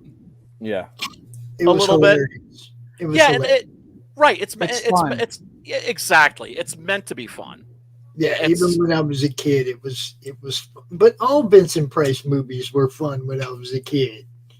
Oh, they're all fun, but You know? that doesn't mean that they're not played straight. Like this isn't played straight. This is very campy. Yeah. You know, in the best way possible. I will say he's a better Batman villain than Egghead. And this Oh, character that's for he would be sure. he would be a good Batman villain. I would say. I mean, I don't think he's got a chance, but even more, because he's got all the death traps and what I'm talking, like kind of like the way Riddler or Joker does. I'm just thinking that I love movies like that. I mean, well, like Maleficent and Malignant. Yes. Yeah, man. Look, Vincent Price completely won me over when he did the voiceover for the Black Widow on Welcome to My Nightmare. Oh yeah. And I mean, the man is a legend and an icon in so many ways. The first kill is the plague of bats, right? Yeah, so homeboy here is just like napping in bed, and then suddenly the skylight opens, and this cage is lowered in, and then it's brought back up with the trapdoor open. I don't know if this was intentionally funny, but that scene where they're gonna wheel him out, and he's like, "No, cover him up. Don't let people see him that way." I'm like, "Wait, he just has red. His face wasn't really that badly messed up." You could be rest assured everything in this movie that's funny is meant to be funny for sure. Okay. I just thought it's like, dude, his face wasn't that badly messed up. He just put a little red. Yeah. Well, I mean, what's funny here is homeboy wakes up and he sees like a flying fox crawling on him, right? Because these are not only not vampire bats, these are fruit bats. And they're actually, if you've ever seen one of these things up close, they're actually really, really cute. Like, they're adorable. They're like little puppies, kind of. Yeah, they do. And there was a guy at the Chiller convention who is like a bat wrangler who has like a bunch of these critters, and at every convention, like they always have like a little space where you can go in and like check out his bats.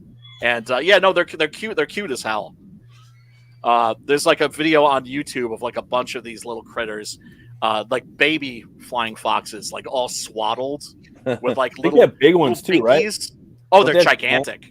They have gigantic ones. They're like, I think there's one that was like 3 feet. Just the body alone was like 3 feet long. I've seen online. Yeah, that's what I'm talking about right there. Right there. It's like, yeah. His face is really messed up. Oh my god. Right. And then of course it's just like, well, you could forgive all this stuff because this is a film that's not taking itself seriously at all. And it is so damn stylish. Yeah, very much so. I think that isn't that kind of the charm of Vincent Price's career, is that all the movies he did, it was really not something he didn't take seriously, or Well, I think he was definitely taking them like the Roger Corman movies. He was definitely taking those seriously, because one of the things about Vincent Price was he was a notorious ham. That is to say that he wasn't like somebody like Anthony Hopkins is somebody that gives hammy performances, but he gives them on purpose, right? He's doing it for effect. He's having fun, that sort of a thing. The director of it was Michael Reeves, who directed him in Witchfinder General, and he kept telling Price or asking Price, like, dude, turn it down. It's like you're at 11. Turn it down to about like, a 7 or a 6. He constantly had to like get him to like reel in his performance. And finally, Price just got mad and said, like, I've done over 100 films, young man. What have you done? And Reeves said, 2 good ones. Oh, and Price just died laughing. Like, he just cracked up and he was just like, okay, all right, done, son. Okay, we'll do it your way. And in my opinion, gave the performance of his career. Yeah, I think I remember hearing this. I think what I meant to say is that he did these movies not because he liked them, because he knew the kids liked them. Oh yes. Yeah, that's probably what I'm thinking of. Well, also when he was making these films, this was like a resurgence of his career. He had never been much of a leading man. I mean, he had been in a couple of leading roles, like Return of the Fly, The Invisible Agent. You know, he played the Invisible Man in a couple of the Universal Monsters sequels. He was in, of course, the Ten Commandments in a relatively small role. And when he was getting cast in the Roger Corman movies, his career had been over for a while, and it completely rejuvenated his career. And that's when he became the horror guy. Yeah. And for the rest of his life was the horror guy, and was always very charitable. Was involved in a charity to bring the fine arts to the ghettos, right? To make art that was considered basically for the ruling class accessible to people in the ghetto. And I think he had a cookbook. He did a lot of stuff, man. He did a lot of stuff. And then, of course, because of the Edgar Allan Poe movies, became very much associated with Poe.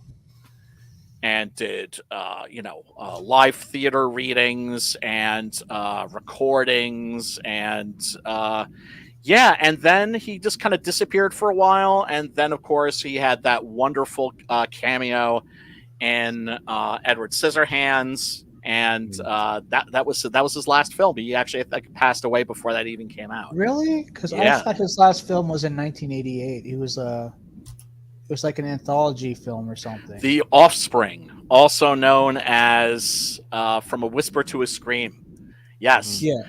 Yeah. But whatchamacallit? Edward Scissorhands was, I think, 89 or 90. Oh, okay. Wait, no, it wasn't 89. It was 90 because Batman 90 or was 91. in 89. It was the second movie after or the first movie after Batman. So I'm assuming the film I'm talking about probably was his last film that he was featured in, and not a big part. Yes. Yeah. And I didn't think much of it when I saw it, but it's since gotten like a very good reputation. That's Cecil? No, that's Isn't that trap kind of remind you of something you would see in the movie? I don't know, Saw. That's what I'm saying. He's like a Batman villain, dude. Like, in Saw's a Batman villain. Like, we're always talking about like movies. Death traps, yeah. Yeah, dude. And the bats are in here. Sneaking up behind Ethan. That's what I saw. I like that. I like that first art piece that you showed too. That painting, that was badass, dude. Looks like something like Eric Powell would paint, probably. It's like in the beginning of the stream. I always love that one right there. Yeah. Isn't that great? Yeah, I love it. I love the bat flying around the fruit bats, and then you see his like true form. That you know what that is right there? That's what Johnny Ringo would have looked like if he'd have grown old. Yeah, quite possibly. This was the image, and this never happens in the movie, but this was the image that you always saw in Famous Monsters of Filmland. Like all of my monster magazines had this image.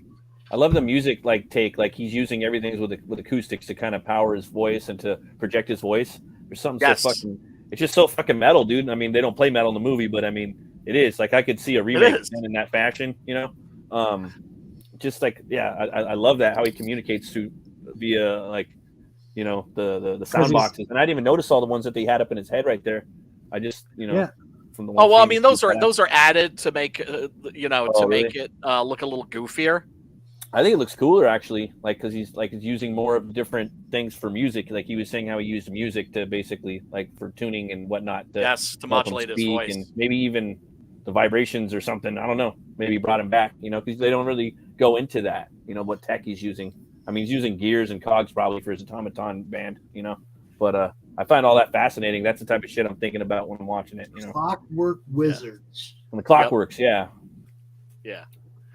And one thing's for sure, any technology that he's using is something that he invented. Something that he created. And so like when we're meeting him in this scene, we see him like there's that saying with women when they're putting on their makeup, they're putting their face on. Yeah. He's literally putting his face on. He's literally putting his face on. Yeah. Yeah, I didn't think it was going to end the way it did too. It was pretty cool. Oh, when he finally when you see what he really looks like. Look, it's Cecil attacking Ethan from behind.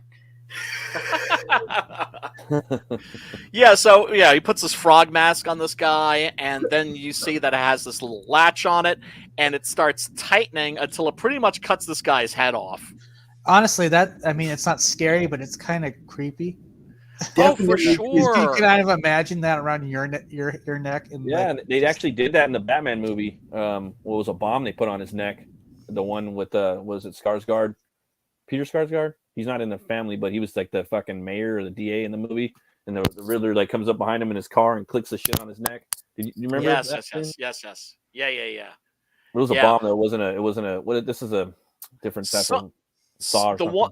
The one murder in the Fives movies, I always thought like the one that really gave me the heebie-jeebies was this guy who goes to bed. This is in the sequel, and turns out that like Fives has turned his bed into like a nutcracker, and it just fucking folds him up and just fucking squishes him, just fucking folds him up like an accordion. For me, it's that one with the nurse, dude. In this movie because I haven't seen the other ones, but I'm gonna have to check them out when I can. But just there's only one sequel.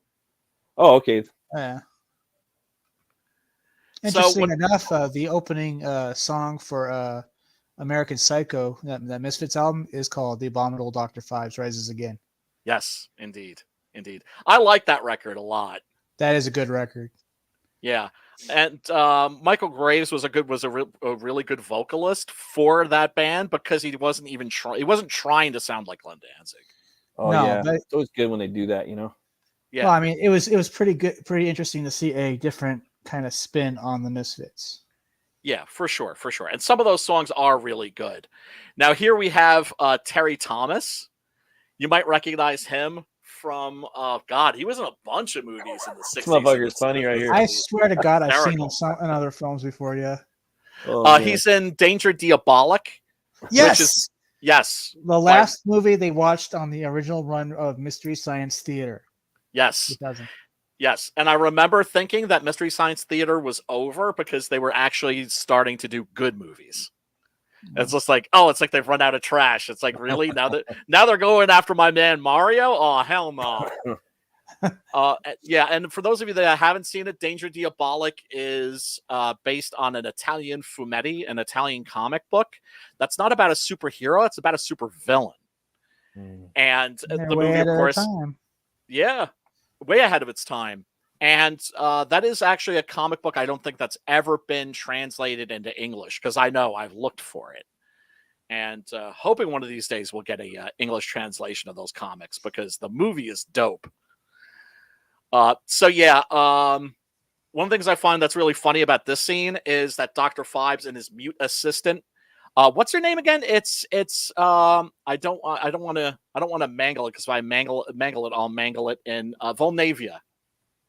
Right? Is that her name? Yeah, Volnavia. So, yeah. I think the funniest part is when he's about to leave and he kind of comes back in and looks at the painting and then looks back again and walks out. Yes. As if to say, really, dude? Yeah, exactly.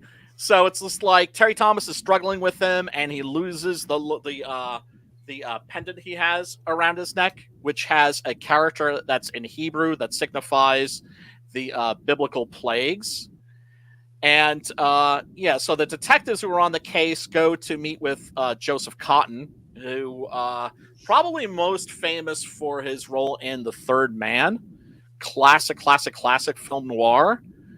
But yeah, there's a great moment here where it's like he's drained Terry Thomas of blood, and then he leaves the frame, and the camera's just stuck on this painting, and he comes back in and looks at it, and then looks at Terry Thomas and is just like, "Really, dude?" Like, it's not enough that he's just murdered him. He's just like, "Oh, you have abominable taste." Yes. Now he wants to murder him again. Yeah.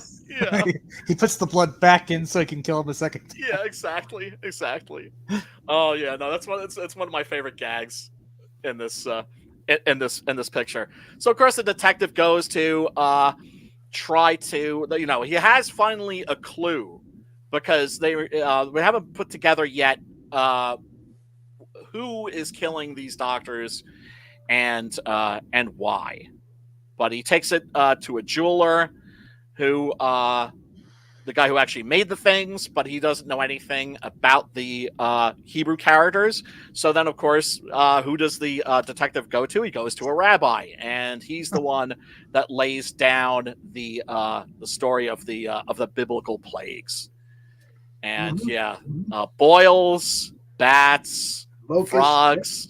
Oh yeah, there was a murder prior to the first one where they mentioned a similar incident with boils, with bees, and that he was just covered with boils. Right. Yeah. So it's the 10 biblical curses, and so then the detective was wondering what order are they in, because that way he can figure out hopefully what's going to be next. And then the rabbi's telling him, well, Talmudic scholars, we've been debating this shit for generations. But he believes that, and of course, then there's the death of the firstborn. Yeah. Which comes into, and then finally of darkness. So then Volnavia is like hanging out with the pooch. The pooch that's licking his nose right where that clip is. That's awesome. Yeah. Makes it look all deformed and shit, but it's just licking his nose. Yeah. Yeah. Dr. Fibes knocks out the chauffeur with like the Vulcan death pinch. The Vulcan doesn't he kill him? I thought he killed him. I think he just knocked him out. Although Dr. Fibes, isn't above killing innocents. Certainly in the sequel, but I think of this one, he's mostly just going after the people who he feels killed his wife. Right. Although then he puts Joseph Cotton's son into mortal peril. Yeah. Yeah. So this is the curse of Hale, I think it is. Yeah, he kills him with the most ridiculous looking device ever. Right out of like the Batman TV series. Yeah, exactly. Straight up Mr. Freeze right there. Yeah, man. But yeah, Egghead was a terrible villain. Egghead.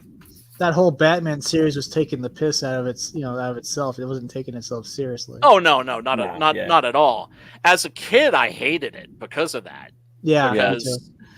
Right? Because that's the sort of thing. It's like when you're a kid, it pisses you off. When you're an adult, you get all the dirty jokes. Right. And there, of course, is the lovely Caroline Munro, who only appears in this as a corpse. She was in another big horror movie we covered too, dude. Maniac. All right, that's what it was. Going to the showdown, where Joe Spinelli shows up, and she's not like ah. She's like, he was like, I want to take you to dinner. And she's like, yeah, okay. And it's just, what? Like, what universe is this? This is suddenly a science fiction movie. This is like a hard fantasy. But yeah, she was stunning. And Fibes is mourning her and letting her. You kind of wish they would have done more than just 2 films. That's... Yeah, this should have been a bigger franchise, but I think the sequel was insufficient. I think it was really inferior to this. Although I think the ending to the sequel is amazing and better than the ending to this. You know, look, I mean, I could have watched 4 or 5 of these easy. Yeah, it's a pretty cool character, dude. It's a very it made cool me think character. of that movie Wild Wild West with you know, but I don't know. Or the TV series. The character that Ted Levine plays in there, he's like that general or whatever. He does like hawks a loogie, and he has that little like earpiece where he like pours it out of the side of his head. You know what I'm talking about? No, I've never seen it. You never seen the movie? Well, Ted Levine from Ted Levine, right? From Silence of the Yeah, Lambs. yeah. Oh yeah, Great actor. He's in that movie. And he's like about to hawk a loogie, and he's got this little the piece that's on a fucking record player where the sound comes out that Phoebes has. He has one of those attached to his neck. He's missing his ear. He just pours it out. It's fucking gross, dude. Oh, I just thought of that too. Like, oh damn, they probably right from this. Right, where he's having a drink. He's having a little champagne with Volnavia, and then he takes the drink and he pours it into his neck. Yeah. He just kind of goes. Can't imagine a guy like that walking into a bar. Hold on, I need to get you got a Coors. Just kind of sticks the bottle in his neck. And what's funny too in this is that Vincent Price doesn't say a word in this movie that isn't dubbed. That is to say, during principal photography, he never even really moves his lips. He's just like sort of moving his throat. Right. And Joseph Cotton was like butthurt because he's just like, God damn it, I have to like learn all these lines. I have to memorize these lines. You don't have to memorize any of this shit. And and Price said, but I have. And he was like well known for his incredible memory. So if he was like doing a play or a movie, if his co-star got lost for whatever reason, he would like feed them the next line. That's a gift, dude. It is. Yeah. It is. By all accounts, a gentleman. One of those dudes like you just never heard like really a bad thing about. And then of course he has this curious ritual. He has like these wax busts of all every time surgeons. he kills somebody, he puts the thing around the neck and lights it on fire. Quite the character, man. Right? Don't you love that? Just the production design. Oh, there's Caroline. Yeah. Oh, the design in here is dope. I love the set design. Right? Isn't it? I mean, it's just a wonderful movie to look at. It's consistently visually interesting. Yeah, I love that. Like to me, I think that's like a big thing for me. Like for movies, I think all movies should have that. At least if it's like dealing with like the shit that we're mostly into, you know? Yes. I mean, if it's like a rom-com or whatever the fuck, which I don't really waste time with too much. No, me neither. I'm more into stuff like big sets and stuff, you know? Oh yeah, man. I think this is the most ridiculous one of the kills. Is the one with the locusts. You see, I would have said the bats, but that's because they're fruit bats, right? But then again, in the story, they're vampire bats, so that's okay. One of the things that's funny, like here, the guy who's a pilot gets like attacked by rats while he's flying, is getting like munched on, eaten alive by rats in midair. Now you'll notice that the rat here is like looking kind of pale. Yeah. That is because this happens a lot. You'll see a lot of rats in these movies that are obviously lab rats, right? Because they have the red eyes. Yeah. And what they do is they dye their fur to make them look like, like sewer rats or something. But rats are actually very, very clean animals. So they end up cleaning themselves and licking off all the dye. And then so that they end up being this color. You see the red eyes there? Yeah. Yeah. Oh, I actually think rats are cute, but then again, that's me. And then we have the plague of locusts. What was that green stuff that he was pouring on her? What was that? It was some kind of nectar, I think. Right? Because he basically wanted them to like eat her face. Right. Right? Because I don't have a screenshot of it here, but we end up seeing like her face is like completely just like devoid of flesh. Yeah, that's pretty brutal. Yeah, they're all very theatrical homicides, right? And this is a very theatrical villain with a very theatrical lair. And everything about him is larger than life and theatrical. That's probably why the movies are so cool. So how did he recruit her? Like that was like he just got her somehow, right? Never explained. They mentioned well, they don't mention, but they mentioned that she's the one that got his estate or something. Or That's right. That's right. So he must have known her. She went to where the money was being kept and withdrew it all or something. Right. Right. So she's the thing is, she can't tell us anything about her, of course, because she's mute. Right. And then he has another assistant in the sequel, and she's mute as well. He's got. He put out an ad or something? Must be mute. Must be mute. Yeah, it's just like I want you to be. I want to look at you. I don't want to hear you. Like he must be. I must not never be able to tell you to shut the fuck up. Exactly. I'm the one who does the talking here. And I barely move my mouth. Right. Yeah, like here he says he's saying like, right, after I was told after my crash that I would never speak again. The doctors were of course wrong. For as you can see and can hear, I have used my knowledge of music and acoustics to recreate my voice. Let's take a look at the trailer for this, actually, because I do believe we do have that handy. And then Timothy, we got to take a look at Melvin, of course. Melvin number 3, yes. Melvin number 3. And let me see. Here is the original theatrical trailer. Check it out.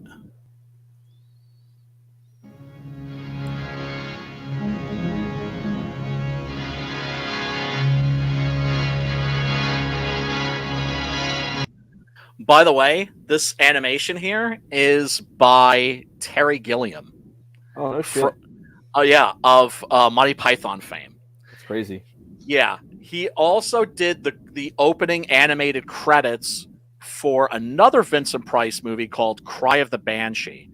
Huh. And what's so fucking funny about that is that there's nothing comical about that animated opening, except for the fact that you see that it's Terry Gilliam, and so you immediately associate it with Monty Python, and so you just start cracking up.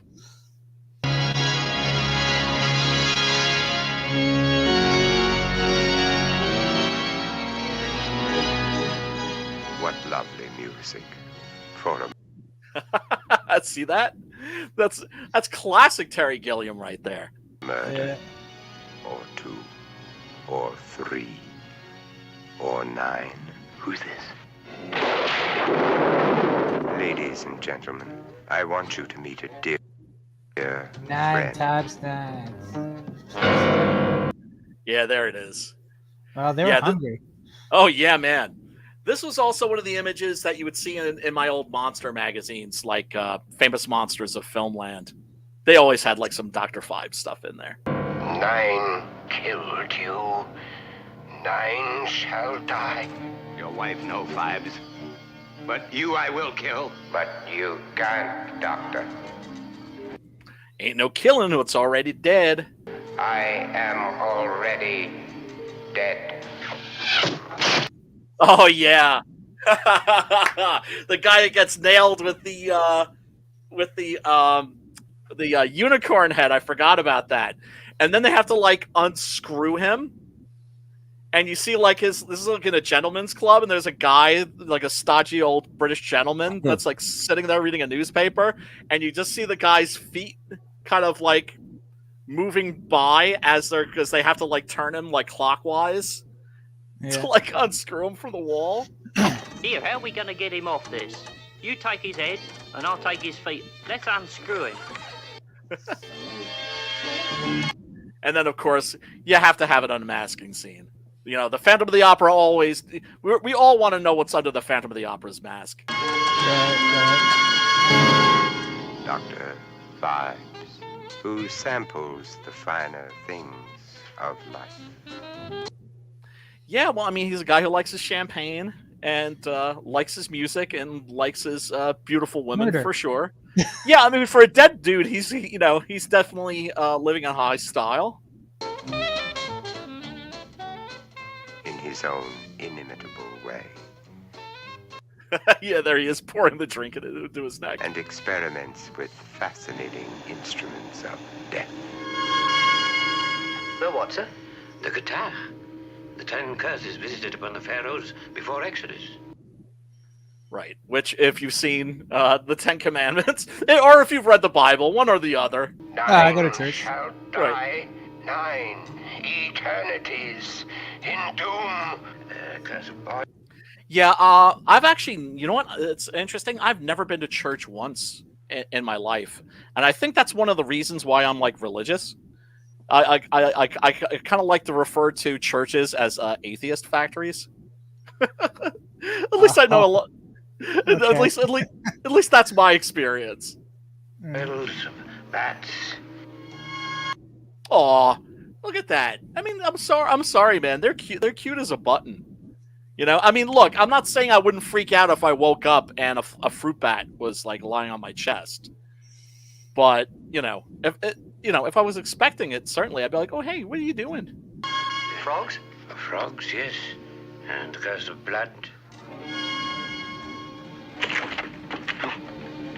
Curse of hail in the bloody middle of nowhere. Yeah. And then, of course, the rats.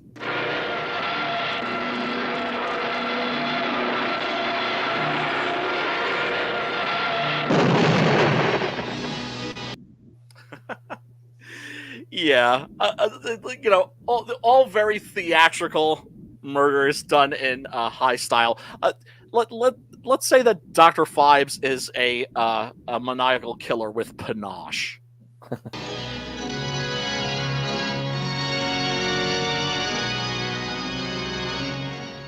Are you ready for Dr. Phibes? Yeah, and here it's just called Dr. Phibes, which is interesting because the full title is actually The Abominable Dr. Phibes. Although I think there's also a cut of this out there called The Abominable Mr. Phibes for some reason.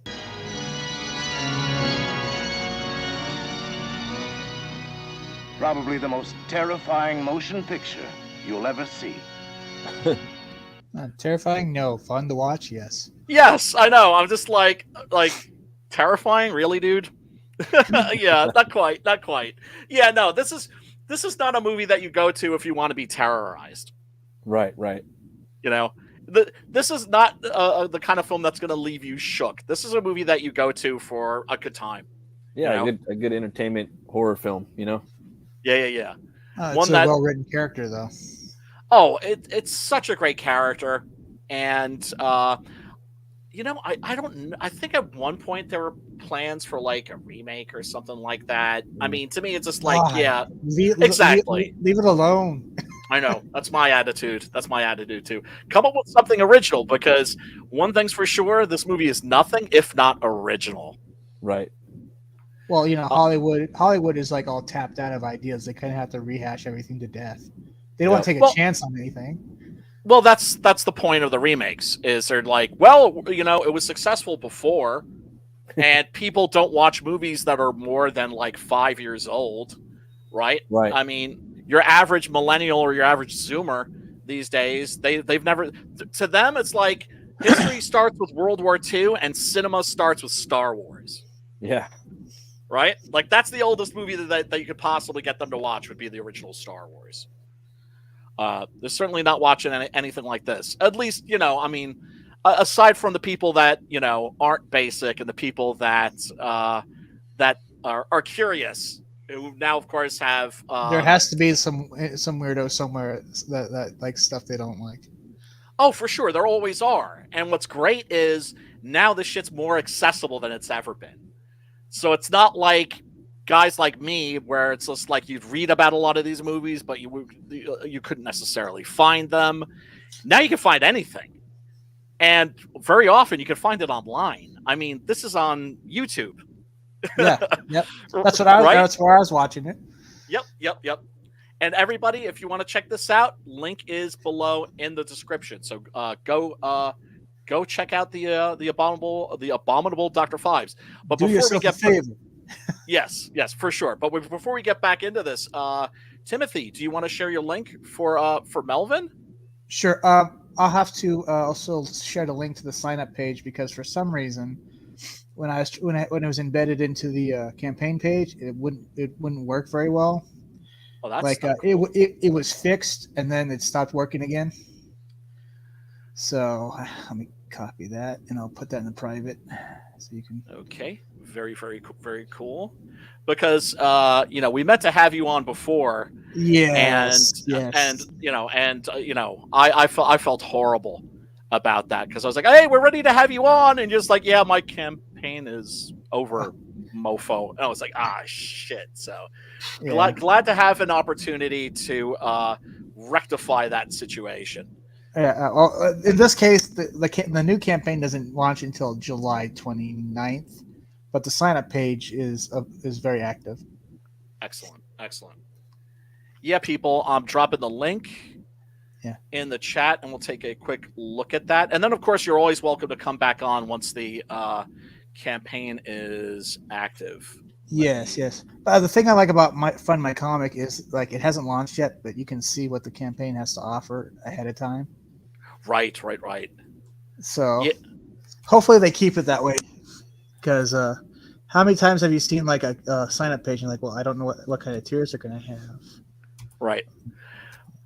Yeah, I mean, for me, my big problem is clicking the follow button on Indiegogo, because then I end up thinking that I back things that I didn't back.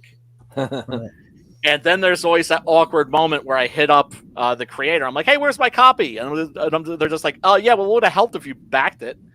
And I'm like, shit. See, this solved everything. It's like a simple fix right here. Right. Wait, why am I not seeing that? Oh, there we go. Yeah, folks. So, Fund My Comic, of course. I think I already signed up for this. Yeah, you did. I did. Oh, okay. Yeah. All right. Funny story about Melvin too, and this is somebody had actually backed one of the tiers. I won't say who, and he didn't remember because he was drunk. and he didn't even remember. Like way after the fact, he said, "Yeah, I guess I backed it. I don't even remember." Oh wow, folks! Never crowdfund and drink at the same time. Yeah, don't go shopping for indie comics and don't drink. Drunk shop. No matter what you're buying, don't drunk shop. You might find yourself owning a yacht you didn't buy. Exactly. Oh my God. I thought it's the funniest story ever. Oh man, I have a friend that has bipolar disorder, and she had like was in a manic phase and bought a house. What? And yeah, and she ended up being able to flip it and make a profit. Oh, but thank God. Yeah, thank God, because she's just like, I think I'll buy a house I don't need. But that's the thing. That's mania, friends of mine who have bipolar disorder, they say like when they're candid, they're like, oh man, my manic phases have been awesome. But then of course, they also end up getting them into like deep shit sometimes. Yeah, man. Do you want to share any images and anything else? And also tell us about the book too. Tell people why they should sign up for this and what your book's about. Well, there's going to be a lot of good things revealed. The first part of the big part of the book is it's pretty much one big chase scene where they're being pursued by a couple of bounty hunters. You get to see one of Melvin's abilities that wasn't mentioned in the first two issues. Every time I write a story, I'm discovering something myself about my own character. Oh, that's fun. Yeah, that's why I think doing a series is so important. Like a guy like me, my ideas seem so bigger in my head that I can't explain them right away unless I've already written them. Right. So, like in the first issue, we find out Melvin's got super strength, right, and a great combat sense. And then, like in Melvin 3, we find out, I don't know that he can regrow body parts. Oh, that's convenient. Like total freaking Wolverine, right? Yeah. In fact, he loses his entire head and it grows back. No shit. Imagine that. Yes, for real. That would be convenient. And then, because the whole point is he's trying to get her home, right? Right. This is like the third issue probably takes like 1 or 2 weeks after the second issue. Mm-hmm. So they're being pursued because if you've read the second issue, you hear that the cult leader, he wants her for himself. So he sent out 2 bounty hunters to capture them and get her. Gotcha. Originally she was supposed to be sacrificed, but he decided he wanted her for himself. And of course, if they're sending bounty hunters after him, they got to be of the ruthless variety. Right. And he finally gets her back, and so you have a lot of her facing the consequences for what she did.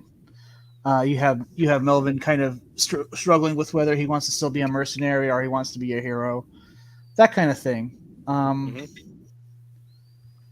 You're kind of setting up for the 4th and 5th issue. Nice, very cool. Do you want to share any art or anything like that? Oh yeah. Let me see if I can. I'll share. I'll share the campaign. Hell yeah. Page. And I swear to God that StreamYard has changed something on me. Yeah, I mean, look, they're always changing shit they don't need to. Yeah, so let me scroll down to the bottom here.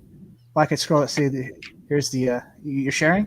Oh, now I am. There we go. Yeah, so that's the thing I'm talking about where you see his head growing back. Nice.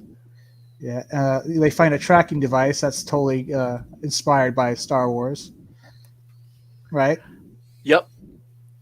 Of course, I feel like every good thing has to have a conclusion, so they get a little bit closer, if you know what I mean. Yeah, baby.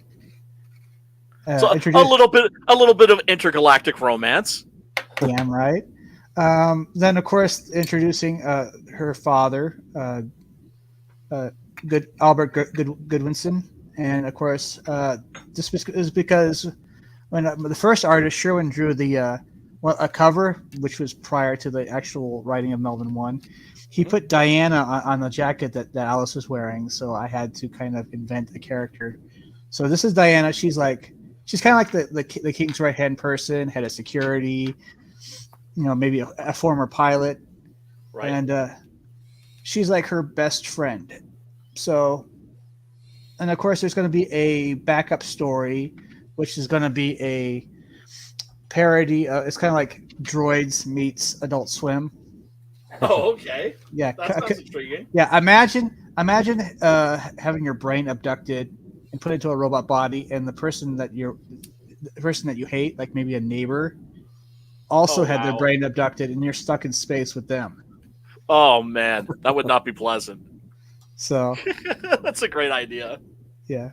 So here's some interior art right here. Cool. Very neat. Yeah. The artist is Sid Tellis, I think. Mad crazy skills. Yeah. Some of it kind of reminds me of Arthur Adams a little bit. Yeah. Yeah, you can see this. You can see him as an influence for sure. Yeah, you can see like here's another panel where the head's growing back. Oh, that's great. More. Yeah. So that's great. You get to I'm assuming kill him at the end of one episode, like blow his head off, and well, how's he coming back from this? Well, wait. Well, actually, it happens in the first part of the book, and then you see it does. You see his head grow back. She's piloting the ship, and she's talking to him, but she doesn't know that he got his head blown off. Oh wow! So when they kind of land, and of course they use this if a ship's coming in too hot, they use I got this idea from Demolition Man where they had that shit that the car they're driving shoots out that security phone. Yeah. So the docking bay is filled with this foam that they have to chip away, right? Because the ship came in too hot. Right. And so she, of course they're escorting her out, and she finds his head's grown back already, and she's mad at him because he didn't say anything to her. How can he say anything with his head blown off? He didn't have a tongue or even a brain. Yeah. So here's a scene where this is I guess the scene is shortly after Diana and Alice had a fight. He sees stuff had been thrown, so he assumes something happened. So he goes in with his pistol drawn, and there's the steam coming out of the bathroom, so he busts his way in to see that. Oh yeah. Yeah. So this is a pretty good. He said, "Thank you very much." Thank you very much. He got an eyeful. So and this book is done. Art, yes, the art is done. All it needs to be is lettered. Nice. And then sent to print. Hell yeah, man. Hell yeah. That's great. Yeah. So folks, when this comes out, you're not going to be waiting long for it. No. Oh yeah, that's awesome. Man. Am I the only one that once I do like a campaign and then I had to do another one? It's been a while, so I get a little rusty on doing a sales pitch, so I have to get back into that. Yeah, sure. Yeah. Yeah. Muscle memory, dude. Yeah, but also, in my experience, ceasing to give a fuck. Yep. Yeah. You know, because then you're just relaxed, and then you just like can freestyle, and let people know what your book's about. Yeah. But yeah, no, this looks great, man. This looks looks really, dope. really, I love really, the character. really cool. I want to get all three of them eventually. Yeah, man. That actually is going to be. I guess they don't call them perks or they call. What are the tiers, right? They call them rewards. Right. So that's going to be one of them. Is like you get all three of them. Because I'm a big believer. Oh yeah, you have to do that. Yeah, I'm a big believer in catch-up tiers. You can either get like the previous two books, or you can get like one that's like all three of them. You always have to have a catch-up tier, right? Yeah. Because if you're just like, hey, I'm selling issue number 7, it's like, well, yeah, where's issues 1 through 6? Like, Right. oh, well, you didn't back those, so you're fucked. Okay. yeah. You can kiss my grits. Yeah, exactly. Yeah, no, you don't want to do that. You always want to make sure that that's the thing is you know that's the great thing also about having a few books under your belt too, is then being able to sell the previous ones. Are you going to do a digital tier? Oh yeah, there's a digital version of Melvin 3. Smart. Yeah, I mean, you know, a little bit of a controversy over that. Some people say like that. Some people don't like to do it. I guess maybe because they're worried about piracy or something like that. Well, some people like in other countries can't afford to get your book. So what about Thank them? you. You want to tell them to sit and spin? Right. People aren't that popular either, and they need to get their work out there, and they don't have like maybe a long career, illustrious career of work out there. Yeah. And they kind of need to, scream into the void to be heard, to have their stories looked at, Right. So that might not be a bad idea for some people. But like you were saying, like one of the like I always say, some people don't want to have to pay $28 shipping and handling. And there's that argument. Imagine that. Imagine that. Pay fucking what? 40, really? Was it $50 for a fucking $20 or $20 book? You know what I mean? Yeah. I understand. Because we hate that. We hate that. Yeah, printed on gold-plated paper. Yeah, right. Thank you. And then, of course, if your book like goes to Shanghai and it gets like microwaved, like that one book. Oh yeah. Right. Then we have to because then we have to mail it again. Yeah. Right. We have to eat that $28 and just hope it doesn't get fucked over on the way again. I hope it's only $28. Yeah, no shit. Yeah. Oh my god. By now it's 45. See, it used to be 20. Oh man. I still have the video of that too, man. Dude, like that this was guy. horrible. He does it all slow too. It's all slow and like it's all suspenseful. He's like, I'm like, oh fuck. Oh god, yeah. Because, and I remember like asking the guy like, is it cool for me to share that video? And he's just like, yeah, but why would you want to? It's like, because I want to share my pain. Because the idea of somebody getting a book from me like that, it's like,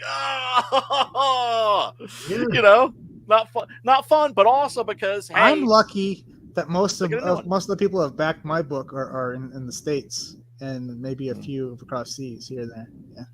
Yeah, but I mean, that's how I feel about digital. It's just like, some people don't want to pay $28 for shipping and handling. Shocking, That's why I call RJ. Yes. Well, RJ's been great about that, and Diaz Brothers also fulfilled for Cecil. So there's people doing stuff.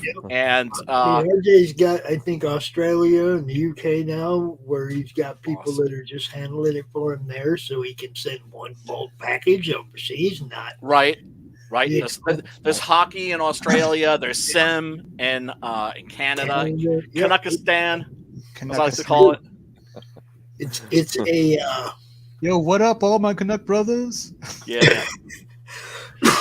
It's just a smart thing to get involved in that, because that way when you want to send your book all over the place, you know who to get with. Yeah, man. Without a doubt. So yeah, everybody, go check that out. Go check out Melvin. Link is in the chat right now. I'll try and also add that to the description, because I don't think I did.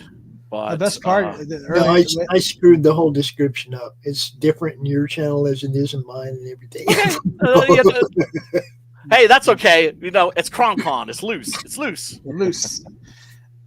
I was just trying to get it all right. And it's like, man, there's so many different channels involved now. I know.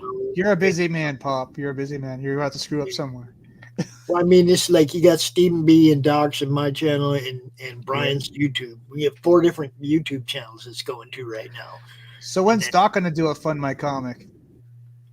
Docs, he's going there permanently after this one's over. Can he email Indiegogo a picture of his middle finger while he does so? 'Cause that'd be awesome, dude. No, the traitor. You're a traitor if you go there. You're a traitor if you use anything but Indiegogo. Even though they're shadow banning us. That's what I'm saying. That dude had to fight from the shadow ban of pre-launch. So fucked up. He was shadow banned. Dog shit. There's people out there that don't fucking block yo. Yeah, there's people out there that don't like us, and they don't want us to a lot of succeed. them, they wait until they get funded, and then they'll shadow ban them so they don't make a whole bunch of money. Doc, they didn't even give him a chance, dude. Yeah. He had to scratch a claw for every backer, and then Indiegogo tried to claim like 18% of his backers from as people that came through their platform. It's like, fuck you. Yeah. People couldn't get through your platform. You had him shadow banned. I don't know if they still, you don't get to claim sales number one from that. I know that like they were coming out with this new thing where like you give them like a bigger cut and then they expose you more on their website. I don't know. I think that's what this. I don't know if it started yet, but I remember me and Sim were talking about it like maybe like 4 months ago or something. Right, like that. I remember that. Yeah. I think for me that's probably the big thing where they're like, we can make money off these motherfuckers. They're using our website for free, and we can just charge them like Facebook. I think that's the main thing. I think that's why I think so I too. don't even think it's fucking like political at all. I think it's all about coming down to money. Most shit's all about money. All the political shit is all about money. All these motherfuckers aren't woke like these big companies. They don't give a fuck. They just want money. No, I think that's definitely the case, because remember what happened to Eric July, where like he made like $3 million and like you can have it in a month. Yeah, exactly. No, I'm working for a company Well, right now. They hold my tips for 2 weeks, dude. And we had I'm to like, get, they probably hold my shit tips because they're fucking doing that PayPal shit. You know what I mean? Bullshit. That's bullshit. They all do that shit. They sit on the interest, dude. They gain interest. A lot of companies do Kickstarter that. does the same thing PayPal does. They hold on to your money for a month so that they can get some interest. Dirty motherfuckers, man. Dirty motherfuckers. Everybody's doing that now. Interest has always been part of making money. Okay, holding your money. Everybody's been trying to hold your money. What do you think credit is? I know. Everybody tries to hold up that money or hold your money, right? Yeah. If they can hold your money, they get to make money off it while it's sitting in their bank account rather than you. Like every time I hear about one of them cons that wants you to pay 6 months in advance. Why do I got to pay 6 months in advance for? So you can collect interest off my money for 6 months? Yep. Right. I like Fund My Comic too because you can like cash out too, like before the campaign's over. So you got an artist, so you need to cash out some of that money. You could do that and pay him while you're making the campaign. Or you need that's great. Or you need a fucking. I mean, like that's what he was talking about. Or you want like another cover or something like that. You know what I mean? You could use some of that money, boom, and do that. You know what I mean? Obviously, your ass better fucking fulfill because that's your ass if you don't. But it's cool to have that. It's cool to have that option, though. Because most people trust the people that fulfilled now because they fulfilled. You know what I mean? That's important. To a certain time frame. You know what I mean? Yeah. Consumer confidence is important, man. Yeah, like I wouldn't launch a book unless it's done or it's like 90% done, and I know that I'm going to be, on schedule unless some fucking crazy shit happened. You know what I mean? Because I can't tell you how many people I've spoken to elsewhere on the internet, and they're like, "Oh, CG, yeah, I remember that. Yeah, I dropped out of there because it was taking like 3 years to get a book." Yeah, no, that makes sense. Yeah, a lot of people bounce, dude. Well, not a lot, but the ones who do end up fucking hurting us. Yeah, you got something caught in your throat there, Pops? Yeah, man. Yeah. Well, you know what? Hey, it's like if you make $250,000 or something off your campaign, then you can just like wait like 5 years. You can just blow You know? up. I get it. Yeah, like 2 new Star Wars movies will have come out before your comic book, before your 24-page comic book. Yeah. Okay. Whatever. Yeah, man. But back to the Abominable Dr. Phibes. Matt, what were your thoughts on this picture? I thought it was dope, man. I liked the character. I liked Vincent Price. He's always entertaining. I like the set design. I like the different musical score, like different songs that they picked, throughout the movie. Yes. Like, it was just a fun movie. Yeah, again, it's like a cool Batman villain. I love the movies like that. Give it 2 horns way the fuck up. Gotta go check it out. Yeah, and folks, if you enjoy this, like I said, there is a sequel. It's not as good, but that's okay. It's still more Dr. Phibes, right? And it's Vincent Price, right? And it's Vincent Price. And well, there you go. What else could you like? What else? I mean, come on. It's not. They're not both going to be fucking good. I mean, most movies aren't like that good. You know what I mean? Right. It's going to be fun and entertaining. Yes, exactly. And basically, let's face it, most sequels are just remakes of the originals. Yeah. But if you're like, hey, I want more of that, why not give it to people? No, I've always enjoyed this movie. It's a solid 3 stars for me, 3 out of 4. I love this part too, dude. Like where he pulls down the fake, like just that was something I really laughed my ass off when I saw this, because when I used to work at a grocery store, there'd be a part, like a case where we'd sell out of all of our sausages and bacon and fucking locks and shit. And I'm like, fuck, that shit's wrapped light. I wish I had like a thing I could just swing down like that. Like, it look like it's full. Like we're all good right here, we're not sold out. This shit ain't all fucked up, So it made me think about that. So well, you guys didn't do rain checks? This one comes in for me. I didn't. You got to get there when the getting is good. Get in and get your man. Yeah, you snooze, you lose. This one is an 8.75 on the TFF scale, which is too fucking funny. Yeah. Right? There's dry humor. There's just straight humor. It's to me it was hilarious.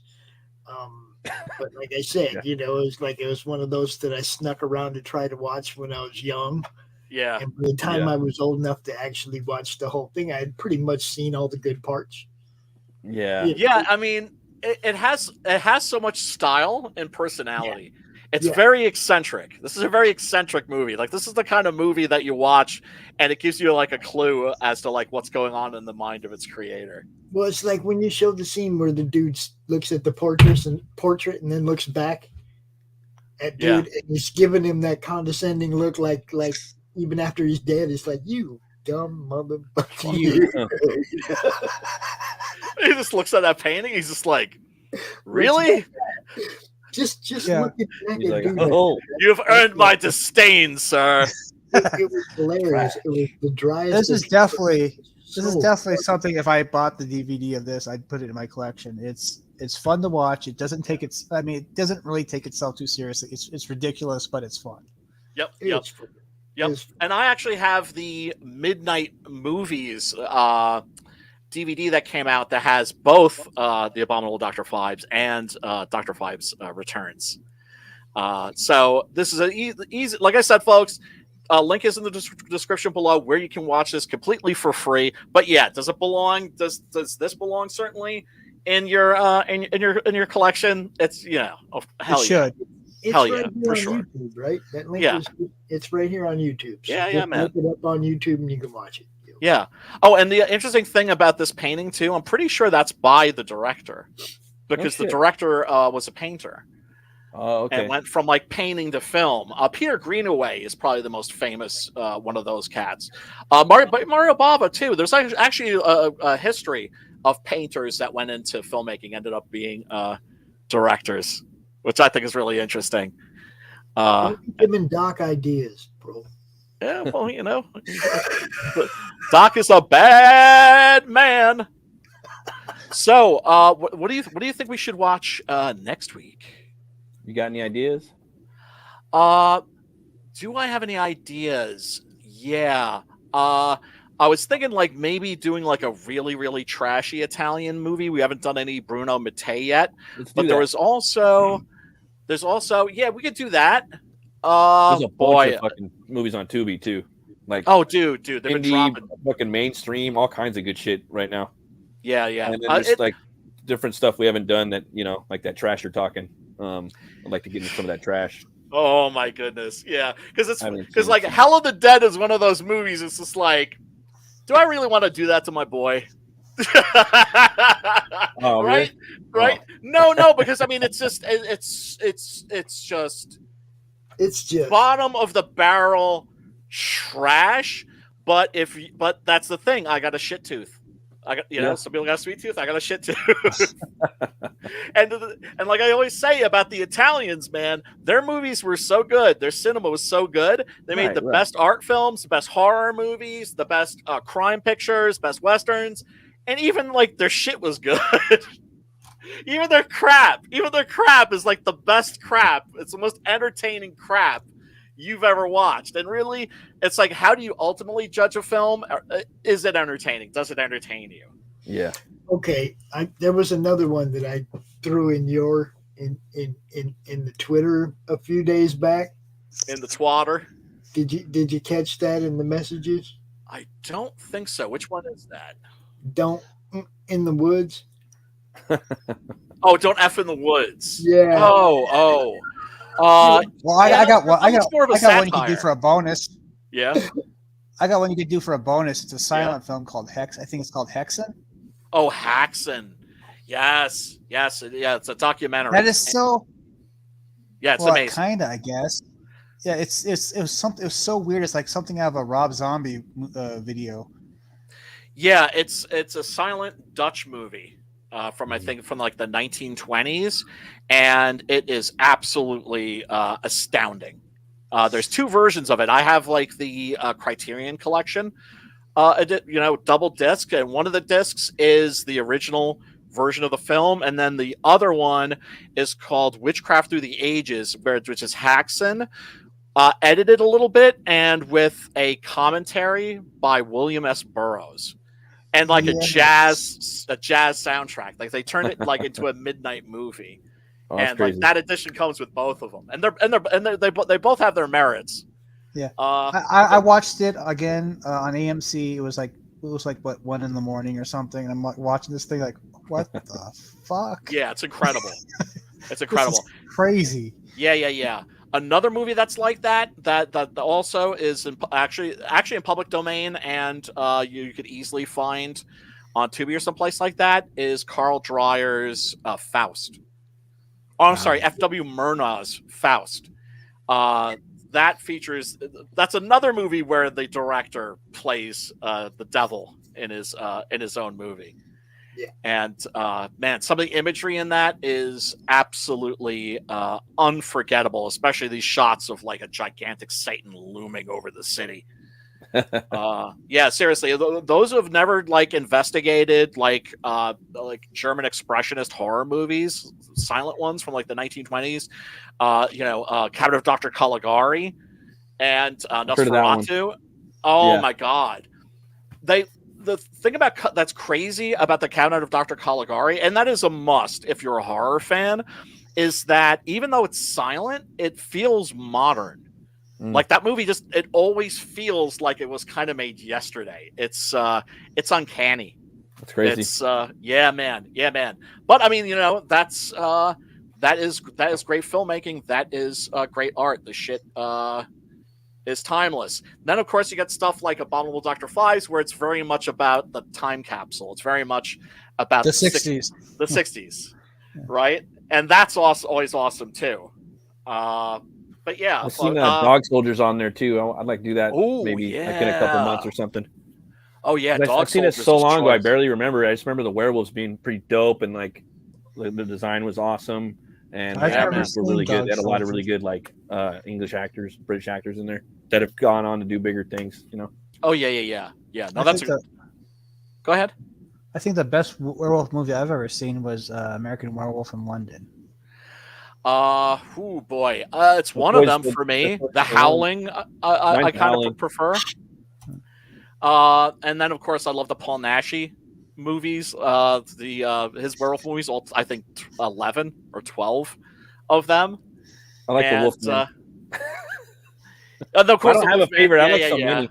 Like I really don't. Yeah, but me too. I had to as far as scary and like I would go The Howling. Like that one just kind of. Me and my daughter watched Silver Bullet yesterday, bro. We watched the. Oh, that's a fun one. I felt kind of bad because when I seen it like 10 times as a kid, but it was all edited. But my dad, he would tape things edited, so I would still watch them. And right. But man, that movie's pretty cool, dude. And I was watching. I was like, did Stephen King rip off The Howling? Because I knew The Howling was a book, right? And I was it was a novel.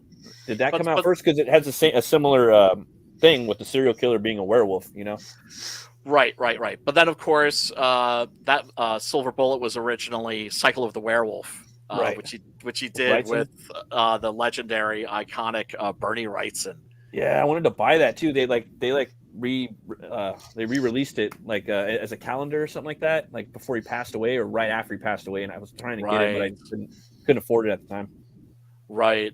Yeah. Well, I mean, the loss of Bernie was super fucking tragic, and just the fact that the industry treated him the way it did is despicable. But then again, it's weird, man. Like him and Lin Wein both kind of left us at the same time. I was really starting to get into Wrightson too, and like he just kind of. Yeah. Well, I mean, it's a little reminder that we're not going to have these people forever. Yeah. And that's what I love about conventions is that it gives you it gives the public not only a chance to meet these folks and thank them, it also it gives them an opportunity to soak up some of that love that they've so richly earned by giving us. Thing about the conventions, we're always trying to go there and fucking sell our books or buy books or people want to cosplay and shit, but or get their art looked at or get their scripts read, but I mean it's kind of cool to go there and meet some of your inspirational heroes, I mean now that they're yep. not on this planet too long. Yeah, no, absolutely. And I always used to be too shy. Me too. Right? Well, actually not even too shy, but my main thing was that I wasn't really shy. I just felt like I'd be able to go see him again. Like, I'll go see Neil Adams again. I'll go see Guillermo del Toro again, but it's not like that. They have. I didn't even know that they have schedules and shit like that. Yeah. And I'm actually going to be doing my first event thing at the end of May. Cool. It's gonna be. It's called Author Palooza. It's in Middleton at the trolley station across from the library. That's dope. Nice. From 10 to 2. Yeah. If you like as creators, like if we get like a really good product, and if you have like the ability to go and do cons, like there's a lot of like ways you can like build your company up, your IPs, your books, people, like that's how you do it. Like in the middle of America, basically, or over where I'm at, it's kind of a dead zone because I'm in California, but fucking cons are huge all over the rest of the country. It's you want to exist outside the internet as well as on. Yeah, and want to put a face to the work, Right. The internet should always be a supplement. Exactly. Right? And that thing in interaction, man, and internet and interaction is fine, but man, you want your fans to be able to meet you. Yeah. And dude, for me, the best thing is when somebody buys your comic on one day and then they come back the next day and they read it and tell they you how loved it. Well, yeah. Yeah. Like I gave I had old copies of Melvin 1 and 2. I gave a coworker these issues, and she gave them to her. I guess she had them in her room, and her kids stole them and won't give them back. Good, man. That's great. That's great. That's like the best possible review that you could possibly get. Yes, and then another coworker has same thing, but her kid can't read yet, but loves the pictures. That's how it starts. Yeah. That's how it starts. The comic bug.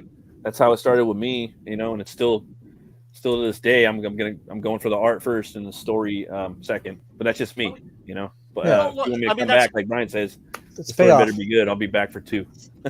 Yeah, I mean, if the art doesn't grab you, you're just gonna be like you're not gonna give the story a chance. But yeah, I mean, just a few days ago. Oh, do I have it here? I think I do. This is like an old issue of the Avengers, and this must have been one of my first comic books because it is toe up. Oh, that's old school. I was on there. What number is it, B? Is that the Defenders Avengers? No, I think it's just it's just an issue of the Avengers. I'm not sure which issue. Let me see that again. Okay. Who's the artist on that, man? Oh yeah, this was Steve Englehart was the author, and let's see, M. Esposito, R. Giacoa. It's they're the inkers. Why does it not say who the artist is? Back then they had like 5 artists drawing, like they had dudes doing backgrounds, dudes doing like, faces, like they were running that shit like a fucking manga studio. I see Valkyrie. Hold on, I see Valkyrie. Who all is there, man? Who all is there? I see Valkyrie. It does look like the Defenders are hanging out too. That is the Avengers and Defenders crossover from the 70s, dude. Right. There's Doctor Strange right there. Yep. But you'll notice that there's crayon. Right? There's like little crayon drawings. Yeah. Here I'm drawing like a laser beam coming out of Doctor Strange's cup. Strange is holding the evil eye right there. That's like 118 or 119. Right. It's crazy too. Like when you're reading comics, man, they just kind of that got me into. Oh my god! Look, the Watcher got fat. Check it out. Right? That was a crossover story that went back and forth between the Defenders and the Avengers, because I got into comics Defenders 10, which was also part of I was a big Defenders fan. Fan. It was also part of that story. It was where Thor and Hulk fought. Now, guess what happened here? Oh no! Marvel value stamp. Oh yeah, right. So many people jacked up their books, man. Oh no, actually, this isn't even a Marvel. It's not even a Marvel value stamp. It was like an advertisement for a Spider-Man medallion, and I cut it out for some reason. But the reason I'm showing this is, if I was like drawing like straight lines and laser beams coming out of people's eyes, I was really fucking little. When I saw, because I didn't even know what, at that point, I guess I didn't even understand what comics were. Well, you were 5 years younger than me, and that was the comic. That was the comic story that I first got into, because Defenders 10 was the first book I bought, which was part of that story. Actually, the issue before that, but on the Defender side. You know what my first one was? I really got into it. X-Force 1. Oh wow. Yeah. My brother hated it, so I think we were on a camping trip. So he throws it to me and says, "Here, you want this?" So I was like, "Yes, I do." Yeah, well, also, the old days when comic books were things that you would you would roll up and stick in your back pocket, and share with your friends and shit. When I bought Defenders 10, Brian, I bought it and I realized it was like the end of a story. Yeah. And I had to go running around spinner rack to find all the rest of the books. Yes. 2 or 3 months.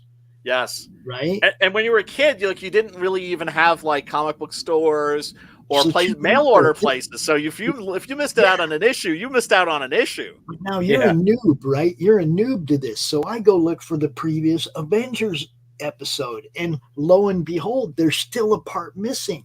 What the hell? Okay, I mean Defenders episode, right? I went to find the previous Defenders episode, and it was like it part of the story's missing. I didn't know there was another that it crossed over with another title, because I didn't know the Avengers was another title. All I knew was Defenders 10, and I'm looking for Defenders 9, Defenders 8.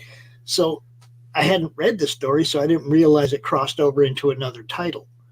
So it took me a while to find all those books so I could read that whole story, because I had to figure out that I needed 2 different titles, over like a 3-month period. Right. Oh, I just found this actually on eBay for like $15. Yes. So, yeah. I have Wolverine. I have the whole story, dude. I have the whole story on both sides, Avengers and Defenders. Yeah.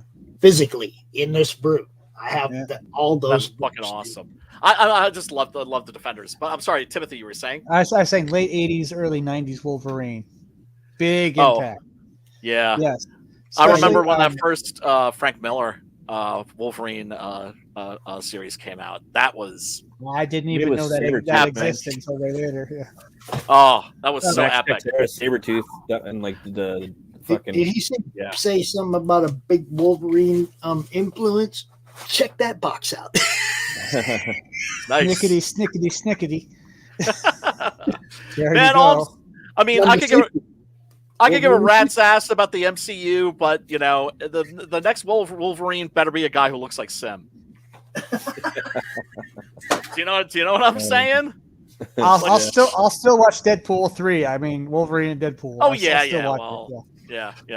I mean, that'll probably be the last decent Marvel movie ever. Yeah, I wouldn't hold out hope, but I mean, maybe. Yeah. Maybe. Oh, if it's trash, I'll be mad. If it's trash, I'll be angry. So better put him in a suit, dude. He better wear the suit the whole time. That's like his last fucking chance.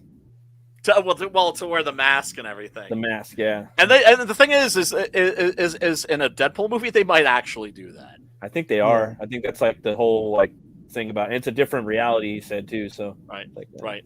That would be cool. Yeah. That would be cool. But I think the first Wolverine I had was Wolverine number 22 when he was fighting something called the Spore. Oh, and this was Bushima's run. Yes. I had that, and then I had one where he was in was it Madripoor, and he's fighting these dudes that were hopped up on some drug and they couldn't feel any pain. Yeah. That's where that scene where he's hiding underneath the behind the bar, and one of the Yakuza guys is looking over the bar to see if he's dead or not, and the clouds just pop right through the bar. Yeah, man. It's like, dude. Yeah. I mean, I always preferred Wolverine as a supporting character rather than like a solo character. But man, some of those were great, and Bushima was like the perfect artist. Best Wolverine cover ever was Mark Silverstreet's run, the Blood and Claws story arc. The one where he's like knee deep in bullets, and he's got like a stogie in his mouth. Yeah. He's holding that submachine gun, and like, dude. Yeah. Great shit, man. Great shit. That comics ain't like that anymore, unfortunately. But I mean, that's why you got indie peeps like us trying to bring that fly shit back. Exactly. Yeah, baby. But Wolverine was so violent, but yet, but the whole Comic Code Authority, but it still came off badass. The whole Comic Code Authority did not hinder how over the top. Well, they had little tricks. They had little tricks, right? Making the blood black. Or not colored at all. The Conan comics, yeah. You never saw any heads go flying or anything like that, or yeah. Or like when he chopped off an arm that you could see the meat in the inside, but you couldn't see any blood dripping from it, or it was like a clean cut. Right, or like Conan would cut somebody's head off or split their skull, but it would happen off panel. Yeah. That kind of shit. I always like the one where they slice them in the belly, but you're looking at the back of the victim and it's not going all the way through them. It's just slicing them in the belly. So they're like, as if to say, trust us. His guts are falling out. No, not to the extent. Yeah, it's the power of suggestion, But that's the thing. That's one of the. I mean, look, I'm as anti-censorship as they come, but it does. Having certain parameters like that does kind of force you to be more creative. sometimes. Yeah. Although I much rather see motherfuckers getting their heads split open. Yeah, I like the gore. I want to see the guys. I like the flying. gore, you know. I want to see the I want bones to see people cracking. I want to see all that shit. Oh, I've gotten to the age where I think there's room for both over-the-top violence and stuff Yes. that's kind of Yeah. drawn back. Yes. Depends on the story there you're should be telling, you know. There should be something for there should be something for everybody. Like every genre should be covered. We should be doing like the Japanese are doing, but you know, If you they can pull it off, though, if you can convince me that you opened up that dude without showing me that you opened up that dude, you're a fucking good ass artist. yeah. So it's like you understand. Well, I mean, that's why I always preferred Savage Sword of Conan to the Conan comic, was because they could get more raw. Yeah. Like, a lot more raw. Yeah. Right? Because those weren't subject to the Comics Code Authority. If you can't convince me though that you did that without actually showing it to me, you're man. an artist. You know? Oh yeah. Well, I mean, it's like, you know, when we did Texas Chainsaw Massacre, people always think they've seen stuff in that movie that's not there. Right. Yeah. Right?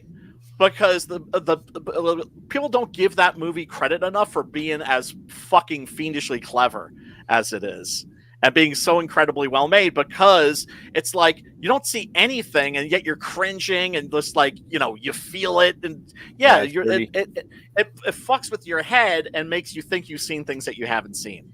Right. You know, that's magical. That's a real case of misdirection and the power of illusion. But anyway, we are coming up on like 2 hours 15 minutes now. I can't tell because this is the CRoM Con. You're doing good. You're doing good. Okay, brother man. Let's see. So is there more CRoM Con after this, or is CRoM Con taking a siesta until tomorrow? Yeah, shut her down till tomorrow, dude. That's right up. Here's a question for you, Pops. Is this an anniversary of CRoM Con? Yes, third year. Congratulations. Third year of doing this every month, once a month. Congratulations, man. Hell yeah, man. Getting books funded, man. Getting books funded. Getting indie creators attention. You know, that's what Pops is all about, and that's why I'm down with the madness. That's why I'm on the channel. I'm having a blast.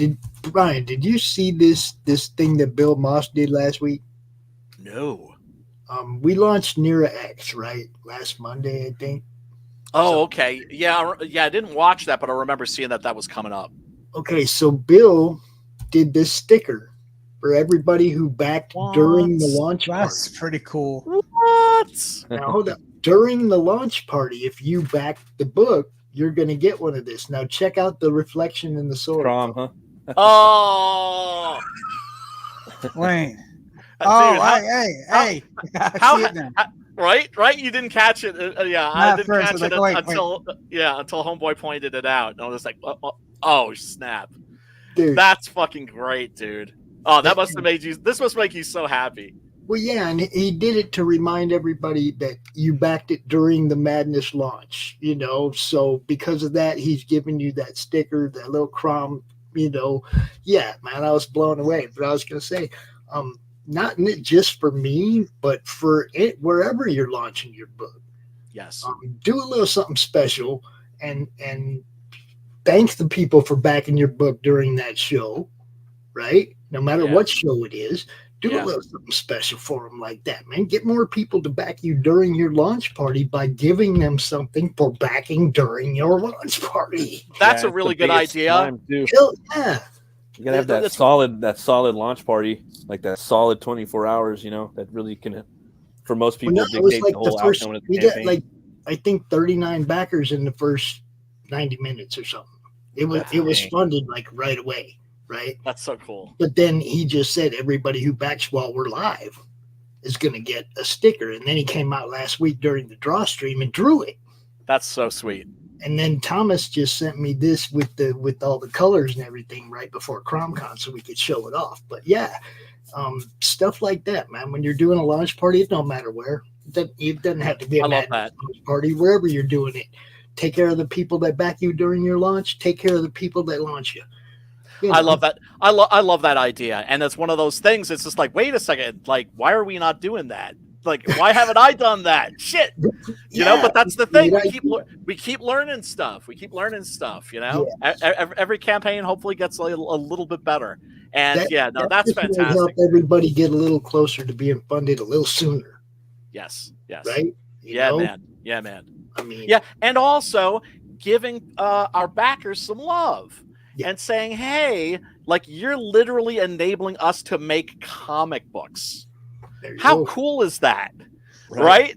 You know, because that's one of the things that you know that we always need to stress to our backers is we appreciate you. We really do. Because once again, we're making comic books. How cool is that? And we couldn't be doing it without those folks, you know? Yeah, man. I was blown away. I mean, Committed Comics, they're one of our sponsors. So we show them the love anyway. But man, I was blown. They show it back, dude. They show it back. I can't believe That's awesome. You know? That's awesome. That's the spirit, man. That's the spirit. Everybody, you know, think about that. Fuck during yeah. your launch parties, during your countdowns, throw a little something extra at the people and get them, you know, reward them for backing you during them prime moments. Hell yeah. Hell yeah. Oh, this is cool. Timothy, you viewing it? Yeah, man. So me and this guy Dave, who created a comic book called Rogue, when our campaigns launch, if you back Melvin 3 or Rogue #1, you'll get a 6x9 print of that. Nice. Cool. See, that's what, you know. That's an homage, huh? Yes, it's I think it was like Wolverine and Captain America. Right? Captain America. Yeah. Mike I have that Zack. poster in my garage. That's how I know. I was like, oh, okay. Yeah, it's Mike Zack for sure. Issue number 7 of Six Gun Gorilla. That cover is totally is a Mike Zack homage to like this Punisher poster that he did. Well, that I mean, ended up actually being on the #1 issue of the miniseries. Well, that's what I'm saying. Like, don't be afraid to do, like, you know, work out stuff with other creators to help them promote their thing, and they're helping you promote yours. That's you know what I'm saying? That's the spirit, man. That's the spirit. Network and spread the love, yo. Yeah, man. Yeah. Yep. Rising tide lifts all ships. You know. Exactly. Without a freaking doubt. Oh man, I can't. Man, like once, like right now, dealing with a lot of like chaos. You know, having to sell the house and move and all that crap. Shit, for reals? Yeah. But Matt and I are gonna have to. So Matt, don't think I've been sleeping on that. You know, oh, no, the noodle is. Oh, I know. You know? For I'm sure, ready, man. for sure. Yeah, man. So, as we go out the door, Timothy, do you want to tell these nice people where they can find you? You can find me on the Twitters, and you can find me on Facebook. The Facebooks. Yes, on the Facebooks, and mostly on the Twitters though. So you know, don't be afraid to sign up for Melvin 3. Yeah, go check it out, people. Link is in the description. Matt, tell these fools where they can find you. You guys could find me on Twitter at Runecutter Comic. If you guys want, you can check out my channel. It's Metal Movies and Brewskis. And if you want to pick up my comics, it's at butchcleaver.com. I have the first 2 issues up there. So thanks, Brian. And man. Hill Pops, Hill CromCon, 3-year anniversary. That's fucking awesome, dude. Thanks, it is. Yeah, it is. And you got to get yourself one of these, man. Do it. Get one of those. Next 8 backers. Pops, tell these folks what's up. At the best kept secret on Facebook, join the madness, the comic related madness right there. We're over there on Insta. You know, we don't do a lot over there, but we try to throw stuff over there, you know, for the CromCon event. So, you know, Twitch, you can follow us on Twitch, the Madness Comic Network. Hell yeah. If you're watching and you see comments show up on the screen that you can't see in the chat where you're at, that's because we broadcast all over the freaking place, and that's why we try to highlight most of the comments up on the screen so you see what everybody's saying. Right. That's the whole point. Multi-platform. Folks, thank you so much. That's why I need to peace out. That's why I need to peace out. My noggins, my Duracells are running low. He needs to recharge, yo. Yeah, man. But everybody, thank you so much for hanging out. We really do appreciate it. You smash the like button, click the subscribe, ring a ding ding dong, the bell, and Pops Dog, if you want to take us out. Everybody, until next time, peace, love, and metal. We're going to play commercials.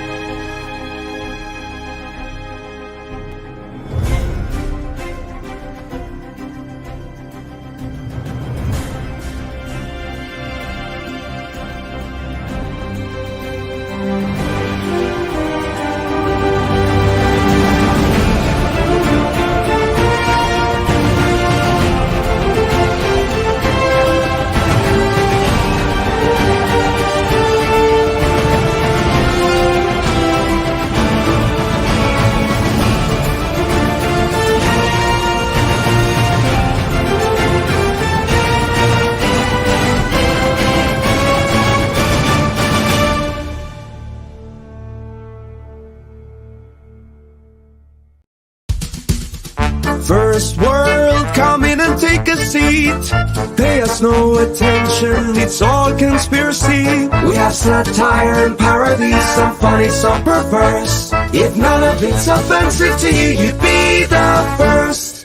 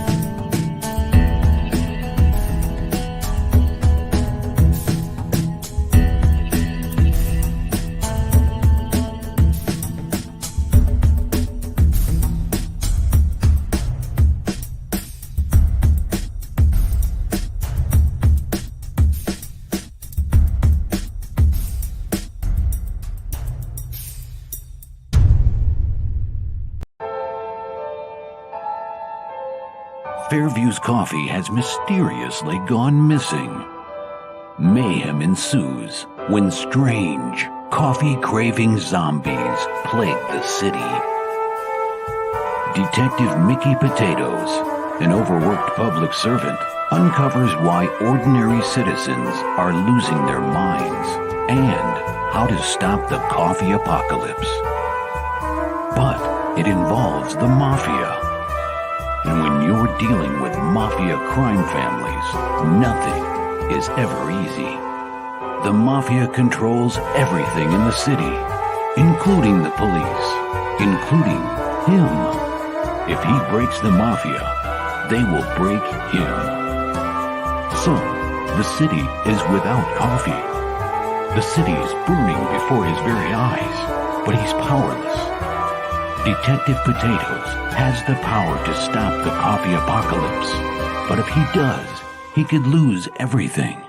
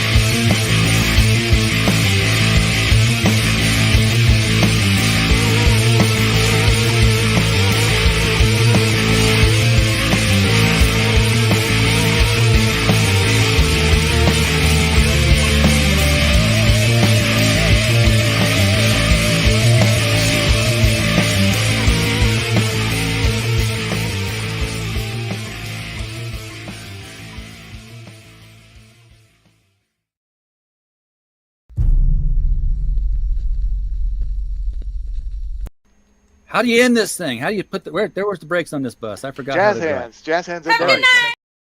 Comic Books for Kids provides comic books to kids in hospitals and cancer centers across the U.S. It's a place where we can all work together to make sure every child has a comic book. 100% of all proceeds go towards the kids. It's about making a difference, and while they're in the hospital, allowing them to fly like a superhero, battle dragons, or rescue teddy bears. We are in every state in the country and now support over 160 hospitals. Every month, we add more. Visit cb4k.org.